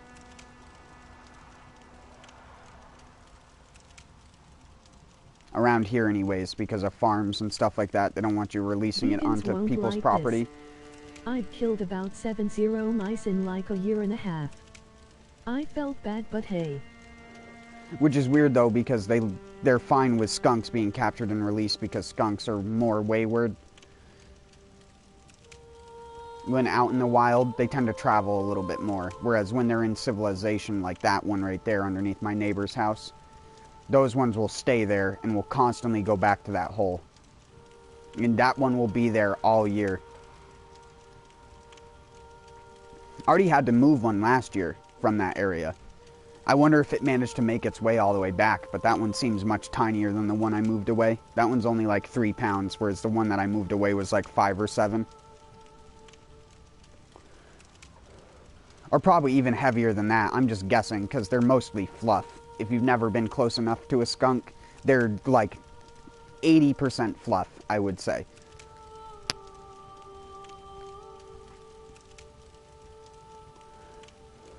All fur and no body.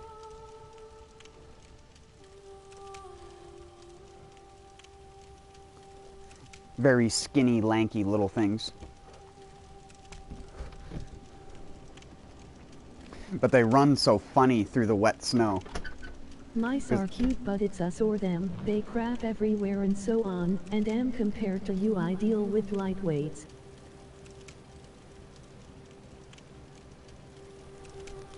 Oh, we have everything around here. We have mice, we have little wood rats or whatever they're called, the small rats. The ones that don't harbor diseases.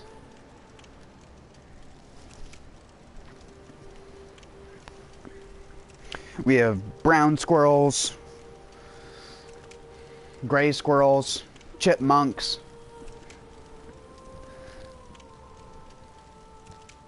All the different species of birds, everything from a cardinal, blue jay, robin, thrush, finch.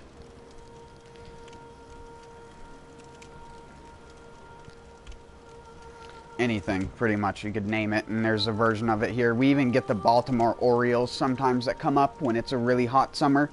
They'll come all the way up here into New Hampshire. Which is funny because when you look at their range on a map, it says that they don't come up here.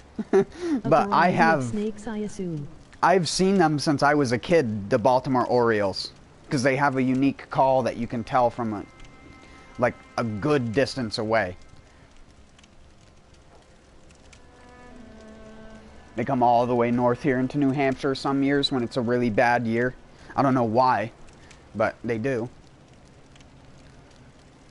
A variety of snakes, but again, I'm in the north, so reptiles are very few and far between.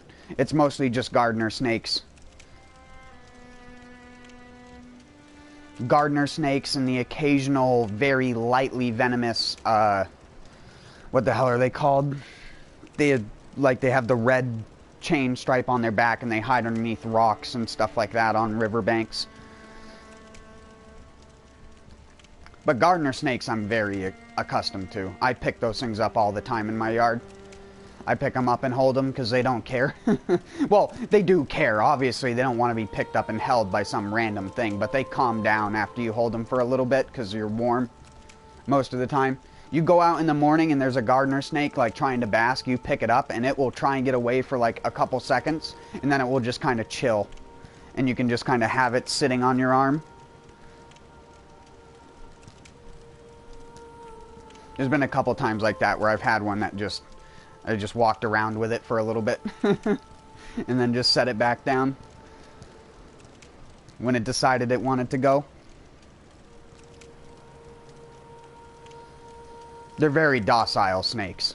I think anyone could pick them up. I've been picking them up since I was like 7 years old and never been bitten. I've been nipped by one where it like bit onto my finger, but it didn't like bite in hard. It was just like a warning bite, I guess. And then he let go and like sort of slowly reeled back. And then didn't bite me again, so.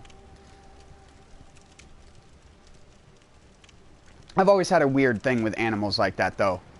My neighbor's cats are one of the weirdest anomalies where my neighbor's cats don't even like my neighbors. They don't like their owners, but I'll go out there. Rats cannibalize a dead rat that was in a trap. A hose even ate my green tea powder and chocolate at one point.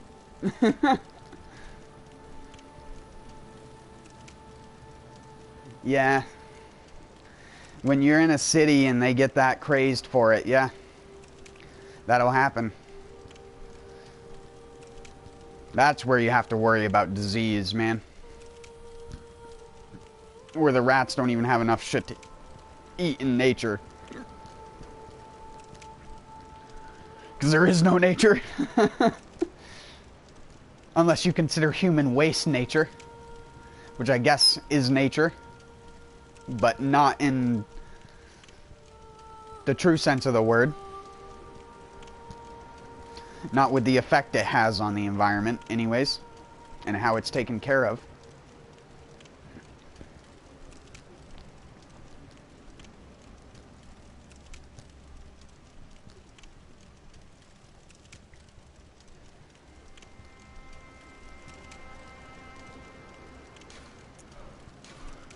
Thank the Valkyries I haven't come down with anything. Yes, humans are very toxic, dead or alive.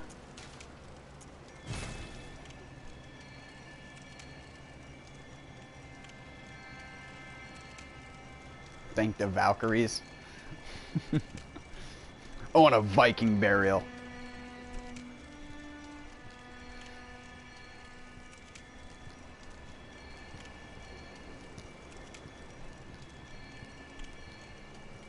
No, if anything, I want to be cremated in a blast furnace type deal. I don't want to produce CO2 in the atmosphere. It's a waste of global warming. Well, Valhalla, baby. I hate that term, so just climate change, because that's actually the better term.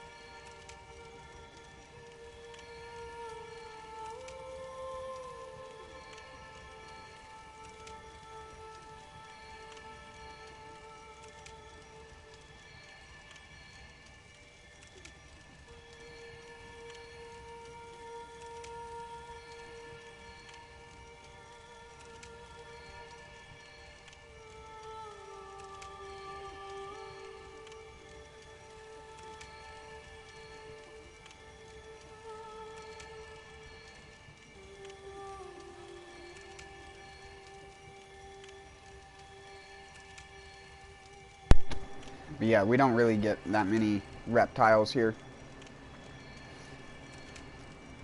It sucks because I love reptiles. I didn't want to say God because I don't know those things. Guess I wanted to sound metal, lol.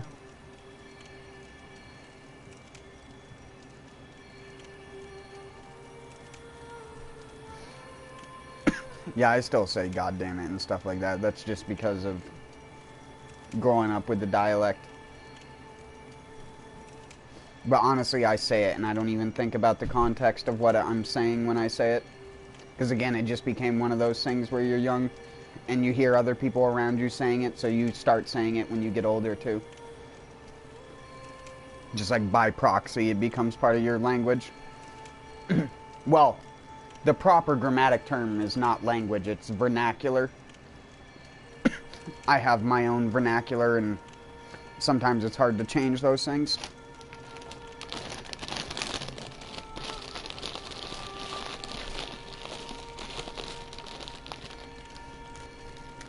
Sorry about the bag noise. I also say I hope to God and so on, and then kick myself a few seconds later.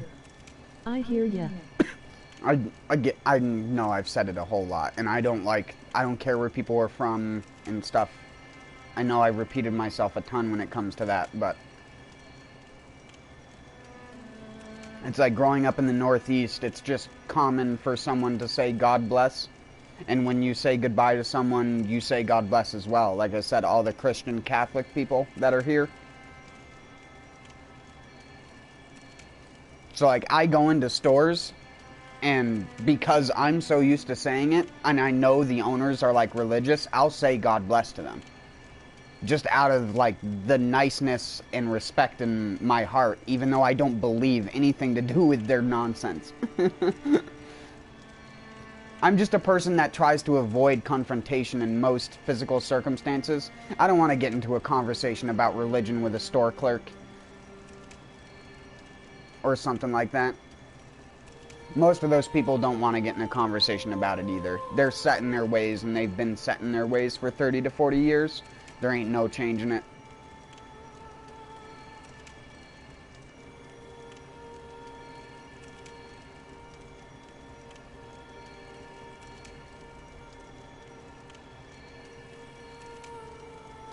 I used to think to myself, who the hell are you to tell God who to bless?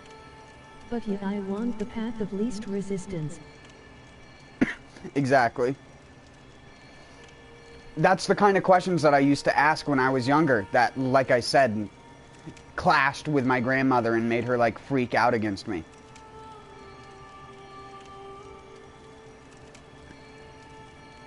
That's why I always thought saying prayers before a meal was fucking stupid. And I only will ever do it out of respect for someone if I'm at a meal or anything like that where they say to do that. I'll do the prayer thing, just, like, put the hands together and shit. Even though I'm just like, this is so fucking stupid. Like, how did one guy, thousands of years ago, convince a bunch of brainless fucking idiots to do this? To the point where it carried on for millennia. To the point where we have smartphones that allow you to tell a person in a country that's on the exact opposite side of the planet what your ass feels like after you went to the bathroom is amazing. And religion helped none of that. And now people are addicted to the internet, but are still religious. But don't seem to understand that, to quote their own words, the powers that be My are... dad said God is going to judge me for questioning my family's faith. He was dead serious and pissed. Thank God it wasn't the Inquisition. Yep. That's my grandmother for you.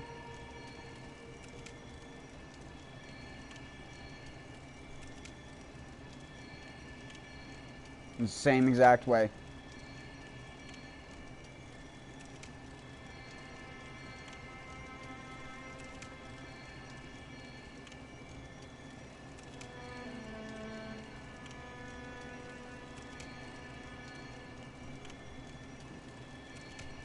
I feel bad for the people who are forced to be in those religious situations that never got a choice in their life. Otherwise, kids that are forced to be raised Catholic and stuff like that just because their parents, when those parents would also complain about abortion, they'd be like, oh, abortion isn't right, blah blah blah blah. But they're like, but I'm going to tell my kids how to be raised and exactly what they should think. But you're not allowed to have your own choice in a person coming to existence because it's a miracle. It's a miracle, even though you couldn't... I just couldn't win even when I was being reasonable. They acted like I burned the bridges. It's a miracle that your 16-year-old daughter got nutted in by another 16-year-old dude and is now having a kid against her will because your religious family is forcing her to go through with it. I just wanted to have a middle ground, that's all. Religion is one of the most fucked up things that still exists on this planet. In general. I would put religion above places like Agbog-Bloshi. Like, absolute environmental disasters on the planet. Because environment can recover. As much as people want to act like the planet can't recover, if humans just disappeared, the planet would recover in a matter of years. It didn't take long for Chernobyl and the places around Chernobyl to be completely encompassed with forestry. And now you look at Chernobyl, there are fucking full-size trees in the middle of fucking parks and walkways and shit like that have completely masked, outside of the metal structures and buildings that are left, completely masked human civilization. And that's like 50 years. Imagine what those kinds of places are going to look like 1,000 years from now, if no one ever goes there. Then those kids grow up in broken societies and do bad things, not trying to stereotype. Yep.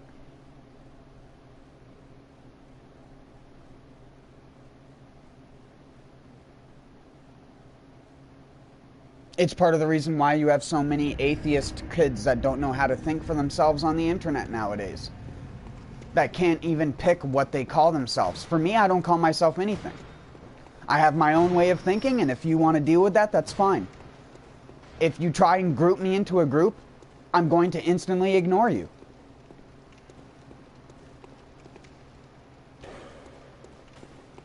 I don't believe in beliefs. How's that for a belief?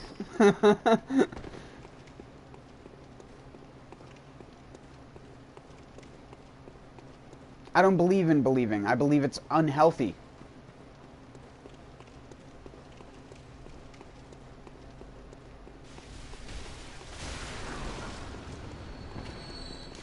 In fact, I don't have to believe it's unhealthy. I know it's unhealthy. Religion has killed more people than fucking obesity.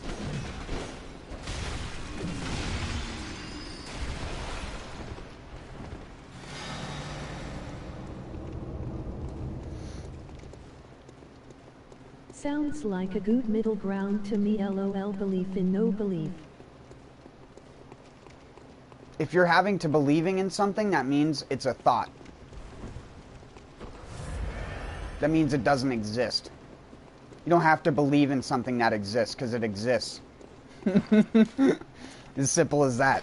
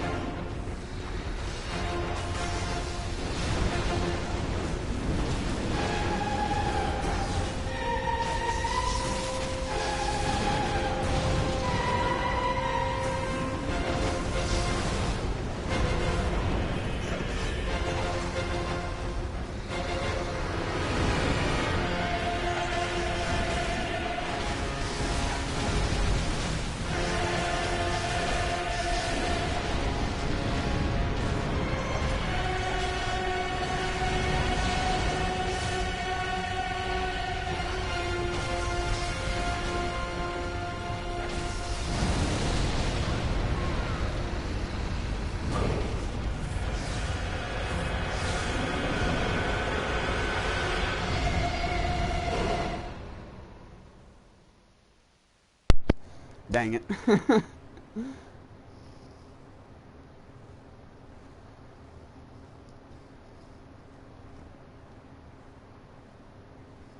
To bring it to games for a little bit, though, my, like, overtly logical and realist perspective... What happened to the countries and kingdoms of the Soulsborne games, one tragedy after another. You see, I was just about to get into that. So, one of my problems that I have with Souls games is the fact that no one plays these games with any rational perspective on how to judge a video game. And I'm not saying that as if there's a one single way to judge a video game. I'm saying that as fanboyism is a line that is crossed in the Souls community probably more than any other game community. And by that I mean, when people talk about a Souls game, they're 10s. When people are playing a Souls game, they're like a 7. But when you're talking design and conceptual things about the games, they're like a 2. And people who try to debate that don't have an idea of what that means. They just say it because they want to feel so strongly about this thing that they were told was good by other people. Dark Souls community is the definition of a video game form of religion, where people believe past the point of actuality that something is better than it is. And I'm not saying that because I think the games are bad, but I am a person who's like, the highest rating Dark Souls game or Soulsborne game from Software is Bloodborne. And for me, Bloodborne sits at about an 8.2 to an 8. And to be honest, depending on the day you ask me, I might even knock that down to a 7. Because of the amount of incomplete content in the game. Because the same joke I made last night that I'm going to make again today is, From Software is the Jimmy Neutron villain that never finished anything. The evil scientist who made tons of different inventions, but none of them were ever complete. That is From Software. From Software is the definition of a company that can't make a complete game to save their fucking life. Environmental storytelling and how the stories feel like a jigsaw puzzle. Good example. Environmental storytelling is another thing that people talk about with Souls games. But environmental storytelling does nothing if the game's actual story means nothing. Because Dark Souls does not have story. It has stories, which are diluted mini sections of story that have to be put together through a like drawstring kind of like thing where it's like you're just teetering on lines. A lot of the stuff you argue is semantics because none of the text ever exists in the game. And someone just uses an example of like one small object in the game as like the reason why this thing is the way that. Good English there. Sorry. That people think like, oh, this is the sole reason why this is here, and like, but the main question that I ask people. Shadow of the Colossus did environmental storytelling better. Those two heavily influenced Soulsborne. Yes, but the thing is that those games are actually fully about that type of storytelling. Exclusively about that type of storytelling. The problem with Soulsborne games is they have this game in between them and a bunch of items and a bunch of convoluted characters with information about these characters that a lot of the times are not impossible for the character to find, but also aren't put together or written well. Or, like I said, are incomplete and were never finished or put in the game. Every Souls game has an example of this. There's not even a single one that doesn't have cut content that wasn't a cut part of the story that actually explains the story better than the stuff that's in the actual game. Even Bloodborne. That's why, like I said, Bloodborne would even get knocked down in that. Dark Souls 1's a 7. Dark Souls 2 is like a 7. Dark Souls 3 is like a 7. And if you were going to be more specific, I would say Dark Souls 3 is like a 7.1. At times, even Soulsborne YouTubers are really confused. Laughter is the medicine that helps them. Dark Souls 1 would be like a 75. Dark Souls 2 would probably be the highest rated one at like 78 for me. And then Bloodborne, like I said, would be like an 82 or an 8.2, depending on whatever your scoring system was. And Sekiro, for me, would probably be like a 6. And I know people hate hearing that because that was like a Game of the Year game, but people aren't playing it now. So how's that a good game? How is it a better game than Bloodborne when there are more people streaming Bloodborne, a 5-year-old game? With a broken co-op system and a broken PvP system. Still more active. Some would say it's because it's online, but it's not even because of that. Half of the people that stream the game aren't even playing online. That's the even better part about it.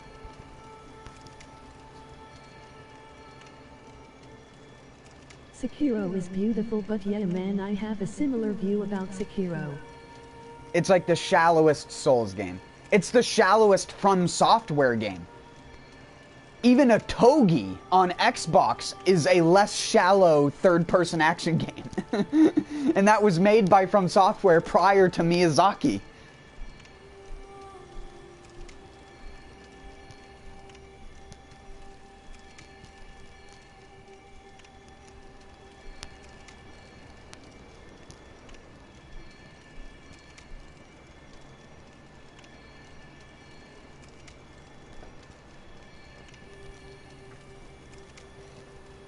See, the main thing that I don't like about Souls games, Even and this is... Soulsborne YouTubers don't do much Sekiro lore bits and discussion. It's hard for me to explain, like, exactly why this is. But again, the Souls community itself views Dark Souls as this fucking... It's like the Mount Everest of games, when it's more like the Mount Fiji. Like, it's got really good cleaning water, or, like, drinking water. Like, I drink the drinking water from Fiji. However,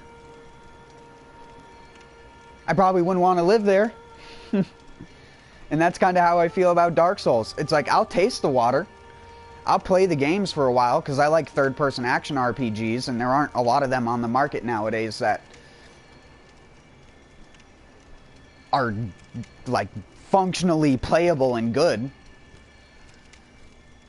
Souls games were the first games that brought a standard to how you design a third-person action RPG. Because if you go back and look at games like Castlevania, Lords of the Fallen, or as I always use as a reference on my streams. On a side note, why the F didn't they show Lady Tomo and her master? Guess they are saving them for sequel. Not good. Like demons and some of these other things about the Souls games. Like, there are so many small elements about them that are just bad. They're just bad. I don't care what anyone says. There are things about Souls games which are just objectively bad game design. If it's not the enemy design itself, which people brag about as being... Like, for example, when people down-talk Neo... The thing I always fucking hear, and I get infuriated upon hearing it, is Neo lacks enemy variety. You're just fighting the same dudes over and over again. Well, Dark Souls, you know what you do instead of that? Dark Souls is the game where, oh, it has all these enemies, but you don't want to fucking fight any of them. At least Bloodborne, the enemies are somewhat enjoyable to fight. Oh yeah, you want to know what my favorite section of video games are? DS1's DLC, where you have to run by the one-shot black magic fucks. That's my favorite. Or how about the chain guy that two-shots you? That's a single-placed unique enemy, where you get the chain armor as a drop from him. Oh boy. Enemy variety.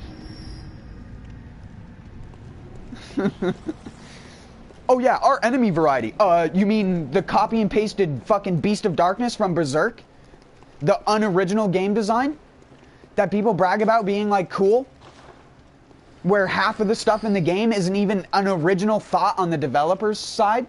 It's something they saw and were like, let's draw a cooler looking version of this. I used a reference the other day. Imagine if you were sitting in class with a person, you're an artist, you're very good at drawing, and this kid basically traces your art onto a piece of paper, except for he draws a mohawk on it. And the teacher is like, wow, you did an amazing job. That is how people view Souls games. Souls games are the picture of the rat with a mohawk on it, when the other kid drew the rat first. They just added a mohawk and called it their own. Time span is confusing as well, the events and such. How long were the old hunters dead? And so on.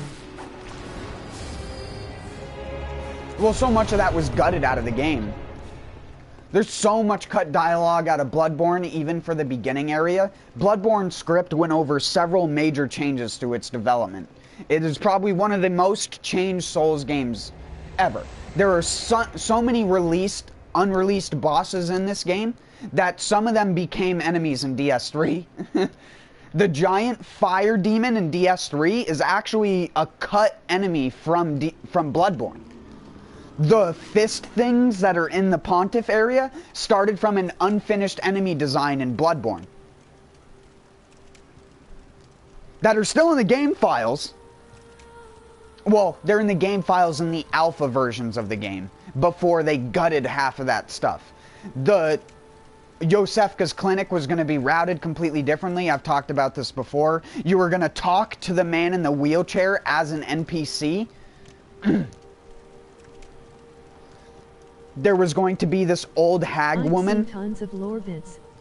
I know a lot and am still confused with Dark Souls and Bloodborne. Well, again, this is why I don't like when people say Bloodborne has amazing storytelling or Dark Souls has amazing storytelling when people are still trying to figure out the story. It's not amazing storytelling, it's amazing it leave up to the interpretation. You could argue that good storytelling makes you wonder, but if 2 lines of dialogue are what it takes to be, quote-unquote, a deep storyline, then I don't want to exist in this fucking world. That's the definition of, I can't be bothered to read more than a paragraph. So only when an NPC says a single sentence of dialogue do I connect with it.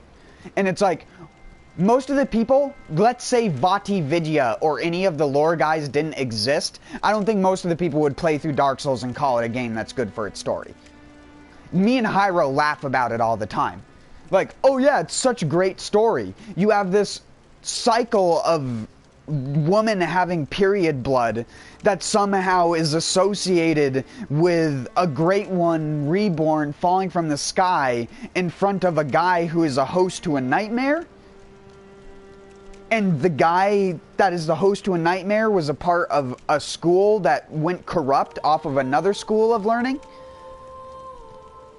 Even though they all lived in basically the same town. Nothing in Souls games ever is good writing. It's not good writing and it's not good story.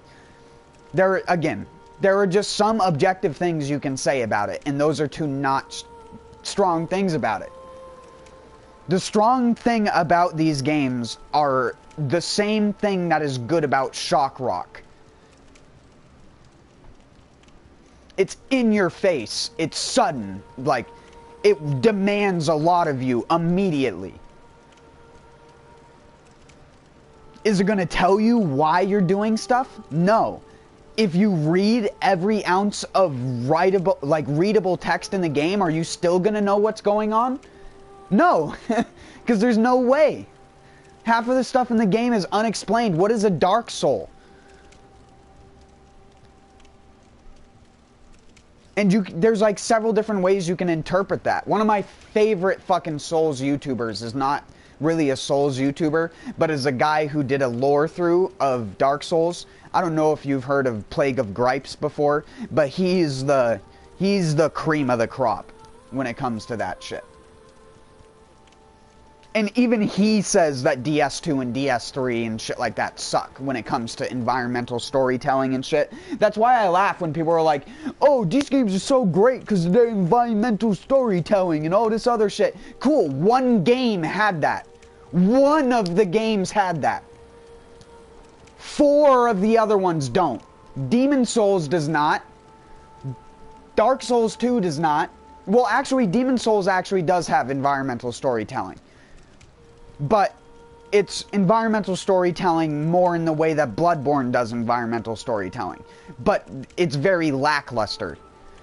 And a lot of the game is not explained clearly. And they always, like, skirt around the bush of giving you any remote answer to any question that you'd have.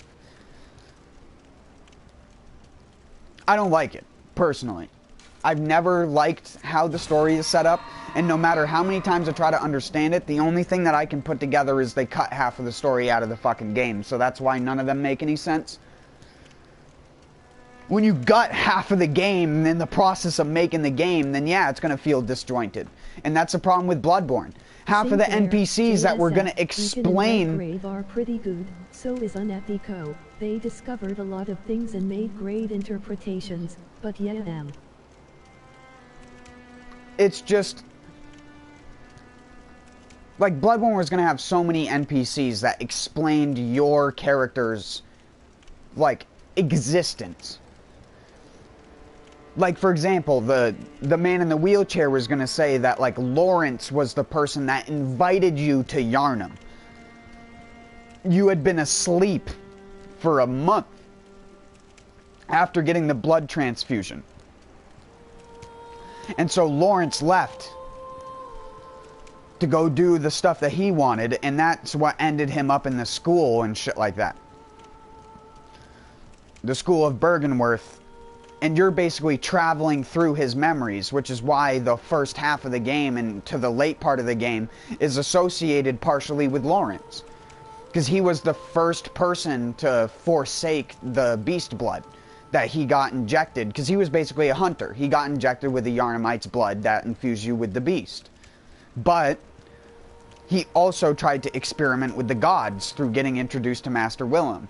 And subsequently created the first cleric beast. Or, as it's called in the game, the first Vicar. But he was the first cleric beast.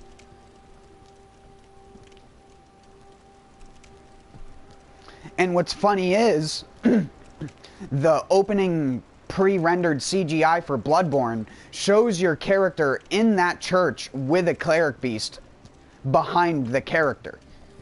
So even before the DLC came out, that Lawrence story bit was a main part of the game that was kind of just gutted. It was kind of just thrown out at the last minute. It's like the Shadows of Yharnam. The Shadows of Yharnam weren't even going to be a boss. They were just going to be a normal enemy. The boss that was going to be where the Shadows of Yharnam are was going to be called the Snake Ball. And it was basically going to be a 2-story snake ball that was just giant. It had a Vor attack. If you know what Vor is, I assume you do because you're a man of the internet. But it had a Vor attack like the fish people in the DLC.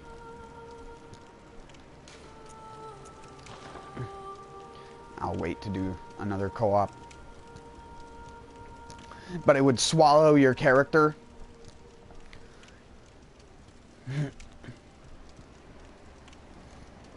And it had independent snake limbs that would act individually of it. And the area where it takes place was originally not going to have any, like, there wasn't going to be as many of the graves there. Are you hopeful or confident with Elden Ring? With George R.R. Martin's and FromSoft's mix. No, Elden Ring is already, right now, as we speak, there's a guy, an angry guy over there named Miyazaki, who's like, we can't get this to work, or we're pushed on time, just fucking rip it. Just rip the cords. And they're just fucking, just like an Acme cartoon. You just see wrenches and bolts and shit just flying behind the computer. As they're just fucking removing crap left and right. To be discovered through data mining in 2 years when a Souls YouTuber is like, here's all the uncut content from Elden Ring. Here's Bloodborne and Dark Souls weapons in the Elden Ring engine. Because it's all the same engine. It's their shitty proprietary in-house engine that needs a major overhaul, but they won't give it to it. And that's why every FromSoft game runs like dog shit.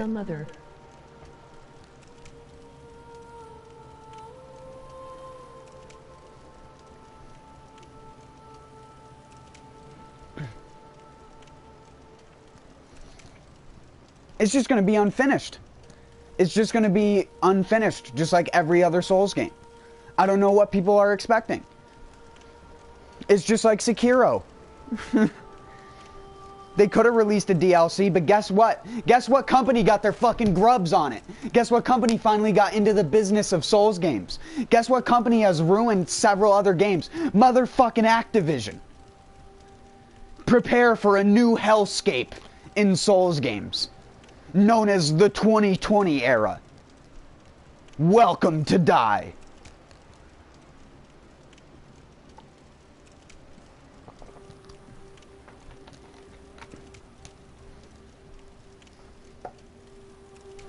I bet George is like, well, at least I'm getting more money. Oh yeah, he's just like, give me that bankroll. Give me that million. You guys rich as fuck from that shitty Dark Souls game that you like had way less of a budget than the amount of money you made from it. Yeah, give me that money. I don't even care about just give me the money. I'll write some bullshit down on a paper for you and you can just give me that money. Then he dipped. As soon as he had that script written, you know he dipped. He ain't even working there anymore. He got the fuck out.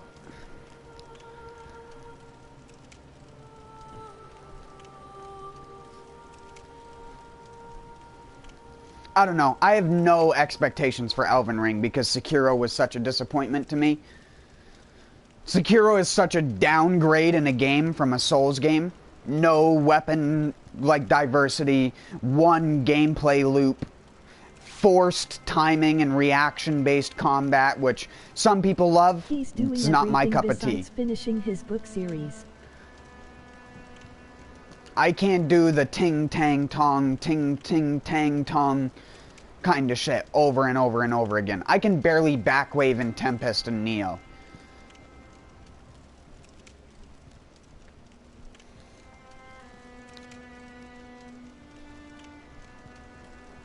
But yeah, as I was saying earlier, they always fucking made fun of Neo for having a lack of enemy variety.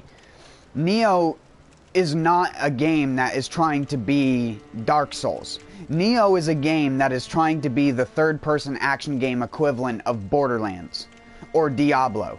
It's like a Borderlands Diablo hybrid came together and then shat out a third-person action game. And that's Neo. Neo is the best combination of games that has existed in the past 15 years. I kinda regret it, but I feel fine with it. And the people who talk down about Neo, I just don't even think they actually like games that are like that. Because all the people that I see who like Sekiro are people who, A, complain about loot and upgrade systems, complain about leveling up your character, all the things that are RPG they complain about. So they don't like RPGs. And Neo is quadruple the RPG that any Souls game is. And I think that's what a lot of Souls game community people don't like about it, and why most of them only play through one playthrough and never do NG+, because they treat NG+ like Dark Souls. When in Neo, it's a lot better than that. Unique gear to difficulties and stuff like that. Unique enemies. Well, there aren't unique enemies. There's buffed enemies of a unique type. But the reason I liked Neo's lack of enemy variety is because you could get very comfortable fighting the enemies. Which means you could reliably clear entire levels even on high difficulty because you didn't feel the pressure of giant fish dude that's going to come around the corner and one-shot you like in Bloodborne or in Dark Souls 3 or in any of the Souls games where... Yeah, I like Koei games. With Neo, I think they are getting better. Well, Neo is published by Koei. It's developed by Team Ninja. The people who make Dead or Alive. The boob game. The fighting boob simulator. Oh, sorry, fighting game.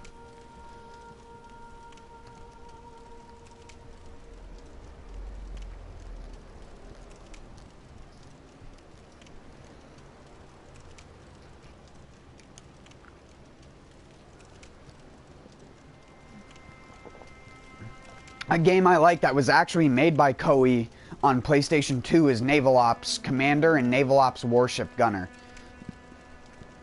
Yes, Those were two incredibly fun games. But type too fast. They had Soulsborne type mechanics in them back in the PlayStation 2 era in like 2004. Warship Gunner was a battleship type game that played from the third person, where you got to build and upgrade your own ships. And when I say build and upgrade them, I mean that literally. You saw things from a double 2D graph, so you had a graph that was the top down and a graph that was the side view. You would place the engines in the hull, you would place the bridges on the top, you'd place the smokestacks, the cannons, everything. You'd design the ship from the ground up. You'd get many different hulls to build your ships on as well. Everything from small, like, Japanese destroyers all the way up to giant American aircraft carriers and battleships and stuff like that. It had NG plus cycles and a hard mode. A hard mode that's kind of similar to stuff that you find nowadays where people are doing like Soul Level 1 runs. In those games in Warship Gunner, there was what was called World War II mode, which means you couldn't have any advanced technology. You could only have guns and machine guns. No electromagnetic shields, no automatic like kinds of things or anything like that. It was all old tech. And beating the game in World War II mode was so much harder because you didn't get crazy loot from stuff as well. Because that game also had a loot system by which when you defeated a ship, it had a chance to drop a crate. And that crate, a loot crate, when you went over it with your boat, would give you a random item for a ship. It would give you a cannon or a rare engine, because there were some engines that you couldn't buy. You could only get them by killing supply vehicles on a specific level, and it was random, so you had to do the level over and over again to farm it. This is a game made in 2004 about battleships made by Koei with a budget of less than like $200,000. A game that is more complex, more in-depth, funner to play, has unique bosses that are cool to fight. It's not just like, oh, it's another battleship. No. If you look up... if you want to look up a video of the game that I'm talking about, look up Warship Gunner, Vogel Sumera. Sumera, like S-U-M-E-R-A.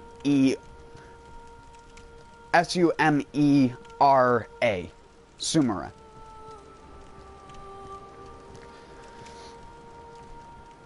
To me, back when I played that game when I was younger, I thought that was like one of the most visually impressive boss fights.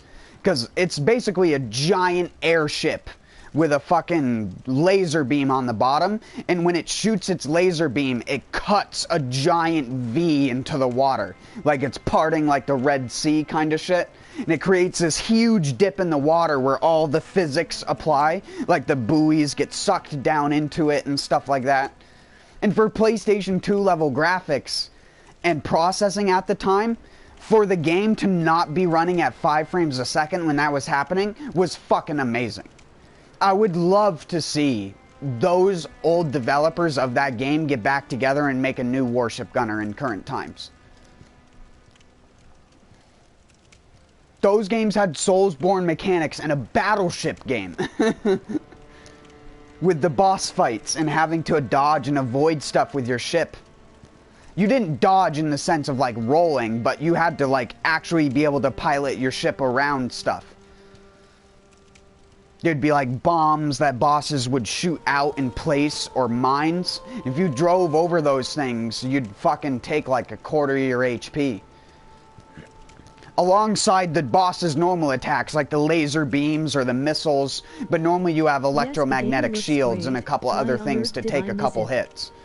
But those games were fucking insane for their time. So beyond their time. Like I said, they have NG plus cycles. Long before most games had that as a standard. Whereby when you complete the game on your save, it just restarts at the beginning with all the stuff that you had, so you can just keep going through it and farming up the best stuff until you're just melting the fucking shit. And I loved that. I miss when games used to let you be overpowered. That's one of the problems that I have with Souls games. The Souls games are so hard. They have such a hard-on about being the hard games that even when you dedicate so much time into building up a character, it doesn't matter. Because even with a max level character in NG plus 7, you're still going to die in 3 hits to a boss. It's not going to change anything. Like, me being level fucking close to 300 in Bloodborne does not make me immune to being one-shot by some of the bosses or attacks in this game. Even with 99 vitality in NG plus 7. Just because the game's not meant to be fair. The game's not meant to make you feel like you're strong. If anything, the best thing that Souls games do is make you feel like you haven't done anything the entire time you've been playing. Except for upgrade a weapon. Because as the game goes on, the game gets harder, so nothing gets easier, and you don't gain any extra skills or anything, so the game just becomes artificially harder over time, to the point where it doesn't matter what you do to your character, you're always gonna die easily. And I hate that. I just hate that. That is poor game design more than it is good game design. Good game design is Neo, where if you want to, you can be stupidly overpowered and specialize in one attack and one-hit bosses. Because you have so much damage boost, you're at 1 HP, you have leeching on, you have all these fucking buffs on your character. So much so I can't even display half of them. And you're just walking up to a boss and just one-hitting it. Yeah, that might be not fun for some people, but there are some people out there which like being OP as fuck. For me, I like being tanky as fuck in video games. But not a lot of games like this let you be a tank face. Or a face tank. I don't mind hitting lower damage if I can trade. If I can trade and not have to worry about it, it's like in Monster Hunter. Monster Hunter, I'll trade all day because I'll just use my health regen to get my health back.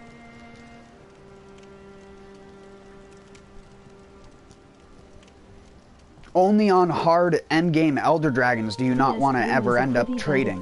When it came to the battle system, it didn't feel as good as the other Soulsborne. The story was pretty jacked. Yeah, that's because everything in DS3 is... Oh, you hit me with an R1? Well, guess what, sir? You got another R1 for free! Here's an R1, and here's an R1, and look at all these R1s! It's not even worth two-handing your weapon anymore, just R1 in one hand. And only use a straight sword. And then R1, and R1, and R1, and R1. And throw out the R2 for the mix-up so the guy doesn't parry you, and then R1, delay, R1, and R1, and R1. That's the... You could make a song called R1 and just title it a DS3 song. And just have a guy say R1 every 3 seconds over a shitty rap beat.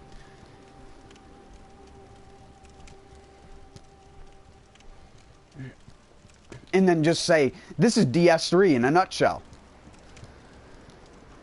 Because even the enemies do it. The Lothric Knights just feel like a guy R1 mashing you to death. It's so fucking... It's not even that it's unfun. It's just not the type of game for that. If Dark Souls was faster and more of a hack and slash game, it wouldn't be bad. If Dark Souls played more like Neo, where you have a bunch of skills, a bunch of magic and shit that you can slow down enemies and, like... control them because you can see their stamina bar. That's one of the things I love about Neo compared to fucking Souls games, is that Neo, you can see the enemy's key bar. The purpose of Yorshka Rosaria's story. God, it was good but could have been better. Haha, love the R1 song.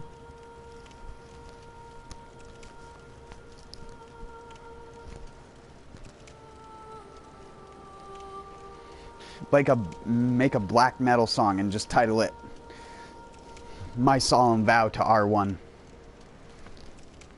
And then just post it to the fucking Dark Souls subreddit.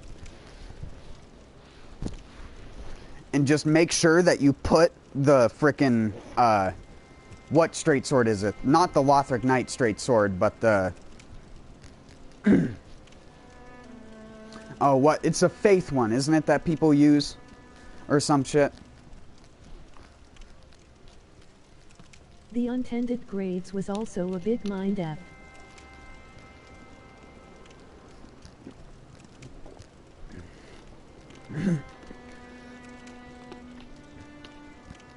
Put a picture of that or a picture of the Blade of Mercy.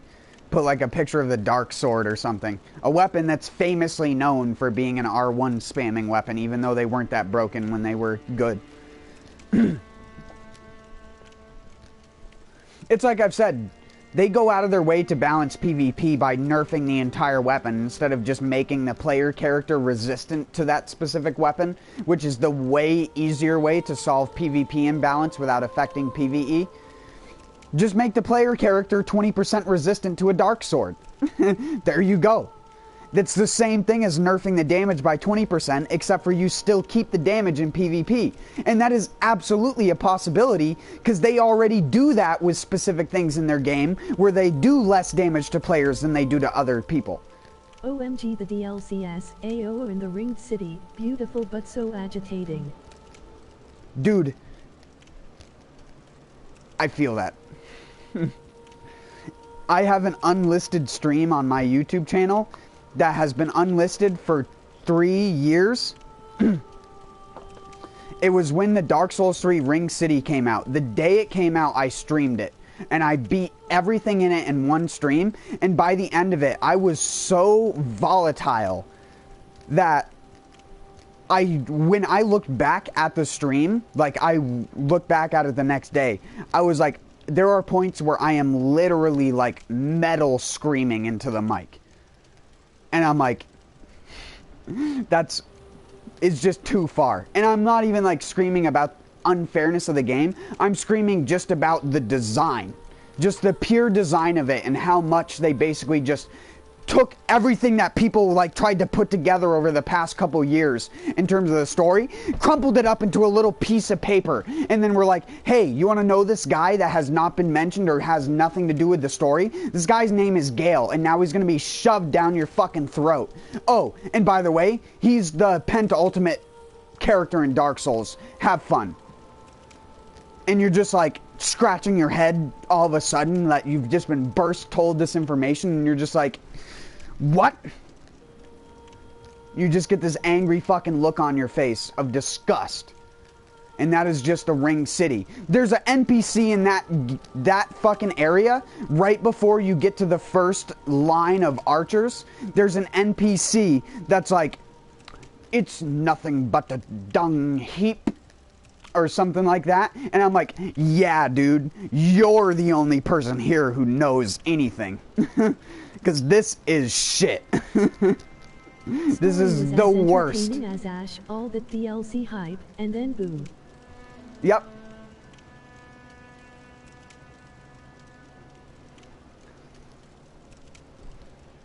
And then they basically just deleted every ounce of story that ever mattered because they wrote the entire story of Dark Souls off as a giant illusion. And that's my favorite part. It all didn't even exist all along. And it was just, you were just a part of a greater illusion. Because the world was already fucked and it was already past the point of no return. So they just made up a character that had never existed and called her, oh yeah, she just has the magic orb of fuckery that controls the entire world's sanity.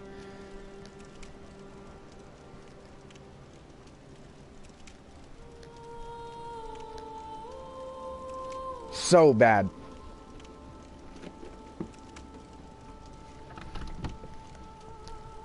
I thought Ashes of Ariandel was bad, but I liked the champion Grave Tender, whatever his thing is called. I actually liked him.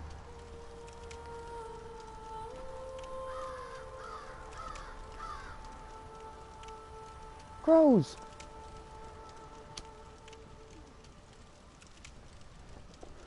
Crow buddies.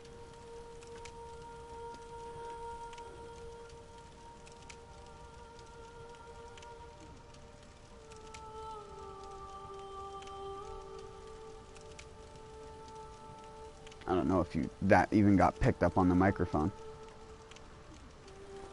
Like 4 crows just flew over my head.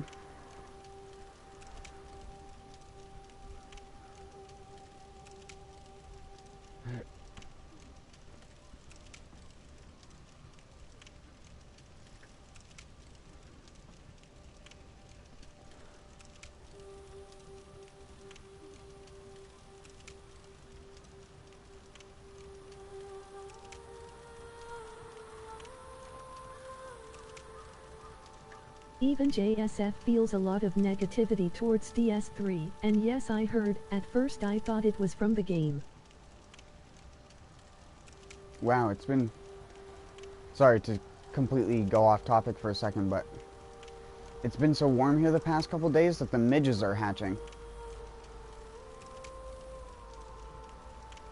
I see one that's flying right in front of the light from the river that I'm close to. It's just a little tiny midge. Must mean the fish are active too.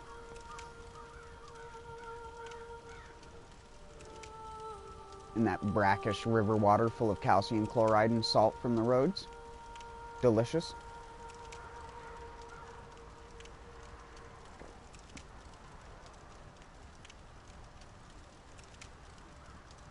Stray away, that's fine. Keep it dynamic.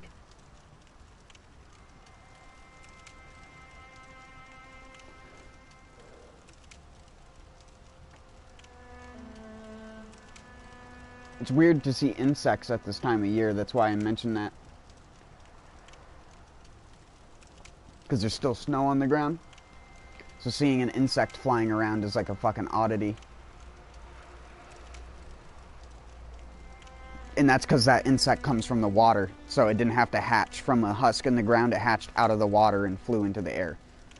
And because it's not freezing out, it can actually fly and survive. But the second it gets freezing out tonight, it's going to be gone. Dunzo.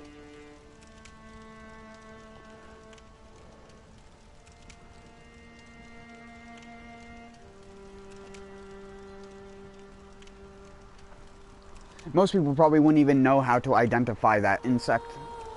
That is a midge.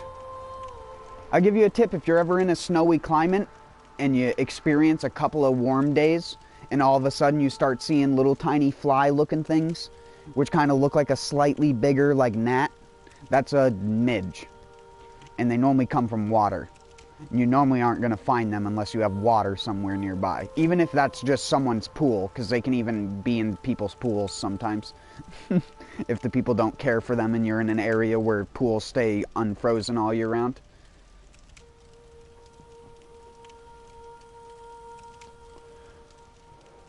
Because they're tiny little things.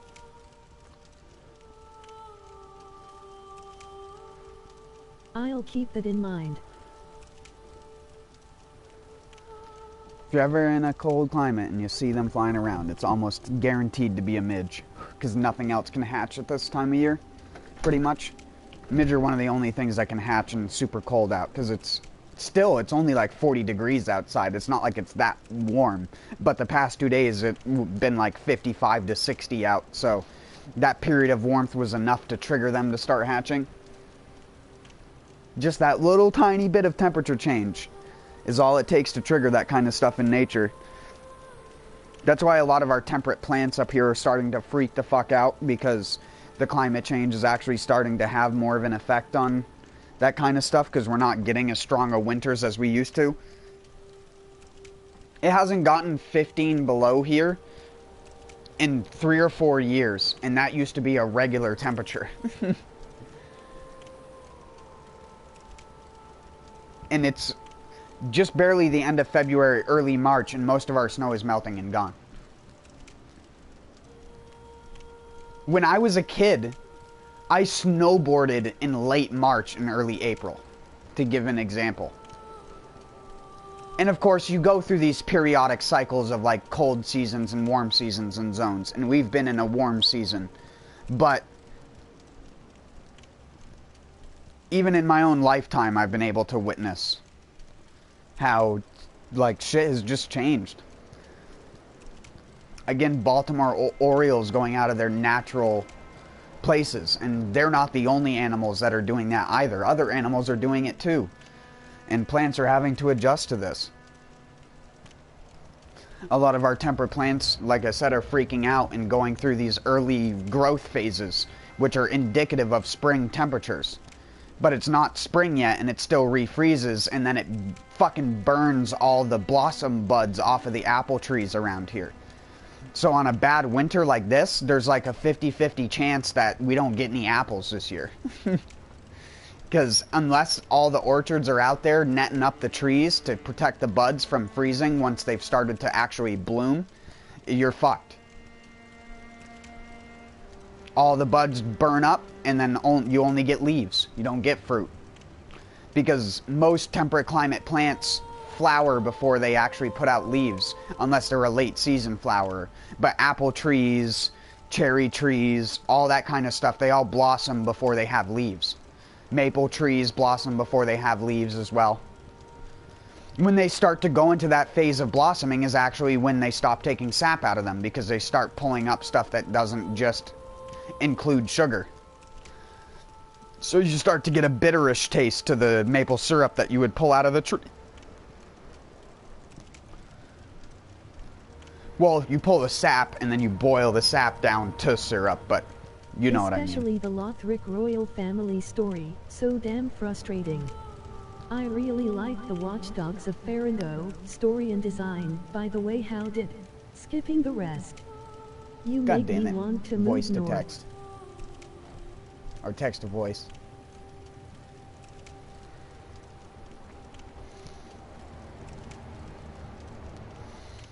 There's a lot more to learn about stuff up here because stuff happens in cycles.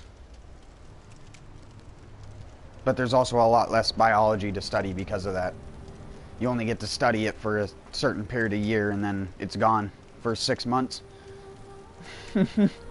And everything's just brown with white on the ground that just blinds you anytime you go outside and gives you snow blindness, which is a real thing. I know in movies and stuff like that they make it seem like a joke, but snow blindness is 100% a real thing. You go outside on a snowy day and it's bright and sunny out, it's worse than if it was a sunny day in the middle of summer. A bright, no haze in the sky day in the summer has nothing on a bright winter day.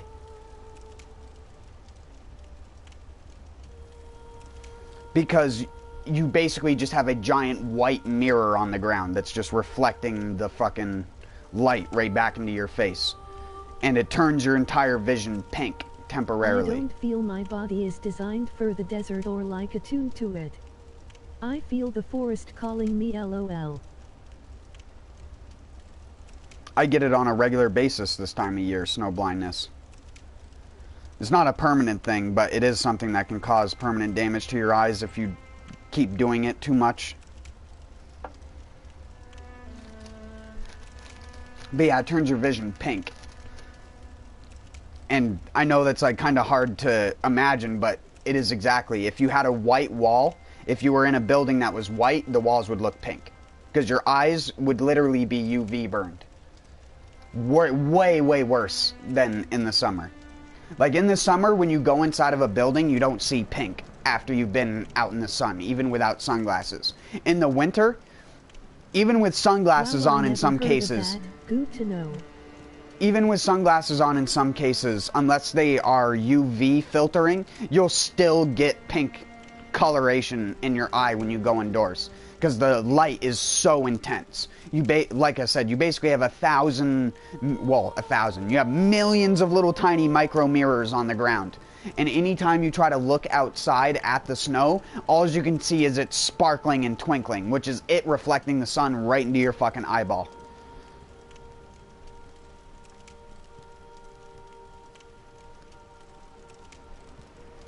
And it doesn't take long either. You only have to be outside in the winter for 45 minutes to get snow blindness. If you're not wearing proper UV, like, sunglasses and shit.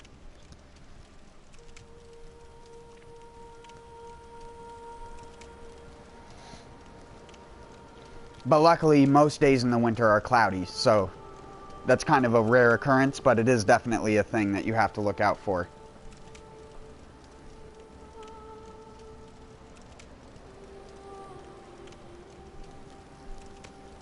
though it can be cool to experience.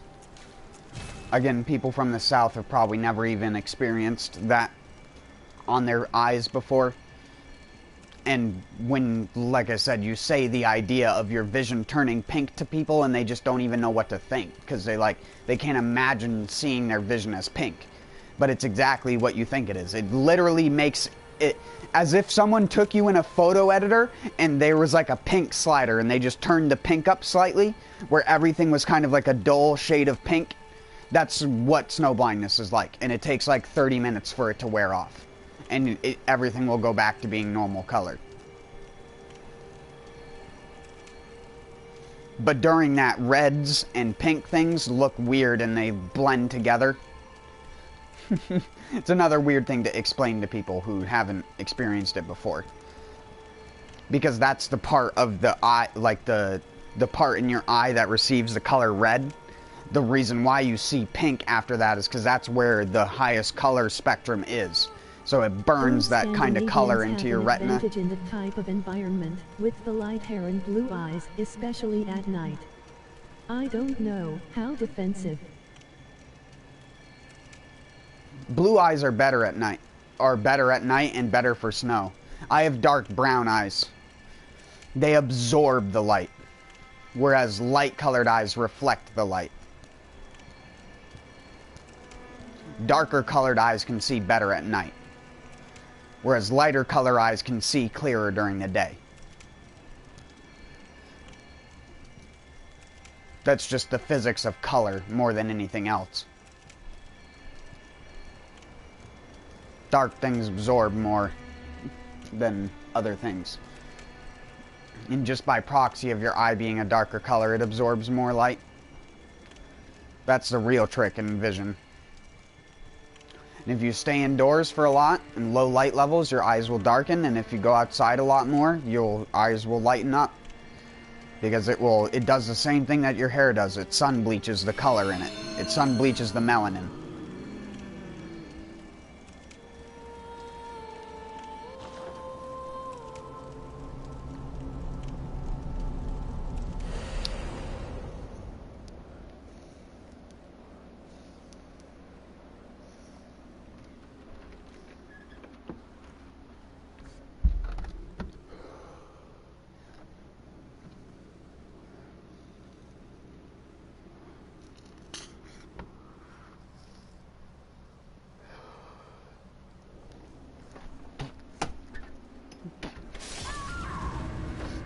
God damn it.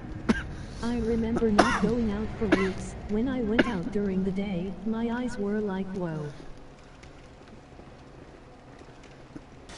Oh, I thought the person died because I joined and I heard a person scream, but I guess it was an invader.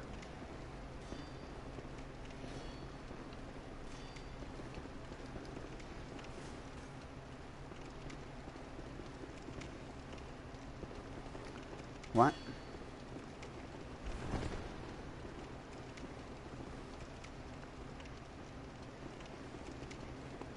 I'm following you, dude.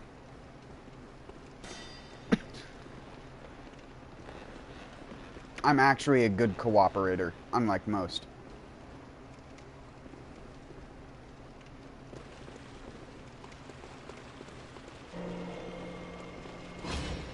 Is PvP still regularly active? If you're in the Nightmare of Menzus or the Nightmare Frontier, yeah. I get invaded every single fucking time I go through those zones. I don't think there's a single time on any of my streams where I've gone through the Nightmare Frontier or Menzus without being invaded. And I hate it every single time. Because it's normally some cheese lord with the fucking Ludwigs spamming the R1 in untransform mode. Or some fucking dude who has a hard-on for saw cleaver transform attacks. How do you feel about Japanese players? Of what?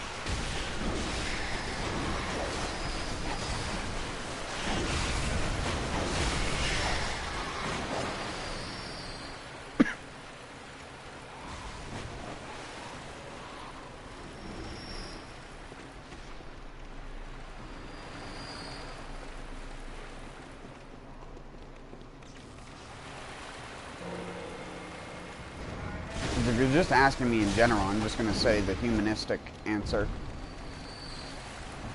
Oh, on games like these.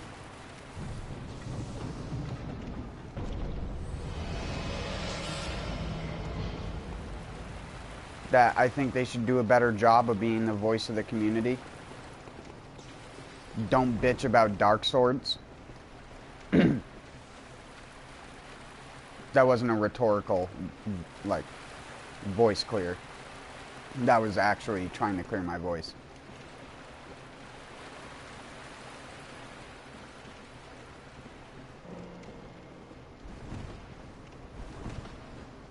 Where the fuck are you going, dude?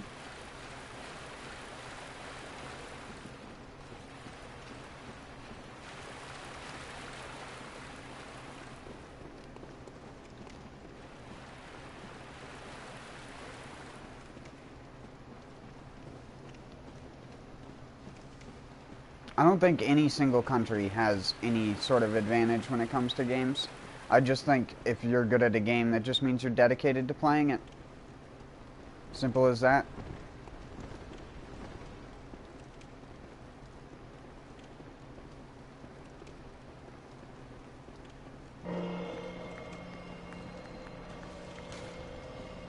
I don't really have an opinion on people from different countries when it comes to playing the game.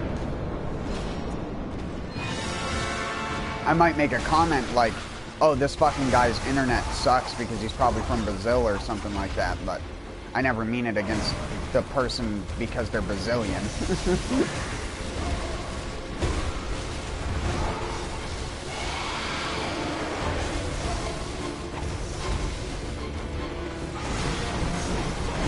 I praise Japanese people just as much as I shit on them, so. But I do that with pretty much everyone, because like I said, I'm a realist and a logical person, so I see the bad and good. Japanese people are so honorable and... Really nice to me reading it speak some English, the rest were pretty rude and too serious and competitive. I just noticed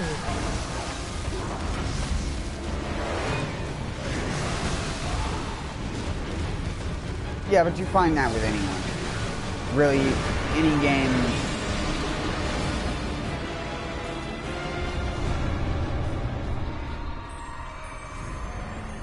Any game with any amount of people is going to have that problem.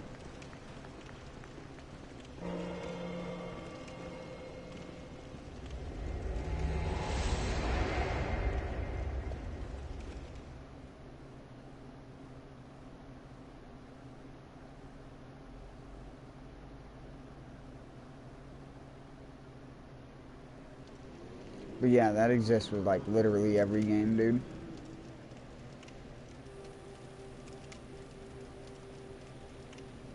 Like I said, I would never put the blame on an individual country for something like that.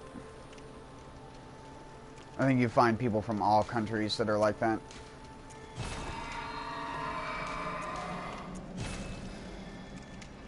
Especially with any game that is popular.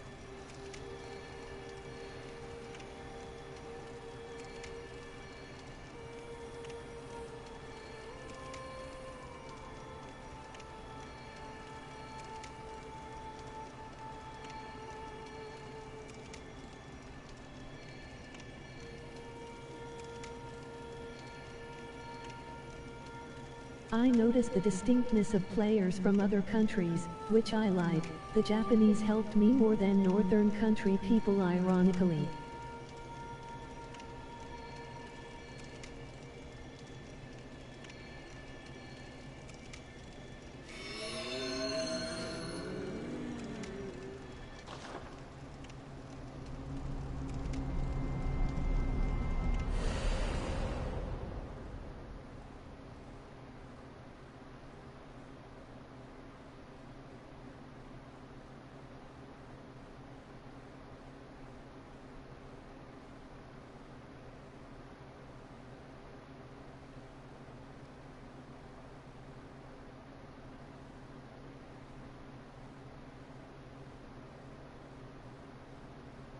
The language barrier though, lol.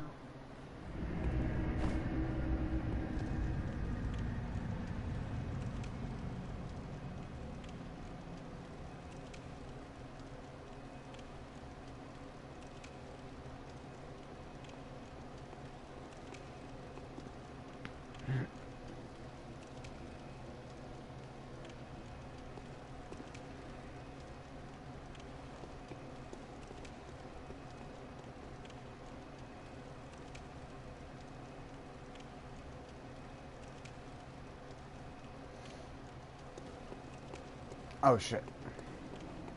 Yeah, but that's also, like...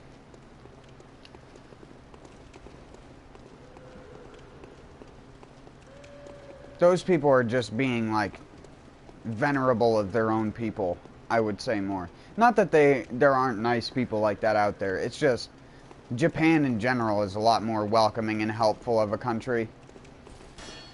You'd be surprised how willing they are to try and help an English person over there, even if you're clearly fucking clueless.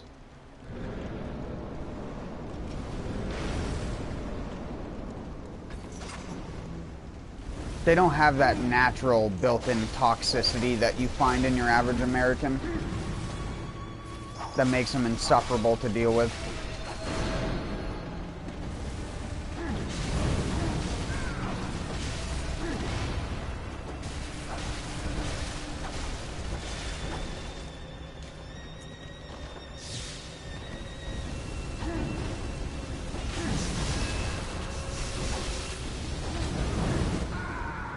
Oh my god.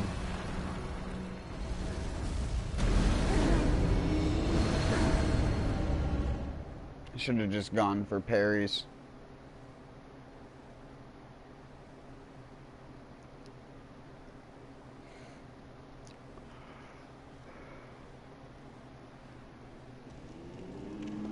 WTF did lag though.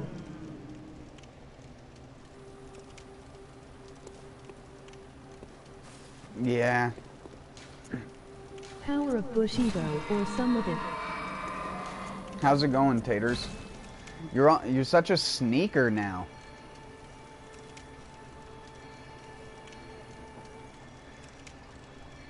You're the guy who walks into the room in the, like, crouch position with the arms in front of their body. And says one word, and then slowly disappears into the darkness.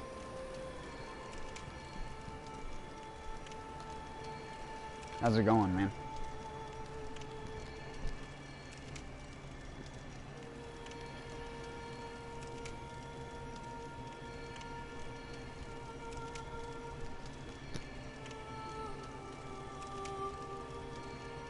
Lol. You used to come in and always used to say, "Hello, Commander."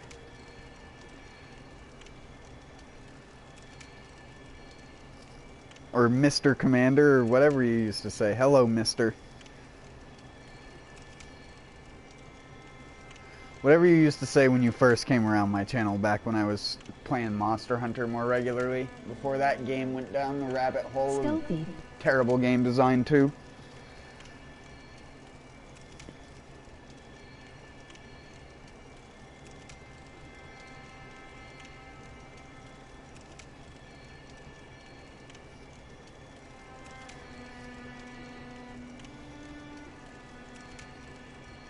You also don't talk to me or Hyro that much anymore.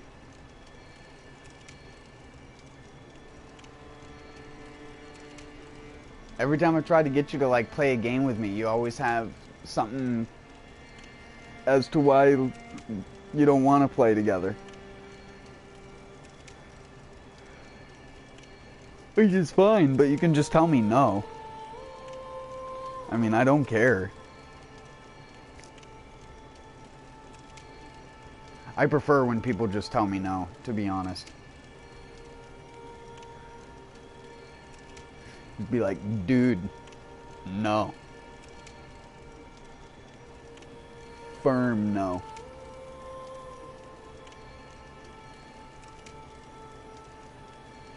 It's because he has ascended, not like Willem. 'Cause he usually doesn't reply to comments when he streams. Yes, I do. I just don't do it for like 5 minutes sometimes. Because half of the time my fucking text-to-voice glitches out.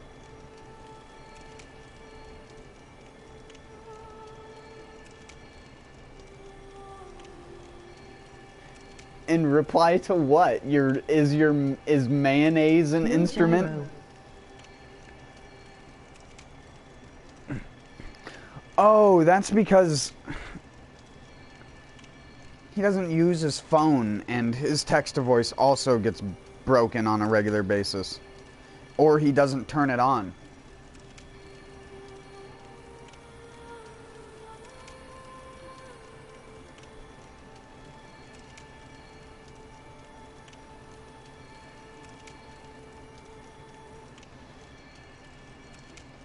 Either way, you can still send him or us a message. He doesn't mind being messaged when he streams.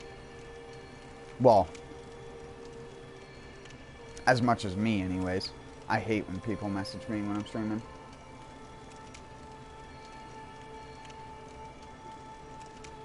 Mayonnaise an instrument?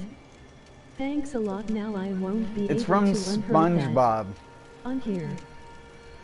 It's a SpongeBob reference.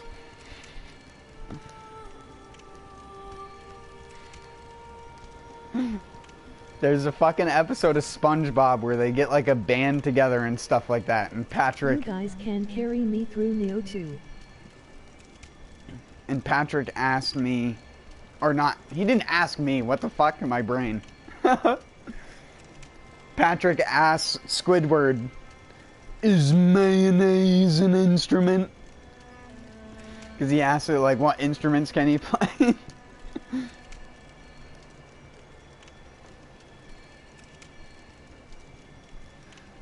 We have a bunch of in-jokes over the year or so. I can't believe it's been... Wait, yeah, you've been... You guys need to set things to Wombo.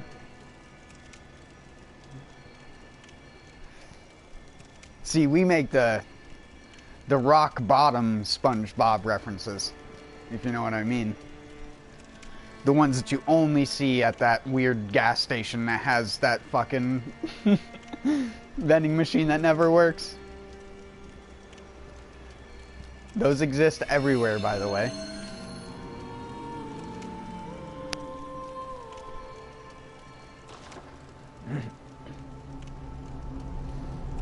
Are you gonna get it when it comes out?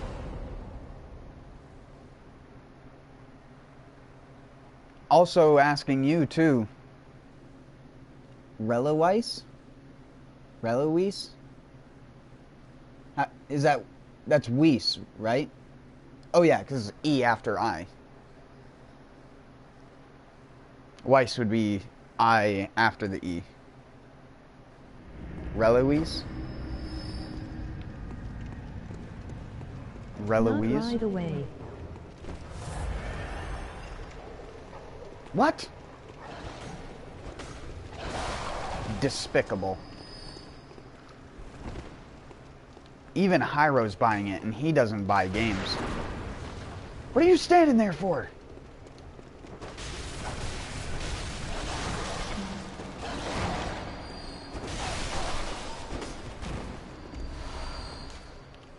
He's waiting for me to do this.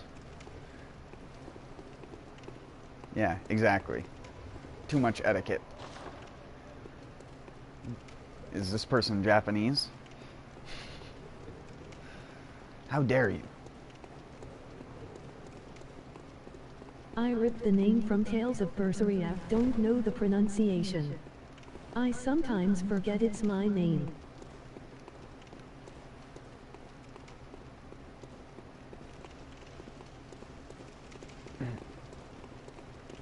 What do you want me to call you then?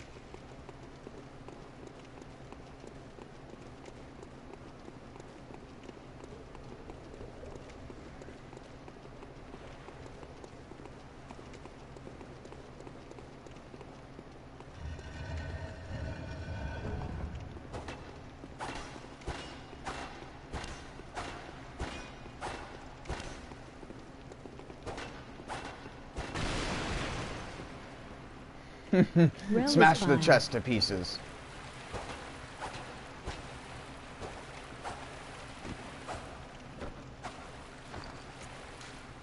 Hold on.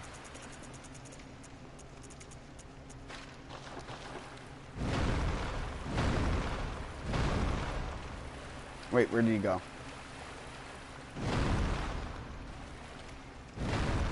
Can you break those? Oh yeah, there we go. Can you break these? My brain.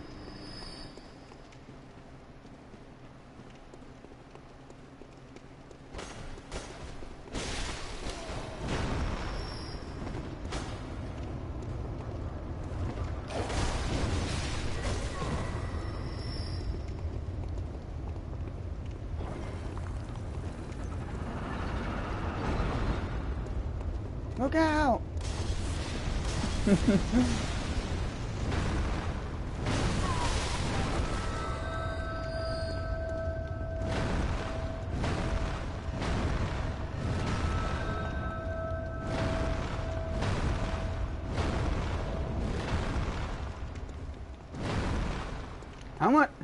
How many hits does it take to get to the Tootsie Roll center of a chest pot?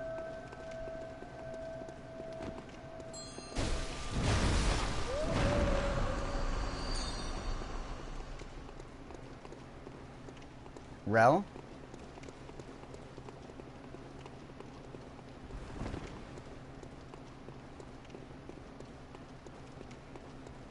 Relish the moment.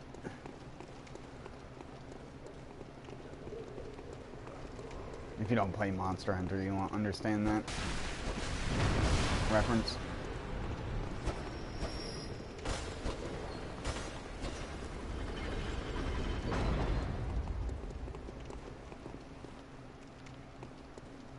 Okay then.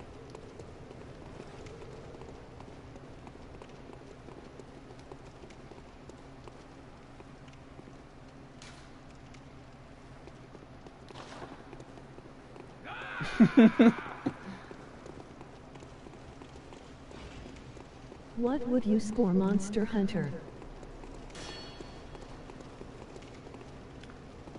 Its base game, before they added the DLC, I probably would have put like 88 to 90.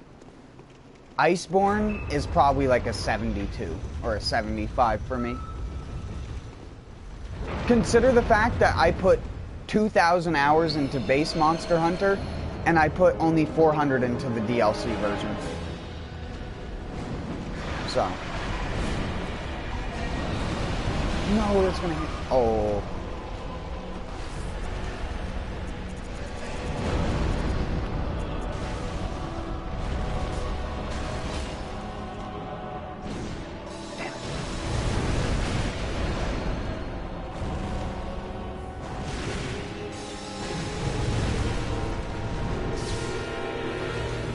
Yeah, that's not, you don't want to be in the gooch.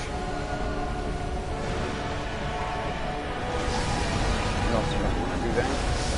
Okay.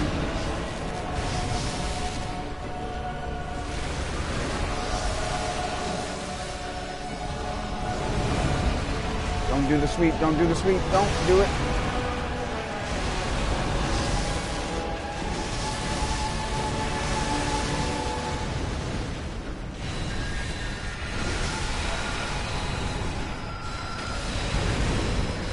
What?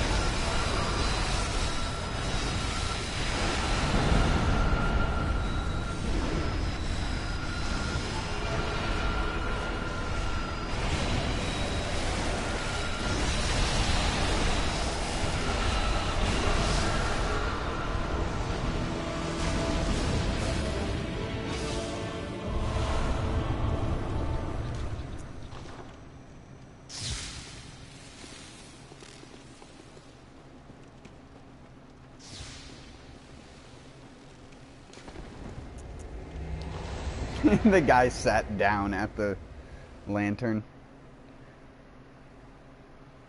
What a RP. But you didn't answer. Are you not getting Neo?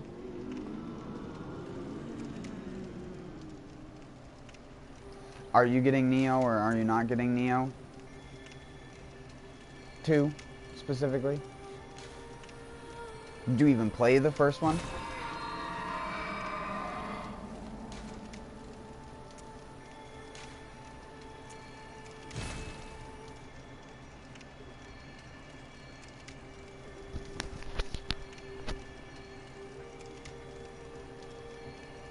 Monster Hunter is still a great game, though. Don't get me wrong. Oh, I thought you were only talking to God. Oh my God.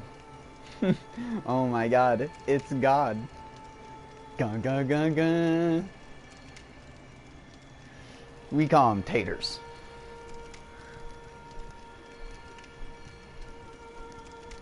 Tate's William. Tate's Billy.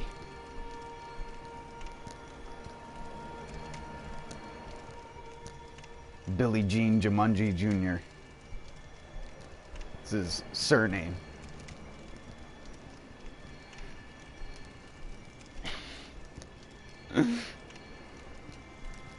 He's like, fuck no. Absolutely not. Fuck no. Oh.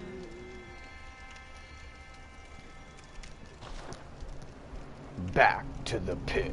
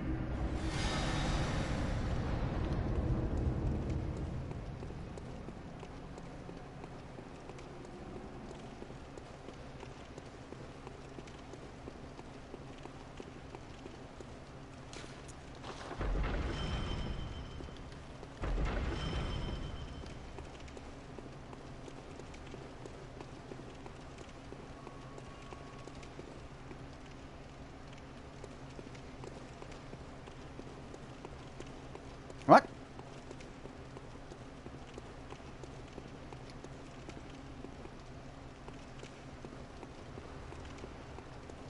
No, sadly. I just feel a lot of pressure being 2-9 and want to quickly get back into playing with bands. I experience games through trailers and...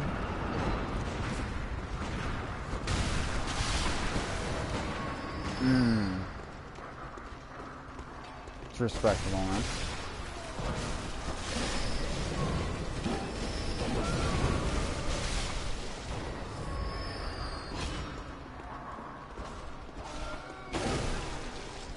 You know the old adage. All work and no play makes me a dull boy.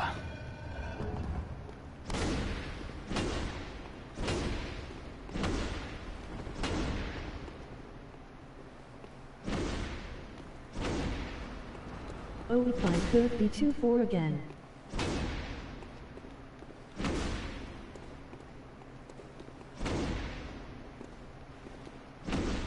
You can.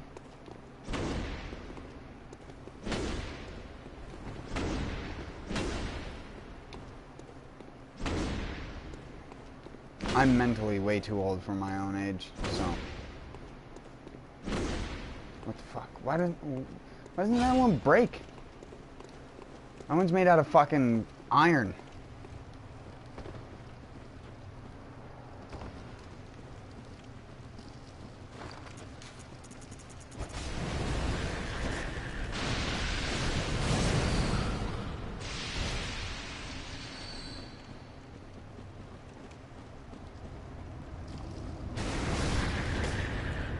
Did you play Neo 1?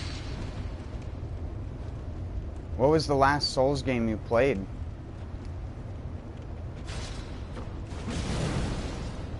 Okay, just ignore me. Blowing my money on a lot of gear, LOL.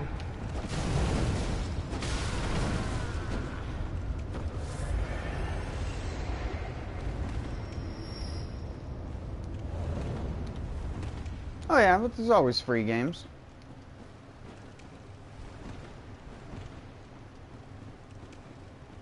I don't mean that as in like Fortnite, I mean as in like with the PlayStation Plus stuff, but I guess that means you also have to have PlayStation Plus.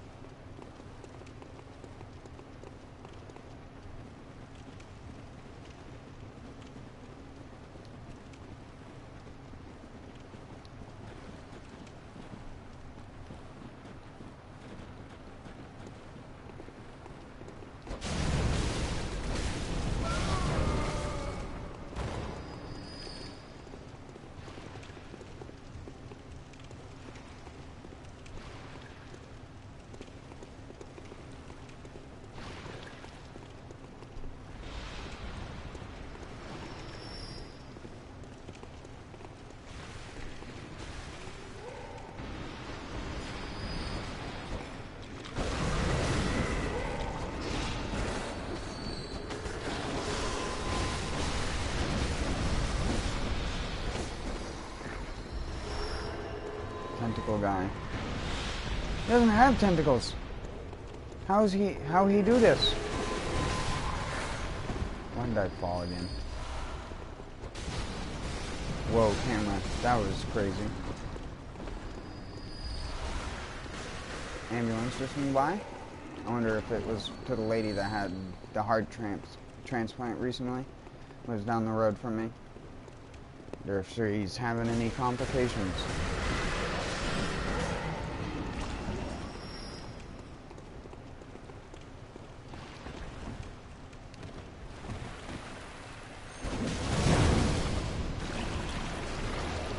Blame the delayed LOL. For me, I'm putting most my time into music, 12 to 16 hours a day. I will chat in streams though.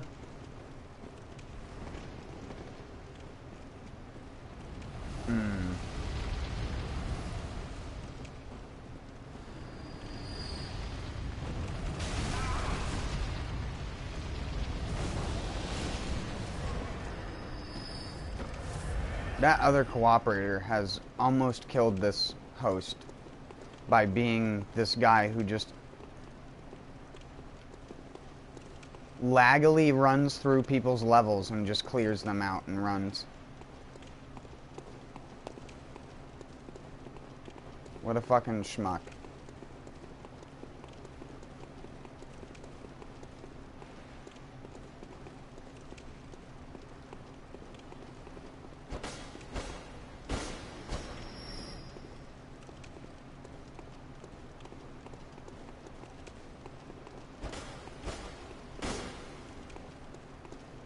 Like, how is he cooperating right now? If I was just Beckoner, I would use the silencing blank.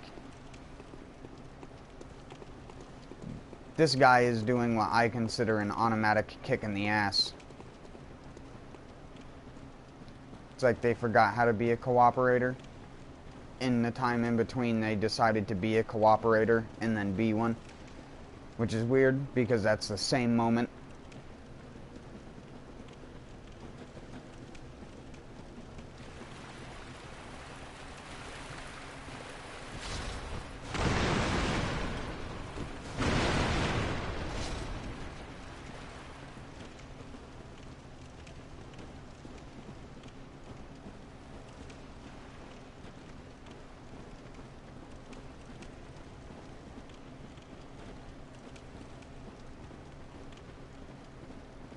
If I can compose music for games that would be bomb, that would give me a reason to game. They'd have to be games by independent studios, huh?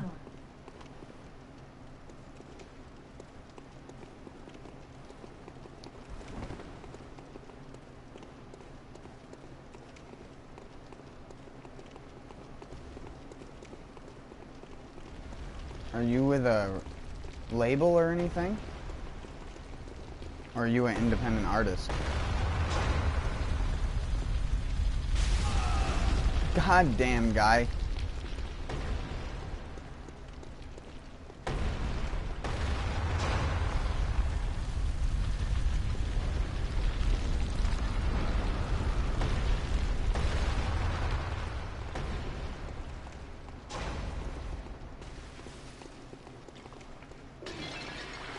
Cool, that's what you get, nerd.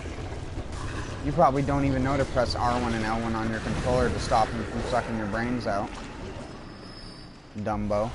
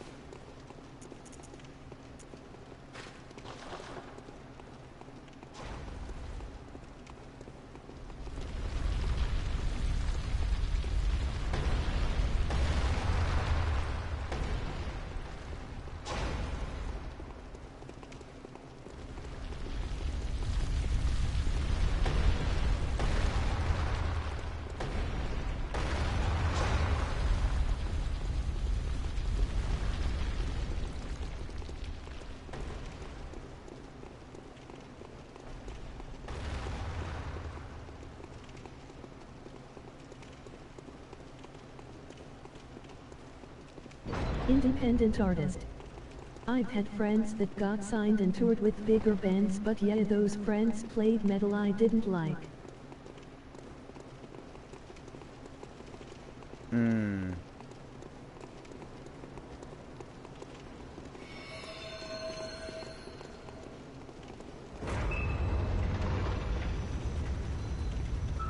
So you get most of your money through independent sales or shows?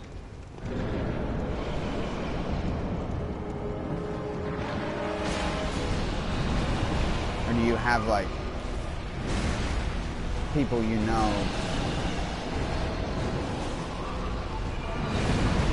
that help expose you?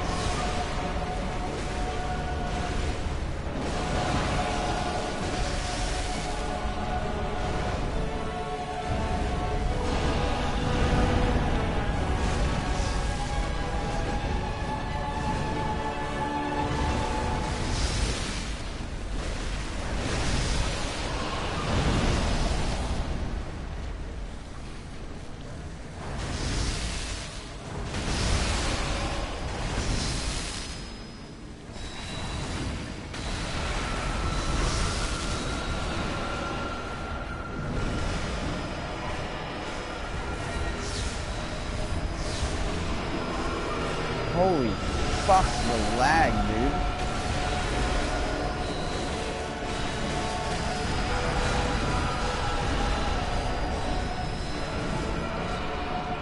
There's no way I can reliably predict when I'm going to get hit or not. Well, when I'm that close.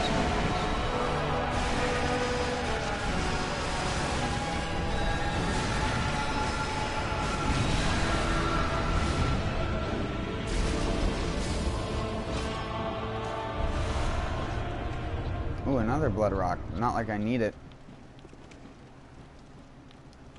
I almost have every weapon in the game plus 10. At this point, I'm gonna need like 40 fucking chunks to even fulfill how many blood rocks I have in my inventory.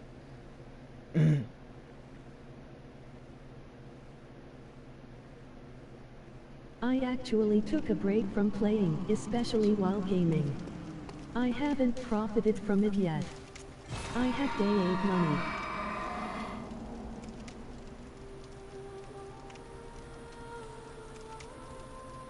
I got stubborn and didn't join my friends' bands because they weren't black metal.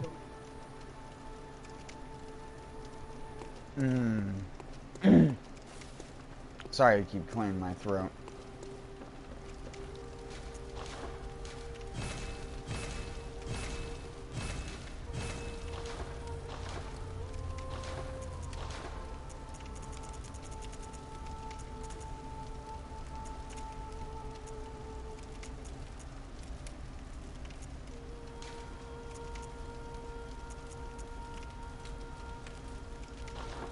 I need to go sell the crappy gems I've accrued.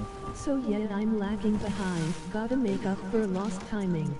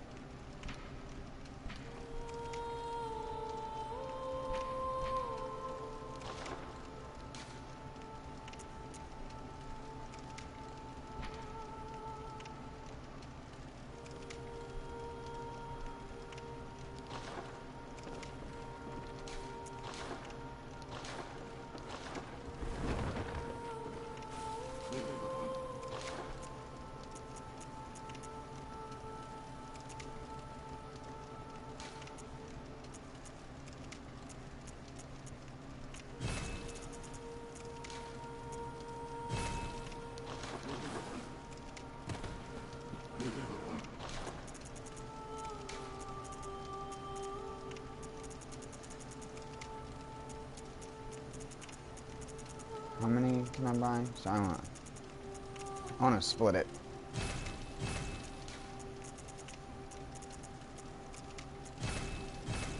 Oh, bolt paper is slightly more expensive than fire paper, lol. Even though fire paper is better. Awesome. Great game design. Bolt doesn't benefit from a secondary item. How is it worth more? Fire should be worth almost double, because it benefits from oil urns. Las Vegas has so many musicians, so yeah, a lot of competition but a lot of allies as well.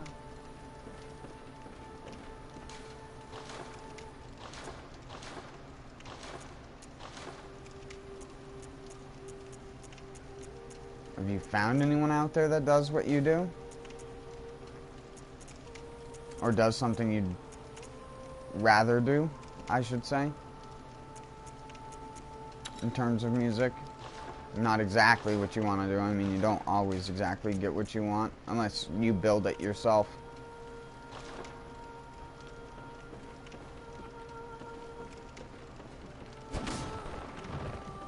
Holy fuck. I don't think I've ever exploded the pile all over the place so viciously.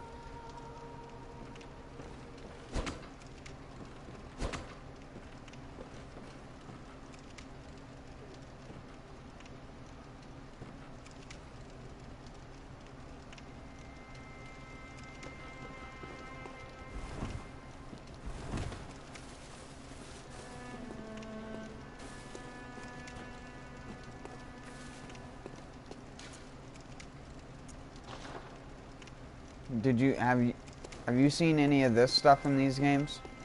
I always show it to people, but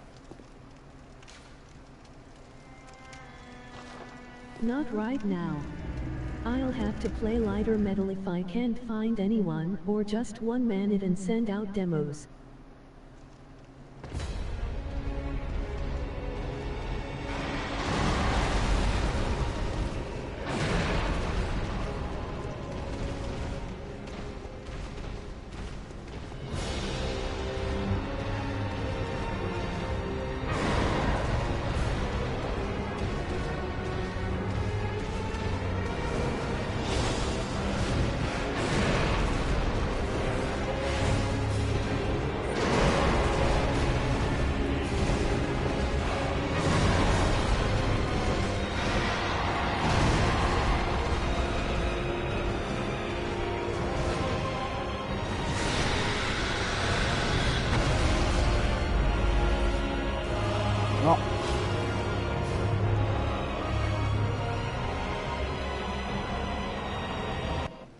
Yeah, I forgot about this. Thanks for showing it.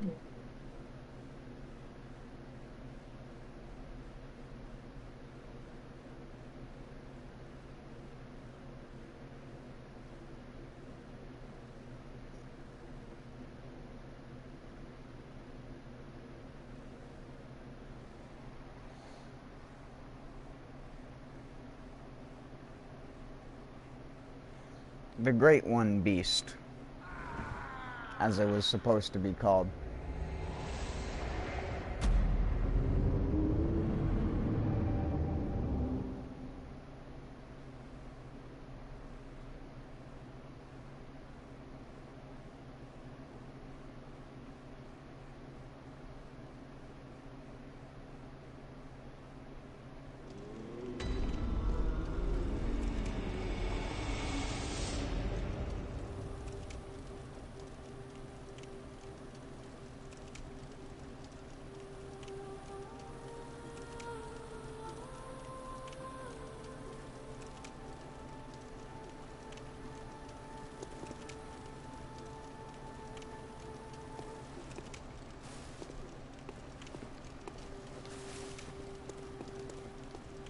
Even the LCS Lawrence was made at the last minute.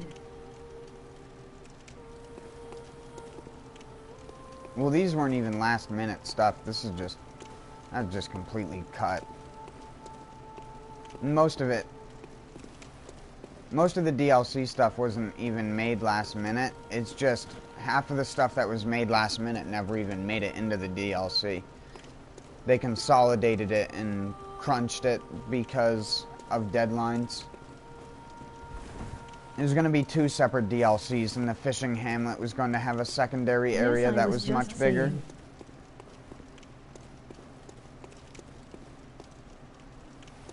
Lawrence was always planned to be in the game as a cleric beast, like I was saying earlier, because of the fact that he was based on the original script of the story, and him inviting you to Yarnum. Wait.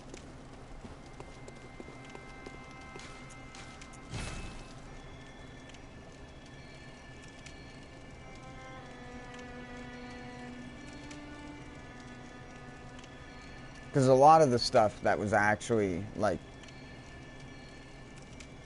6 months before the stuff is even about to come out is when they decide to do that. When they decide to crack down for optimization is when they basically start cutting whatever is not working at that point out of the game. They do it with every single game, like I said. Every Dark Souls game has that cutting point where they stop giving a fuck and just start pushing shit. And in some cases completely leave out entire areas just due to not wanting to actually finish making the area before optimization. That's why Demon Souls is missing an entire Archstone. That's why Dark Souls 1 has a cut version of the Bed of Chaos, which was actually going to be a good fight. Undead King Jareel. And then an entire lava area just full of copy and pasted dragon butts because they didn't have anything else to put there.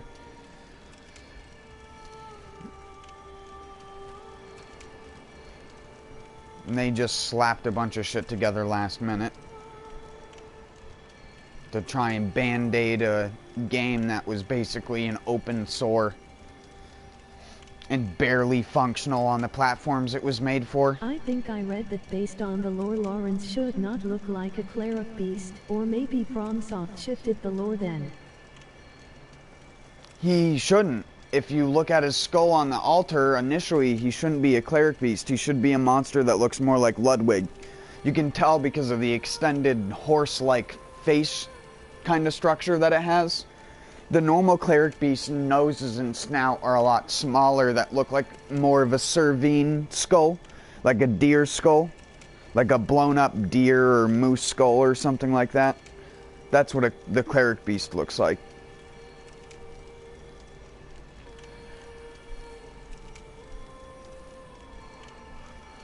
Kind of like the Leshen from The Witcher. The Leshen is another good example of that kind of design.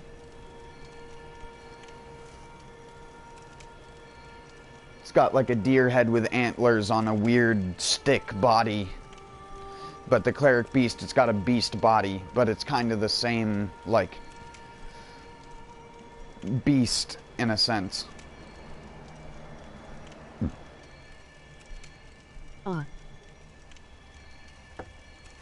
I like that kind of design, that deer head skull look. I don't hate the cleric beast design, but yeah, Lawrence was supposed to be more like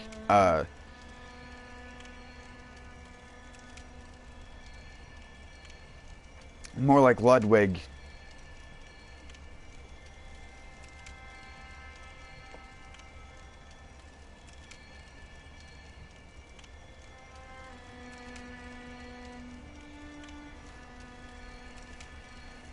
His second phase is probably the biggest example of how rushed they were.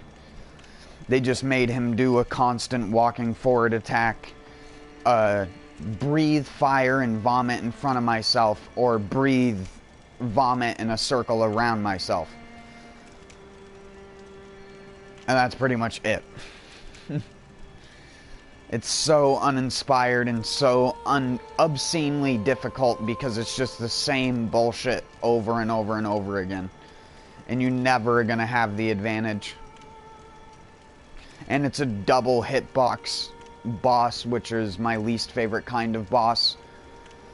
In these games, Maria I had a huge problem with. Same thing with Orphan of Cause, where I can't deal with multiple hitbox nonsense. If it's just one hitbox, it's fine. It's when it's two hitboxes that overlap each other that have a different timing on the hitbox that I start getting tilted. Like DS3 DLC with Gale and stuff like that. That shit is just so tilt heavy. Or like Ashes of Ariandel with fucking Frida. But she doesn't really have double hitboxes. It's just the fact that that fight just takes fucking forever.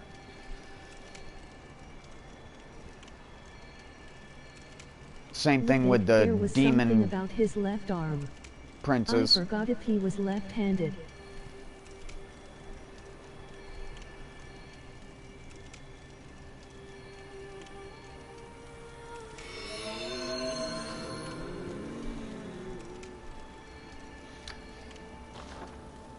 No, I believe... I couldn't tell you, to be honest. I can't remember.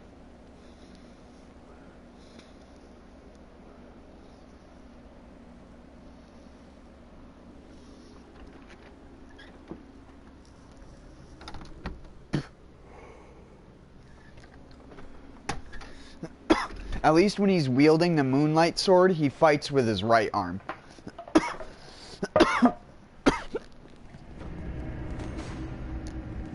He swings the sword with his right arm, so that would make him right-handed, at least in terms of fighting. But most of the time when you were taught to be a knight, you were taught to fight right-handed anyways. You weren't taught to fight ambidextrously. And most armor back then was designed around that. They would have a thicker pauldron on the weapon arm.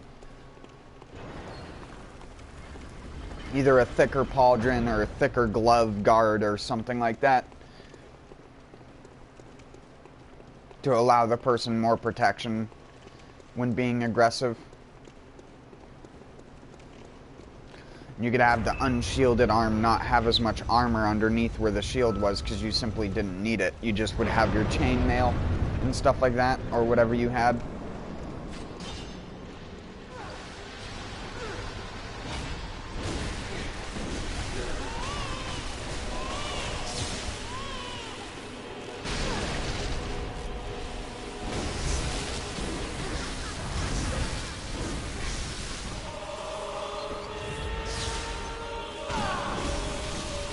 He was the only one who could regain his humanity, I think, like a more successful Artorias.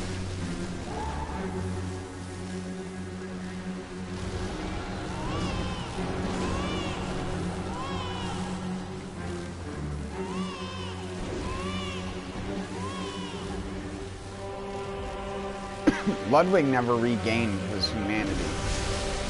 He just never lost it. There was still that shred of humanity on the inside. Because he initially thought he was doing the right thing. Which is why he asks you if you wear the church garb when you talk to him inside of the underground corpse pile. It's why he asks you if his church hunters were as venerable as he'd hoped they'd be. And if you tell him no, it immediately breaks his human will and he goes back to being a beast.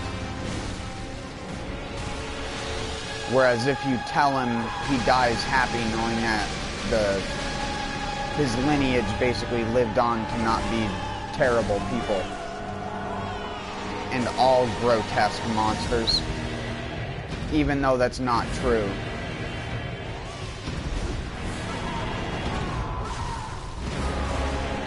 Oh boy. She deals some damage. It's a cool design. His second phase, he fights more like a human than beast.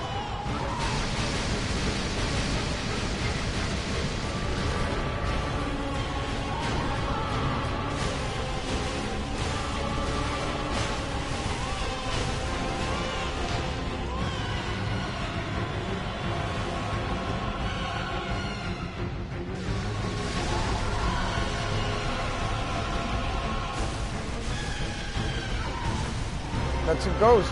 Why ain't no dying one hit?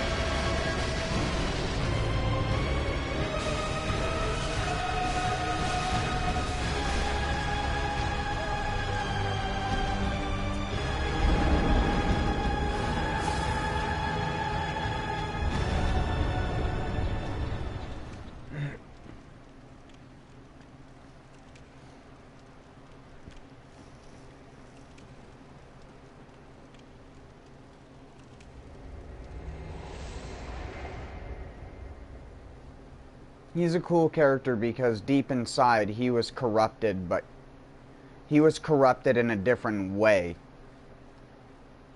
He's an example of where the actual kinship, or whatever you want to call it, the godship, the old gods, whatever, the part of the story that has to do with aliens.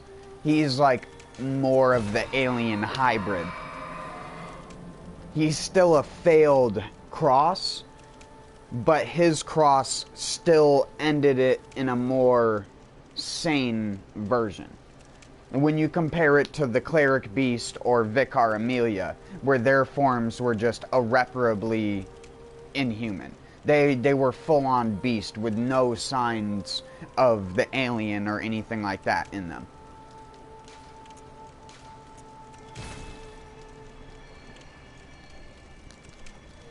And Ludwig has the alien part in him, where he has the second, like, weird head and shit like that. And his beast form was different than all others. His took on more of a pig, like, horse kind of look, with a lot of limbs and stuff, an amalgamate representative of the area where he's in, the underground corpse pile. He himself was a corpse pile.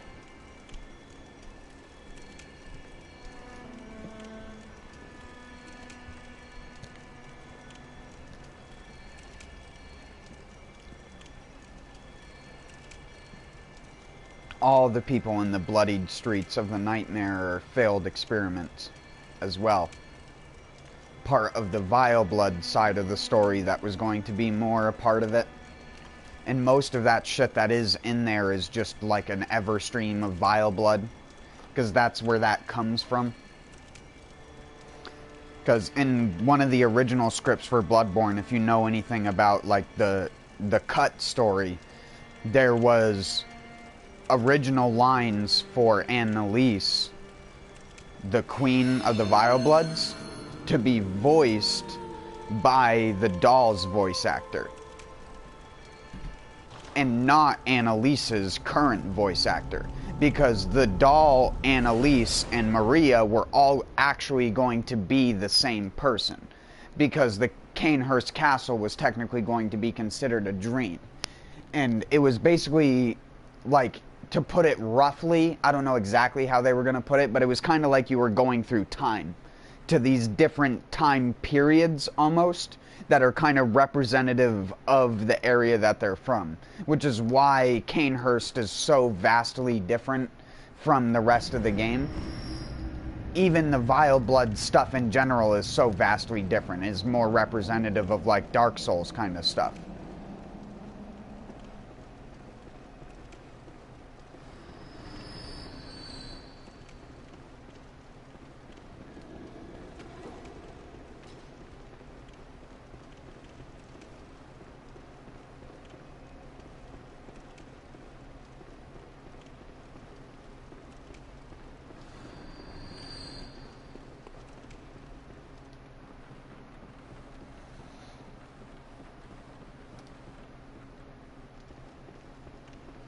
There's a lot of cool cut stuff about it. There's actually a way to save edit your game so you can have Maria be alive instead of dead in the chair, and you can actually talk to her and get more information about the actual area like you're supposed to. And then Simon is supposed to go and kill her like Simon can kill Ludwig.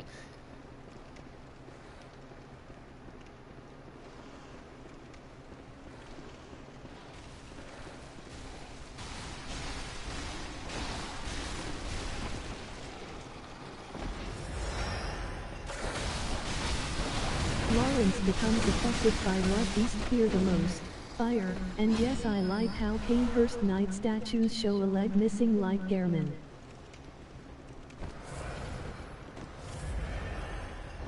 Look whose trousers I'm wearing.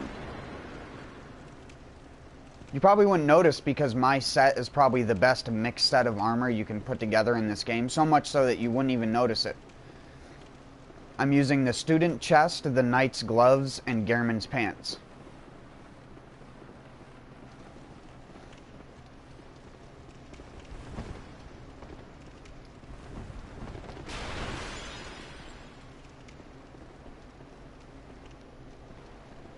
And the reason I do that is because the red all blends together. The red on the student blends with the red on the Gehrman pants.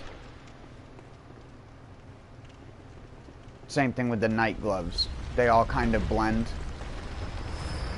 And you get this set which otherwise looks like a Mikolash clone, but actually matches a lot better. Mikolash should have had the red pants on. It sure does.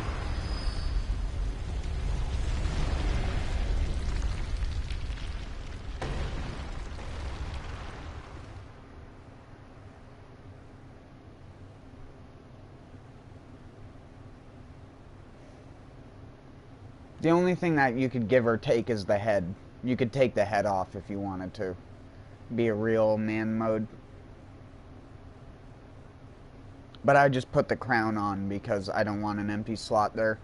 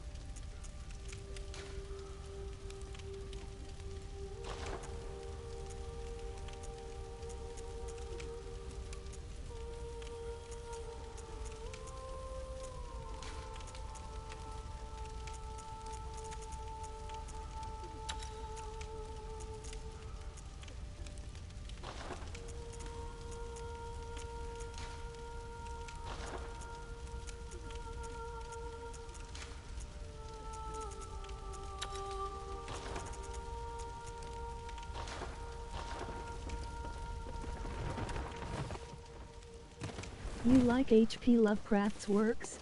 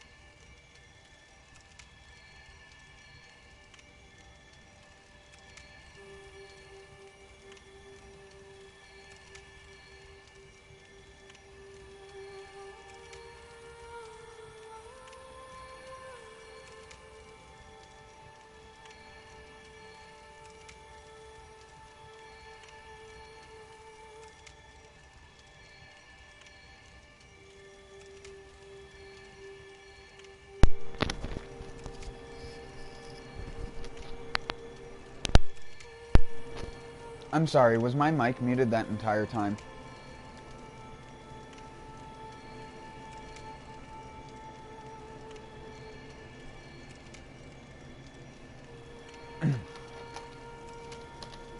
I forgot to unmute my mic earlier when I muted it for a second to do something. If not, then never mind.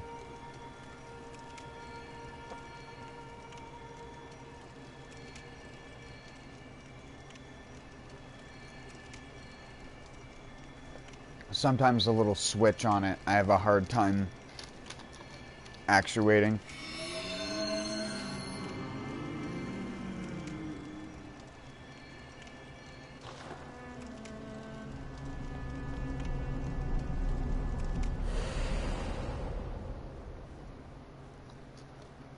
I just wish people would better learn how to judge video games.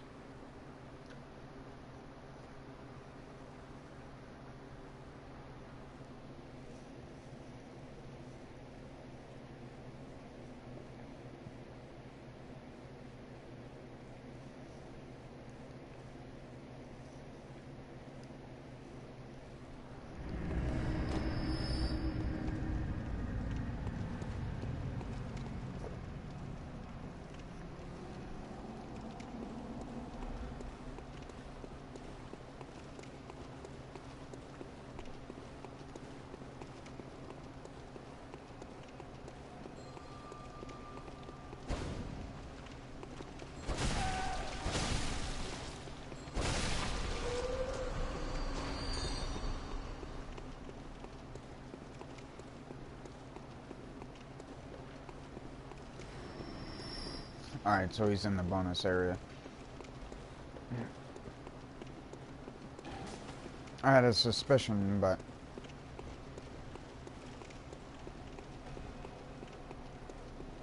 you never know.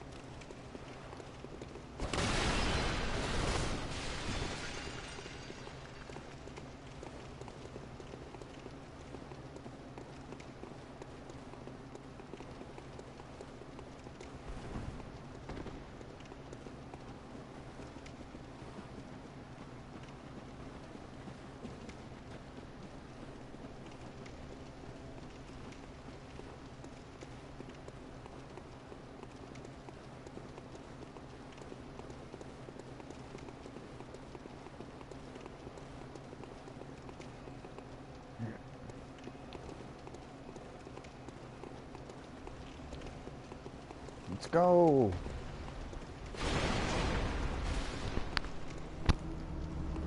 Sorry.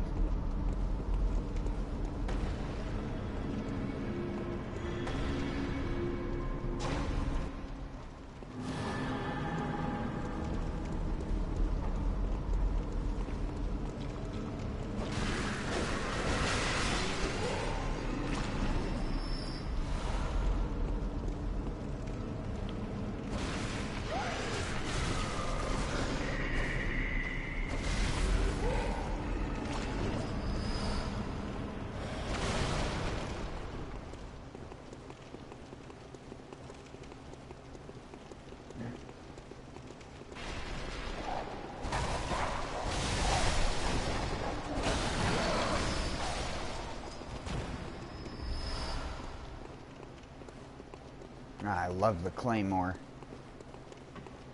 Sorry, the moonlight sword.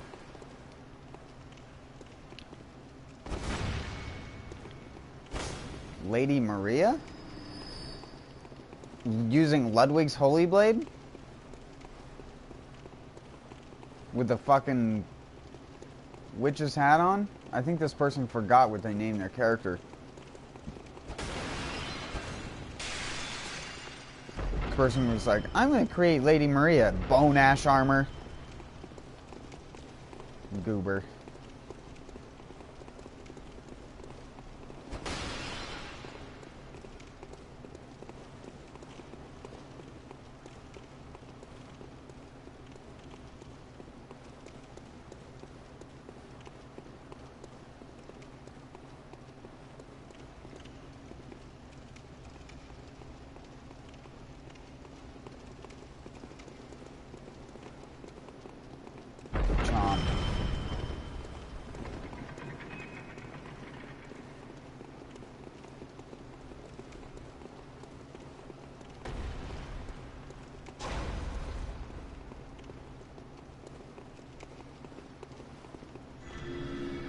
Goodbye, Dumbo.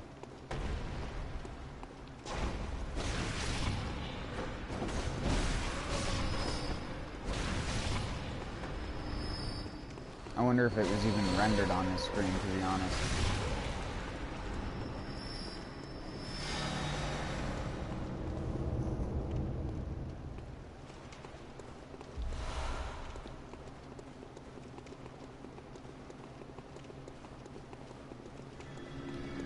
Well, goodbye.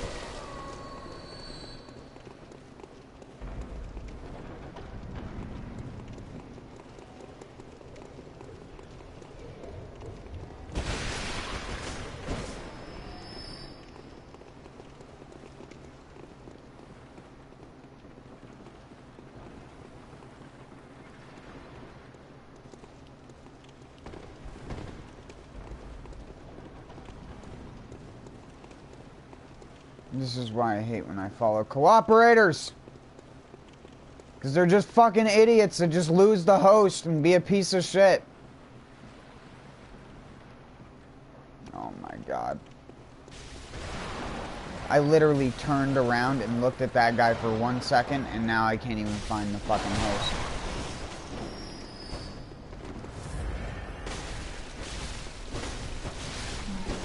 Fucking toadstool person.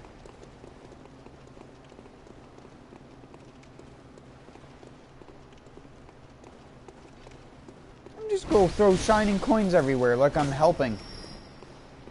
I don't understand how path markers are used. That's a person without survival instinct. It's a person with...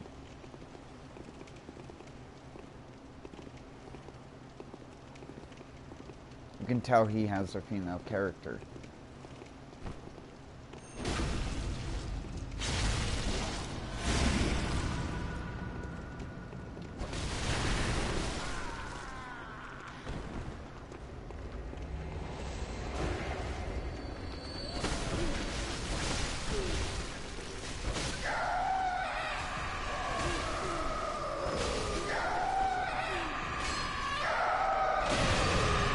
What a marvelous sound.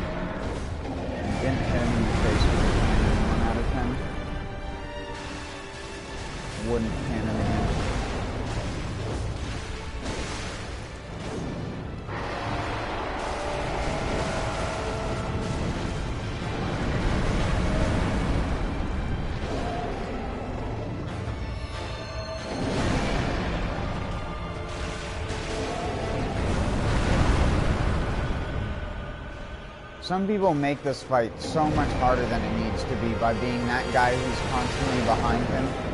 And, oh my god, he rolled it. Oh my god. Oh my god.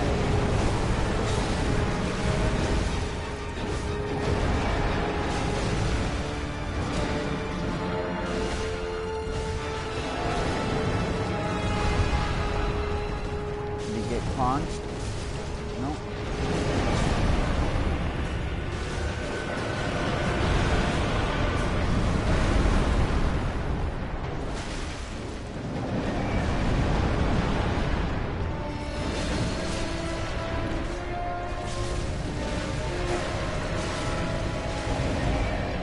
You guys are really damage on your legs.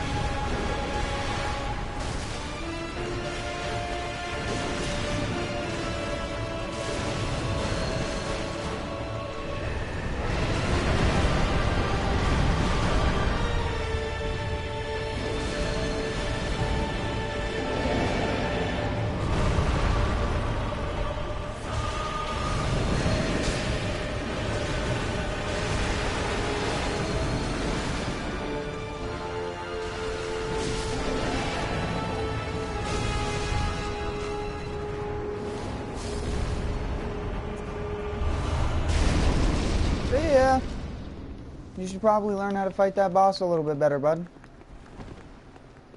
Maybe don't tackle it from the ass forward. You would be a lot better off. Like a lot better off. Not even like partially better off, like a lot better off.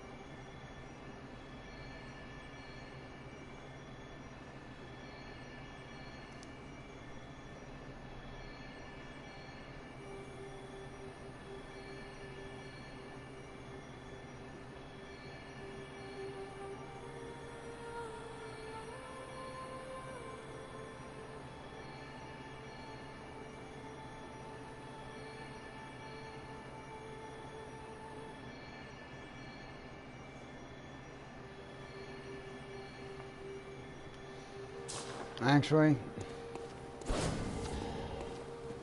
I should probably stop.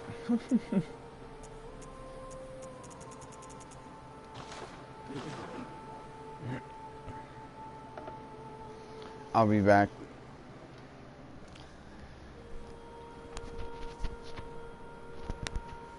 I'll be back probably around the same time tomorrow.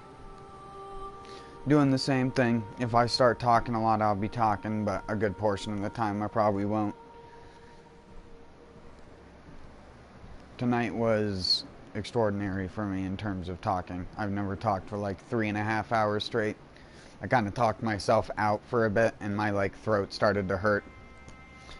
And I couldn't like keep clearing it. The act of clearing my throat to try and talk without a gravelly voice in turn hurts my throat and makes it hurt to talk, so that's why I keep like pausing and fucking up talking, because it's like actually painful. But I'm just gonna get off. I'll be back. Have a good one.